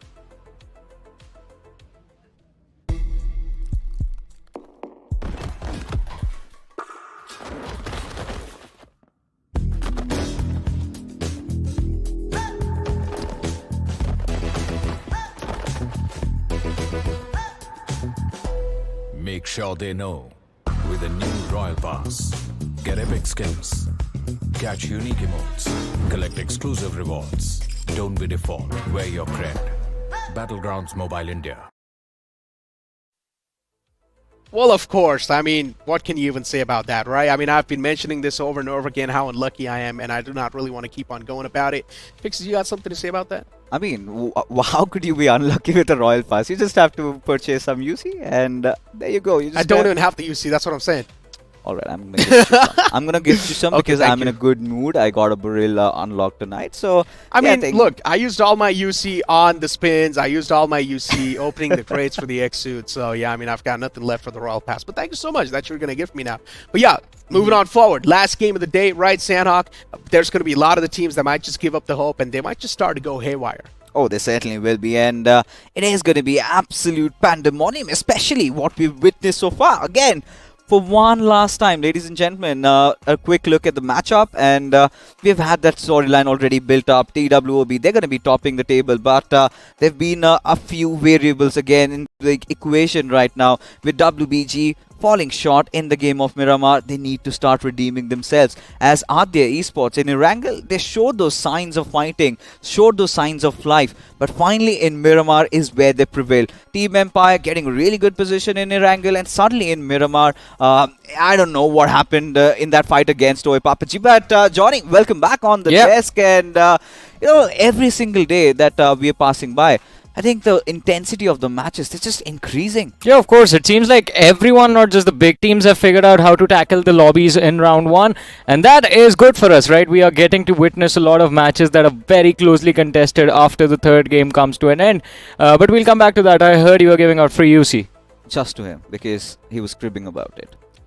That's just... No, all right. I mean, I'm not a bank, of course. I mean, for my old brother, for sure. But we will have you hooked up with something. All right. You know, one spin, 10 UC would not hurt my pockets as well. I'm going to gift that one to you. But I think it is time for the teams to start spinning their wheel of luck, because we are going to see the third and the last game for this group in front of our screens in a few short moments. Do you have any predictions before we jump into the action? You know what? I want somebody to contest Enigma. 78 points. I think TWOB can do that. And they're really on the cusps, and I think this is where we kind of have to bring them into the discussion, because one of those teams already two back-to-back chickens, but Enigma also kind of lost out on Sanhok. Yes. So let's see how big TWOB can go on this one. Yeah, we haven't seen that hat trick of chicken dinners yet. Maybe today is the day, and it's going to be incredible as well, right? It's May the 4th, third day of round one of BGIS, and we get to see TWOB, the world of battle, secure a hat-trick chicken dinner. Is that going to happen? Well, only time will tell, ladies and gentlemen, but in about 5 seconds, we are about to take off over the map of Sanhok, and we are about to witness the action that awaits us on the next map. Along with that, I mean, the circles themselves on these maps today have been kind of insane, so there is one thing guaranteed, and that is unlimited excitement and entertainment in this third game.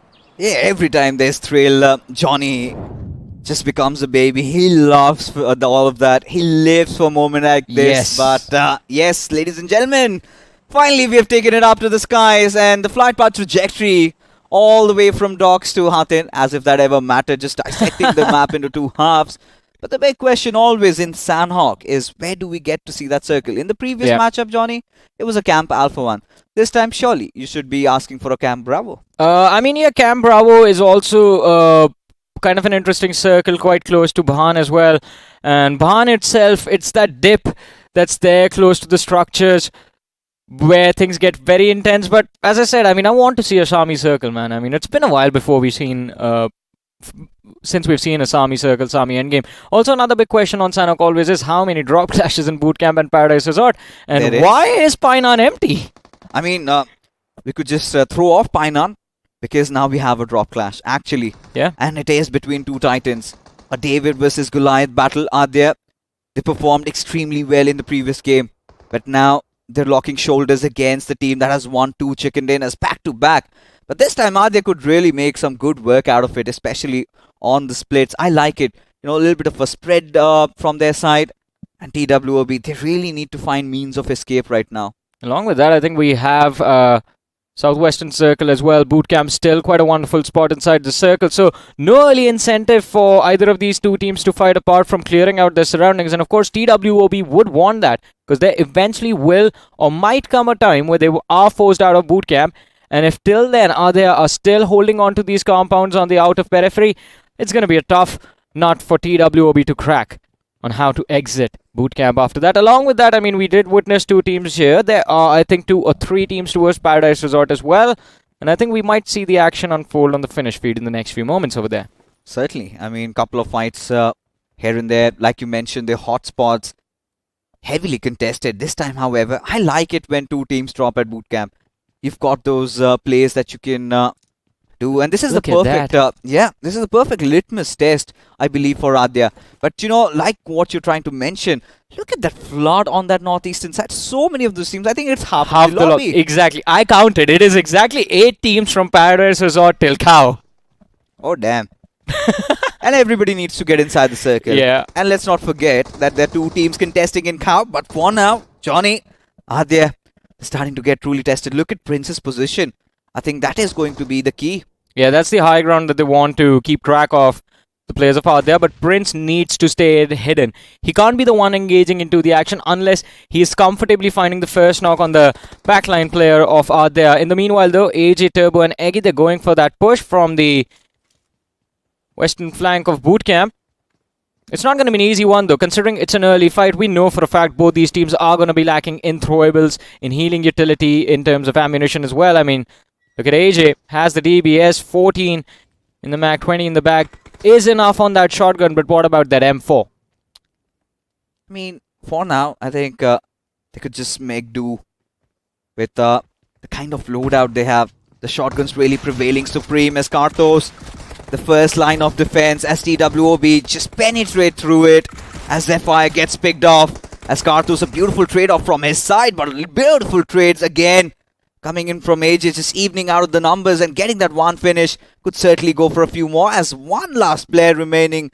Joy is screaming. He needs to go back to his teammate, but with the way TWOB are chasing them like hounds, I think that's not going to happen. Yeah, it's not going to happen. Joy going for a revive onto Zephyr.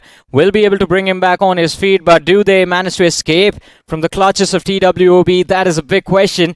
As of now, the answer, that question, is something that might be of a big concern to Adya. 4 against 2. Zephyr, he's trying to bring his HP back up, but we did see him pop open a bottle of painkillers over there. Definitely not going to be enough for a full heal. And Zephyr, he falls. Joy as well gets taken out. And there it is, TWOB. They come out on top. 4 elimination points secured. In the meanwhile, though, Prince was knocked out, although it is going to be an easy revive. But apart from them, if you notice fixes, the counter of teams inside the lobby, it is not 15, it is 14. Because Team Empire, they have managed to get a squad wipe for themselves as well, or at least I believe they have. I've been keeping track of it. Oh. You know, it's my favorite team in the lobby. Oi, Papaji. Oh, wow. They got the better out of Flame Esports. And for good news for all the Oi Papaji fans, they have been certainly garnering a few. It's the fact that they did that without any casualties. But for now, Team Empire, like you said, they're in the thick and thins of battle. And it is against U-Dog. As Empire, the first front line, he needs to get the hell out of there. Yeah. Too overextended, and oh my goodness. Agnar falls back, Reaper falls back as Rampage pushed forward. And Empire, as you mentioned, he was overextended, but he's backed off, joined his teammates again. Empire down to 3 players. U-Dog India, they have the man advantage running into this fight, and Rampage, he has no utility, otherwise a nade could have opened things up for U-Dog India. They could have charged forward looking for those finishes. But as of now, it will be a full frontal assault from U-Dog India. They're looking to push indoors, and they do in fact. But it is going to be the first man leading the charge, Reaper. He falls. U-Dog India still looking for that trade. They haven't found any. But the players are low. Wow. Finally, Reaper picked off. Empire barely surviving, but I don't think he's going to survive for long. Team Empire, get ready to take an exit back to the lobby. Yeah, things looking really sour for them as Team Empire. They will bite the dust. And now the question really comes alive. Have they made the cut? I hope they have, considering they had decent amount of finishes in the previous game and Wrangle went well for them. But now, this is where TR, they want to fight it out, but V4 Esports, a team that was the runners-up in the game of Miramar. This is where they're kind of bringing in the heat. Phoenix, FTW from the backlines trying to provide that cover fire. So much commotion. So difficult to keep tracks of what's really happening. Yeah. I mean, that is what happens when you have 8 teams within 800 or 900 meter radius. I think it wasn't even 1,000 meters between that stretch from Cow to Paradise Resort. And all of these teams, as you mentioned, because the zone was away from them, started to move out early. resulting in a lot of mid-rotation action that we are definitely enjoying. This is one of them. Team Ruthless Esports up against DSS. Even with one knock secured, they are quite hesitant to go for the push. And yeah, on the other side, DD up against TWOB. They found the opening. That's not looking good for them. For TWOB, especially after such a beautiful start, DD just decides to push in on them like hungry hyenas. And instead, getting the better out of that situation. Don't know if they're still alive in that particular situation, but for now, V4 getting the better out of the players of Luna Gaming. But Alu OP just smacked and smashed like a potato. Yeah, roasted potato over there. Flanky though, he's down on his knees. No flanks for him. Slayer going for a revive instead of slaying. And TR, they utilize this opportunity to just sneak in ever so slightly. We all know how notorious the snakes on Sanhok are, but he's too close to the opposition. If he gets spotted out, there's no revive for this player. And of course, TR will get punished for this overextension as well in a few short moments, but it needs to happen now. Team Ruthless against Lunar Gaming. Not an easy fight for either one of them, and an important one nonetheless. Slithering through Sanhok, the man from Bengal, trying to find some respite, but no, all he's gonna get is a grenade right at his face. He's slithering through, making all those noise. What do you expect as Lunar Gaming? One of those teams that really impressed us in the game of Erangel. And look at how far he is away from home. His teammates in a distant planet. And before they could even come for some assistance, pretty sure he must be dealt with. And it would be such a treacherous journey. Yeah. Even if the players of TR do decide to commit it. Look at DSS. They're right beside there. They're just waiting, lurking in the shadows right next to these hills. And of course, they will be able to hear all the commotion that has been caused by Lunar Gaming and Team Ruthless. But as you mentioned, Sanhok needs to be finished off. That is an easy frag, but he's managed to get quite close to his teammates. And Joy Guru actually behind this rock should be able to go for a revive without any threat of being taken out. Is it the case though? Because these grenades do come flying in. Sanhok, he's been put down and out, but for Joy Guru, he's not having that joyous days, at least for now. He knows he needs to find some relief. He needs to escape. How does he do so? Yeah, of course, the answer has to be from Phoenix. Needs to provide that quintessential cover fire. But, this match has been so intense. We never really got to talk about the circle this time. It's kind of shifting away towards Tambang. Yeah, I think it's going to be a Ruins or a Tambang endgame. If we are lucky, we get to see that bridge still involved in this match. Or if you're extremely lucky, maybe a Nakam shift awaits us in the future. But yeah, apart from that, not a lot of options. I think the circle shifting towards Camp Alpha Island is not a high probability of that happening. But meanwhile, shots fired by Lunar Gaming upon the players of V4 Esports in the distance. Although it is because of the distance that they aren't really able to connect anything upon the opposition. I really do not like what Lunar Gaming are trying to accomplish over here. So much of those shots being fired, so much noise already being made, and that draws a lot of attention, especially in a map like Sanhok. Now, out in the open like this, Alu, I'm starting to feel worried about him, legit. Because somebody from the backlines, if he's not careful enough, then he might just fall flat. But look at what a game we're having of Sanhok right now. It's just 20 seconds before we transition from Stage 2 to Stage 3. And we're already down to 12 teams, 39 players still alive. 4 teams completely wiped out. You have 4 aggressive Vikings who are down to 1 player. TWOB down to 2 players. And then there is DSS, DD and TR who have lost 1 man each. So the struggles are there for a lot of these big names. And of course, they are going to get much more worse because we see a northern shift happen. Still both Camp Alpha and Ruins Island in play amongst all of these teams. And TWOB, we see them in boot camp. But as soon as they approach that western shoreline of that main island, they will come across DD. And DD right now hold a very big man advantage against both the teams that are there for Vikings and TWOB, who might close in on this spot from the rear, from boot camp. And to be honest, Johnny, I think full aggressive Vikings haven't really shown the signs of fighting. Look at Lonely. He's just kind of checking every single angle. Little does he know, there's one player hiding. Yeah. And this could be it. Harshal.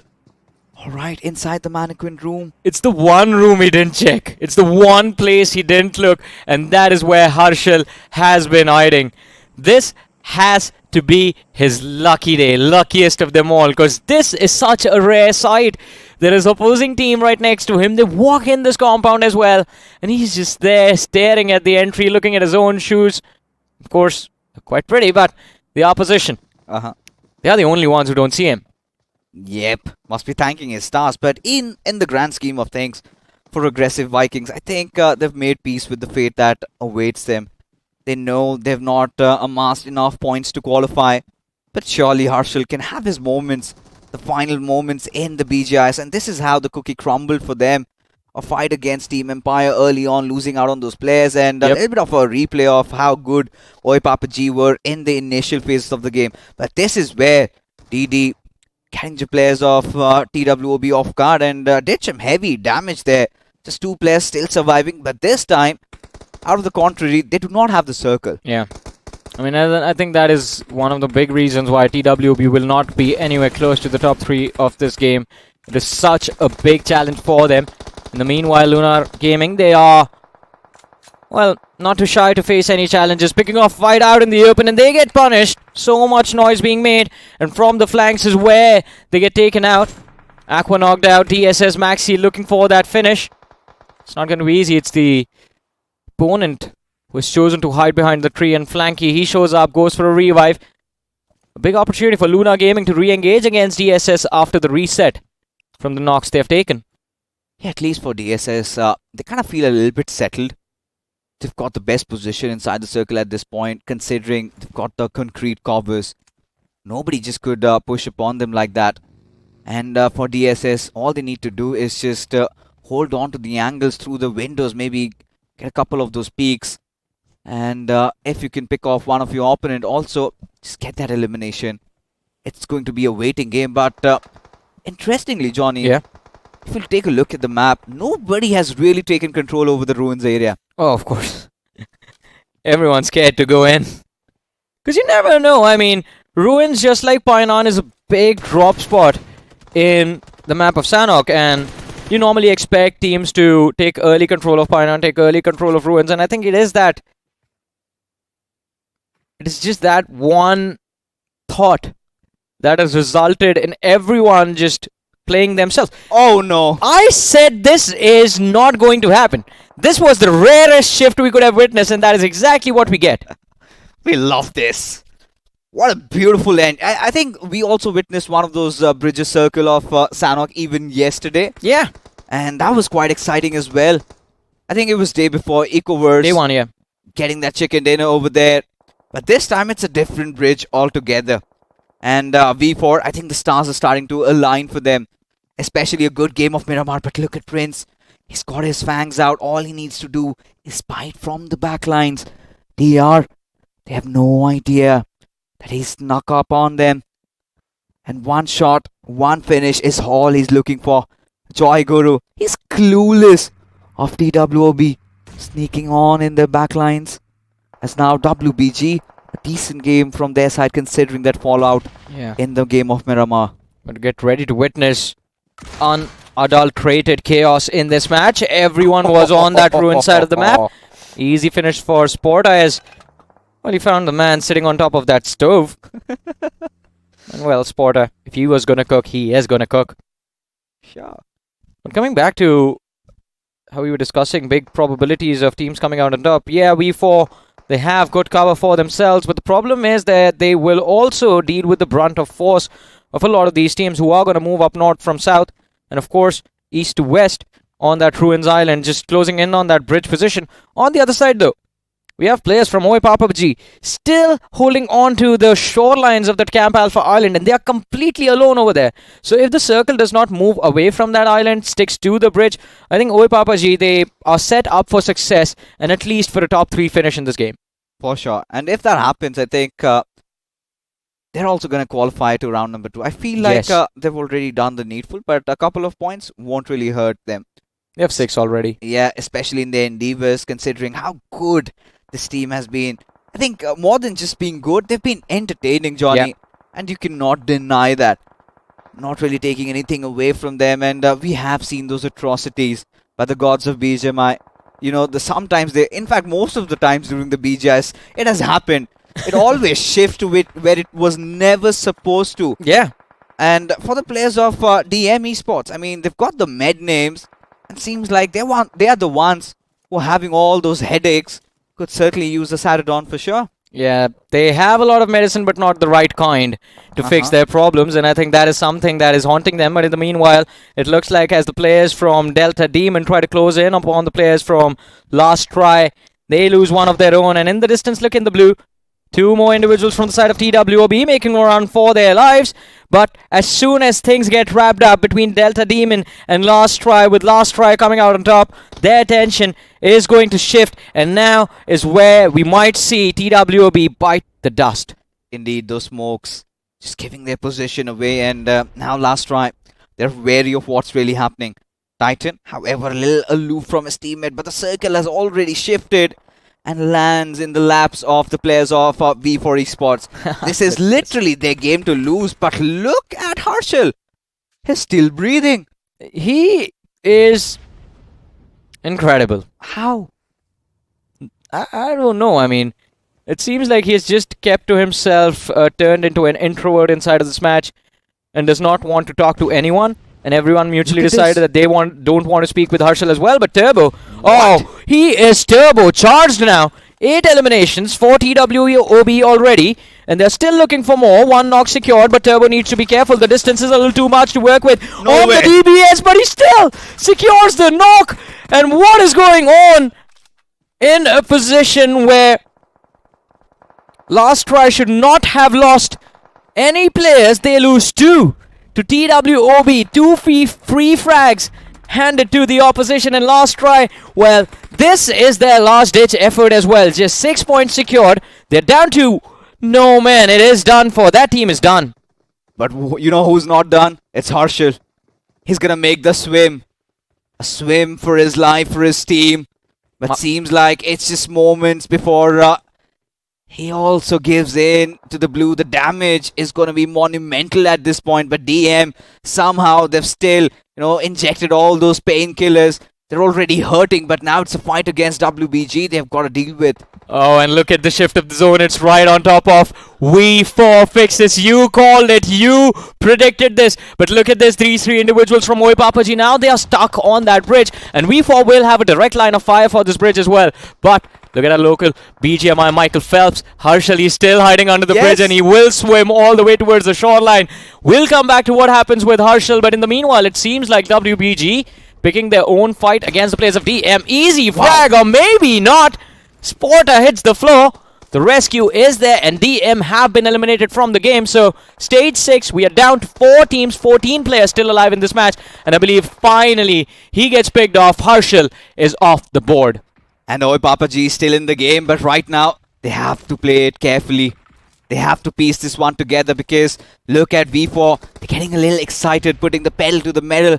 They want to go after the players of WBG. Or it could just be the other way around. And now they're being surrounded. Stuck between a rock and a hard place. Look at Raju. He might get caught with his pants down. And this is going to be an absolute disaster for them if V4 aren't really careful, as Spotter opens it up. As WBG, they are starting to line up those numbers. Oh, they're starting to line them up, and they've opened the floodgates for the side of, for the team that's just showed up. Oi Papaji in the back lines. V4, they've taken a nasty hit upon themselves, and this is not going to stop. Even Raju falls, and Oi Papaji still left with 3 players in this fight. WBG, they're down to 2. Ragnar knocked out, and he might get finished off by the blue if he's not able to make his way towards Porter. Shelby, he's the last man left standing from the side of V4. 3 teams, 8 players still alive in this match. And Oi Papaji, they've taken control of the outer periphery, the broken wall around these shacks. WBG, they are looking to take control of the shacks themselves. And look at this. They've got the entire control of circle. Oi Papaji. Yeah. This could be historic if they manage to get a chicken dinner out of this one. Imagine the journey that they have had to travel. for WBG after that fallout in Miramar. Look at how they've bounced back inside this game. And it's going to be such an interesting matchup. 3 teams alive, 7 players still breathing. But Ruler, he was the hero in the previous game for his team. Can he come out top this time around? But Oh, retro, no. yes. Orion's back. The DBS arm jumps over the wall, whiffs a few shots, but finally connects. Important knock secured. 12 eliminations for Oi Papaji, and he catches one more off guard. That's the second in a row. One man left standing from V4 right next to him, and he ignores him. Shelby has been hiding for a long time, but Ruler finally hits the floor. And as WBG, they're down to their last man. The odds are kind of even out. 2 players left standing from the side of Oi Papaji. 1 from V4 still in this fight. And WBG, they're down to just Ragnar, who has been brought back. And maybe it was his destiny to win this final game for his team. What will happen? One last peek outside the door. And that is all that will matter. He's cooking up the nade, bounces it on the wall, and secures 2 knock! A 1 versus 1 versus 1 for the endgame of Sanhok. The Molotov is good, and the opposing player runs back into the fire. A bad move being made, and he falls. Ragnar could not clutch it! What just happened? Shelby steals the game! What a win! What a steal! He was turbocharged over there. He was just patient. And it was a drag race to the end. And Shelby knew exactly what needed to be done. And those V4 engines making and packing that punch, that horsepower in that last moment, Johnny. And this was a matchup that excited us, got us on the edge of our seats. And every single moment towards this very end, it was an absolute delight, especially Ragnar. 1 man against the wall. That 1 grenade, 2 players popped out, takes the 3rd with that utility, and just when he was having that laugh, gets clapped from behind. In fact, spanked from behind. I mean, it was a punishment of sorts, if you can. Yeah. And I have to say, I mean, one of these days fixtures, I think the camera is just going to turn on and you and I are just going to be corpses sitting here. Because that got very intense, man. My heart is still beating. I mean, I have an adrenaline rush just watching that final fight. I can't even imagine what Shelby must be going through. I think, he was completely tense. He was just like, guys, I'm not going to be a part of this. And let's not forget, Johnny, for a matter of fact, that V4, they were the ones who were holding the center of the circle. Suddenly, WBG decide to push in. They get a couple of their players down, and Shelby, he already had his hearts racing. And Oi Papaji come out of nowhere, and they get a little excited, a little overwhelmed. We know they have been, been a menace to everybody inside of the lobby. They get those couple of finishes, but suddenly Ragnar just flips it. And whilst all of that was happening, Shelby, I think this is my time to strike. And he hits the bullseye. Yeah, of course. I mean, the man reminds us of Peaky Blinders, and he's definitely a veteran of going at war with multiple squads at the same time, and this time as well. It was 2 different teams that he has to take out, and he just lets them fight amongst themselves. Although, I don't understand why do you run back into a Molotov when you saw it miss you in the first place. That was the big mistake, but this is a little bit of a recap of that winner-winner chicken dinner. Such an intense fight between WBG and the players of Oi Papaji, but none of them get to reap the reward, the benefits of all of that action, because in the end it is this man who just steps out with a shotgun, takes 1 shot, and he was done. We need to check with the publishers. Is this actually the first round? Because the kind of action, and we were in we came with the idea we're just gonna chill and have fun, but our hearts are racing right now, especially, and it's just not this matchup, it's the match that we saw before this, the previous Sanhok. Everything has been nothing short of a roller coaster ride, and even in Miramar it was a slow start. Heck, towards the end, we enjoyed ourselves. That is true. I mean, the entertainment, the action, the aggression, it just keeps going up with every single group, right? But let's talk about the aggression and impact from one single player. Who's the MVP of the game? Well, we'll find the answer to that question right now, ladies and gentlemen. And I hope it is Shelby. He deserves it, but there's a very low possibility of that happening. It is Ruler OP from Oi Papaji, in fact, who has 7 finishes for himself, which is a 54% finish contribution for his team and an 11% map impact. Yeah, even he was the hero in Miramar, right? Yes. Saved his team from the cusps of getting eliminated pretty early on. And Papaji, they're looking good. We're going to see them in round number 2, a very exciting prospect. But, talking about the others, WBG definitely brought the heat in, especially in this game. For sure. A very good start in Erangel. Miramar was a little bit of a letdown, but this time they were prepared. But for TWOB, I think nothing needs to be said because still the table toppers, still on the top performers. In Sanhok, I think TWOB was just going around flexing on everyone like, hey, we have qualified. We don't have to worry about getting taken out early. What about you guys, though? But let's find out how many points did they actually accumulate from this game. Point standings on our screens now. And Oi Papaji, they miss out on the chicken. They end up finishing 3rd in terms of placement. But still, those 13 finishes keep them on the 1st in terms of the total tally of points. We4, all thanks to the chicken, they get 16 in the bag. And WBG, now this new name has been extremely impressive. I am really starting to like how WBG play BGMI. And even DSS, they've been quite low-key, but they've made their presence felt. 11 points, I think, should see themselves through. But now I'm starting to get worried about Team Empire, especially with a little bit of a fallout in the game of Sanhok. Miramar really not going their ways, but they were kind of averaging around 6 to 7 points. Should not be a big concern, but still, I'd be gutted to see them not qualify, especially considering in Sanhok they could barely amass any points because they're not in the first page. Surely in the second, we're going to see them. Yeah, I think and just 2 points, 2 elimination and points. even for Adya, after such a good game in Miramar, this was a letdown. It was, and I am much more worried about Adya than I am about Empire, because at least Empire had a pretty decent game on Erangel, right? Yeah. The finishes on Miramar were also not too shabby. I think they had like 6 to 7 eliminations on Miramar, so that was enough. Combine these two from this game, I think they should just be able to cross that threshold, but I'm very worried about Adya. And of course, after this game, fixes, I don't think my heart can take any more suspense. So let's just move forward, have a look at the overall rankings and see who has made it to round 2 from this Group 6, ladies and gentlemen, with 7 teams get to move forward straight away. And yes, the list starts off with TWOB 57 points, WBG with 31, We4 Esports with 30, Oi Papaji 29 points, Adya, they push through 22 points. That is brilliant. And DSS, as you spoke about them, they played under the radar, but they still make it through in the 6th position. And Team Empire, as I said, barely managed to push through on that 7th position with 21 points to their name. The cutoff being definitely pretty high this time, when we were anticipating that to be the case with the previous group. This time, Group 6 brought in all that heat. 21 points is where we ended. Yes. But last try, I think they were not present, but still somehow managed to get those points. But you got to feel bad for aggressive Vikings, especially the heroics of Harshal towards the end, swimming his way through like Michael Phelps, but needed a little bit of that team support. Had that been the case, they would have made the cut. But I think we are just looking at this Sanhok performance in isolation. Even the previous game, they just have 7 points in 3 matches, and that is not a good side to look at. So again, I think for aggressive Vikings, the potential is there. A few decisions were correct, but majority of the result comes down to the fact that they weren't really consistent. The first game, I understand, you're playing your first big tournament, so the nerves are going to kick in. But by the time you roll around on Miramar, you need to take a breath, need to reset, and need to be ready for the next 2 matches. And that is the only way. Unless you maintain that composure, unless your mindset is just focused on remaining calm and taking the matches one map at a time,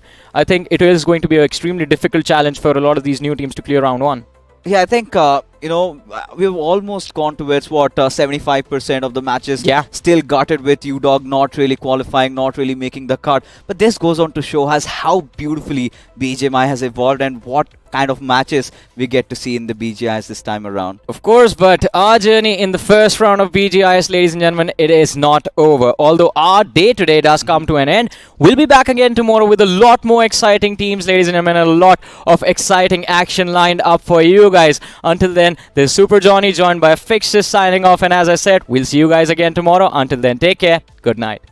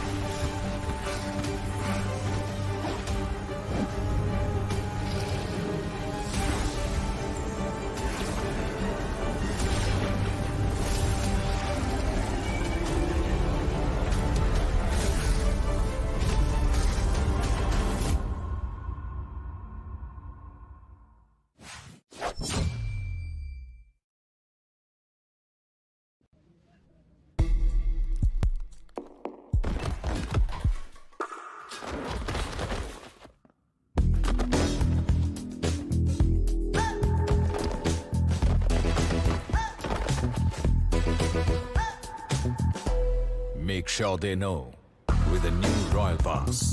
Get epic skins. Catch unique emotes. Collect exclusive rewards. Don't be default. Wear your cred. Battlegrounds Mobile India. ये है बदनसीब लाल।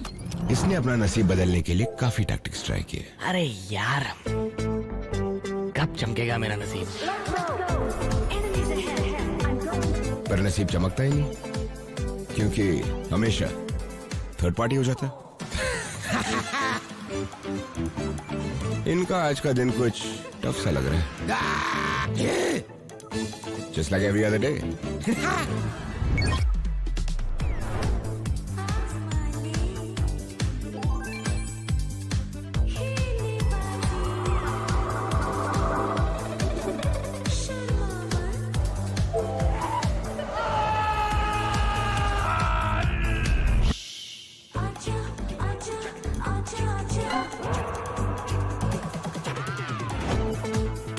Gold spin में items जीतने के tactics तो बहुत होंगे।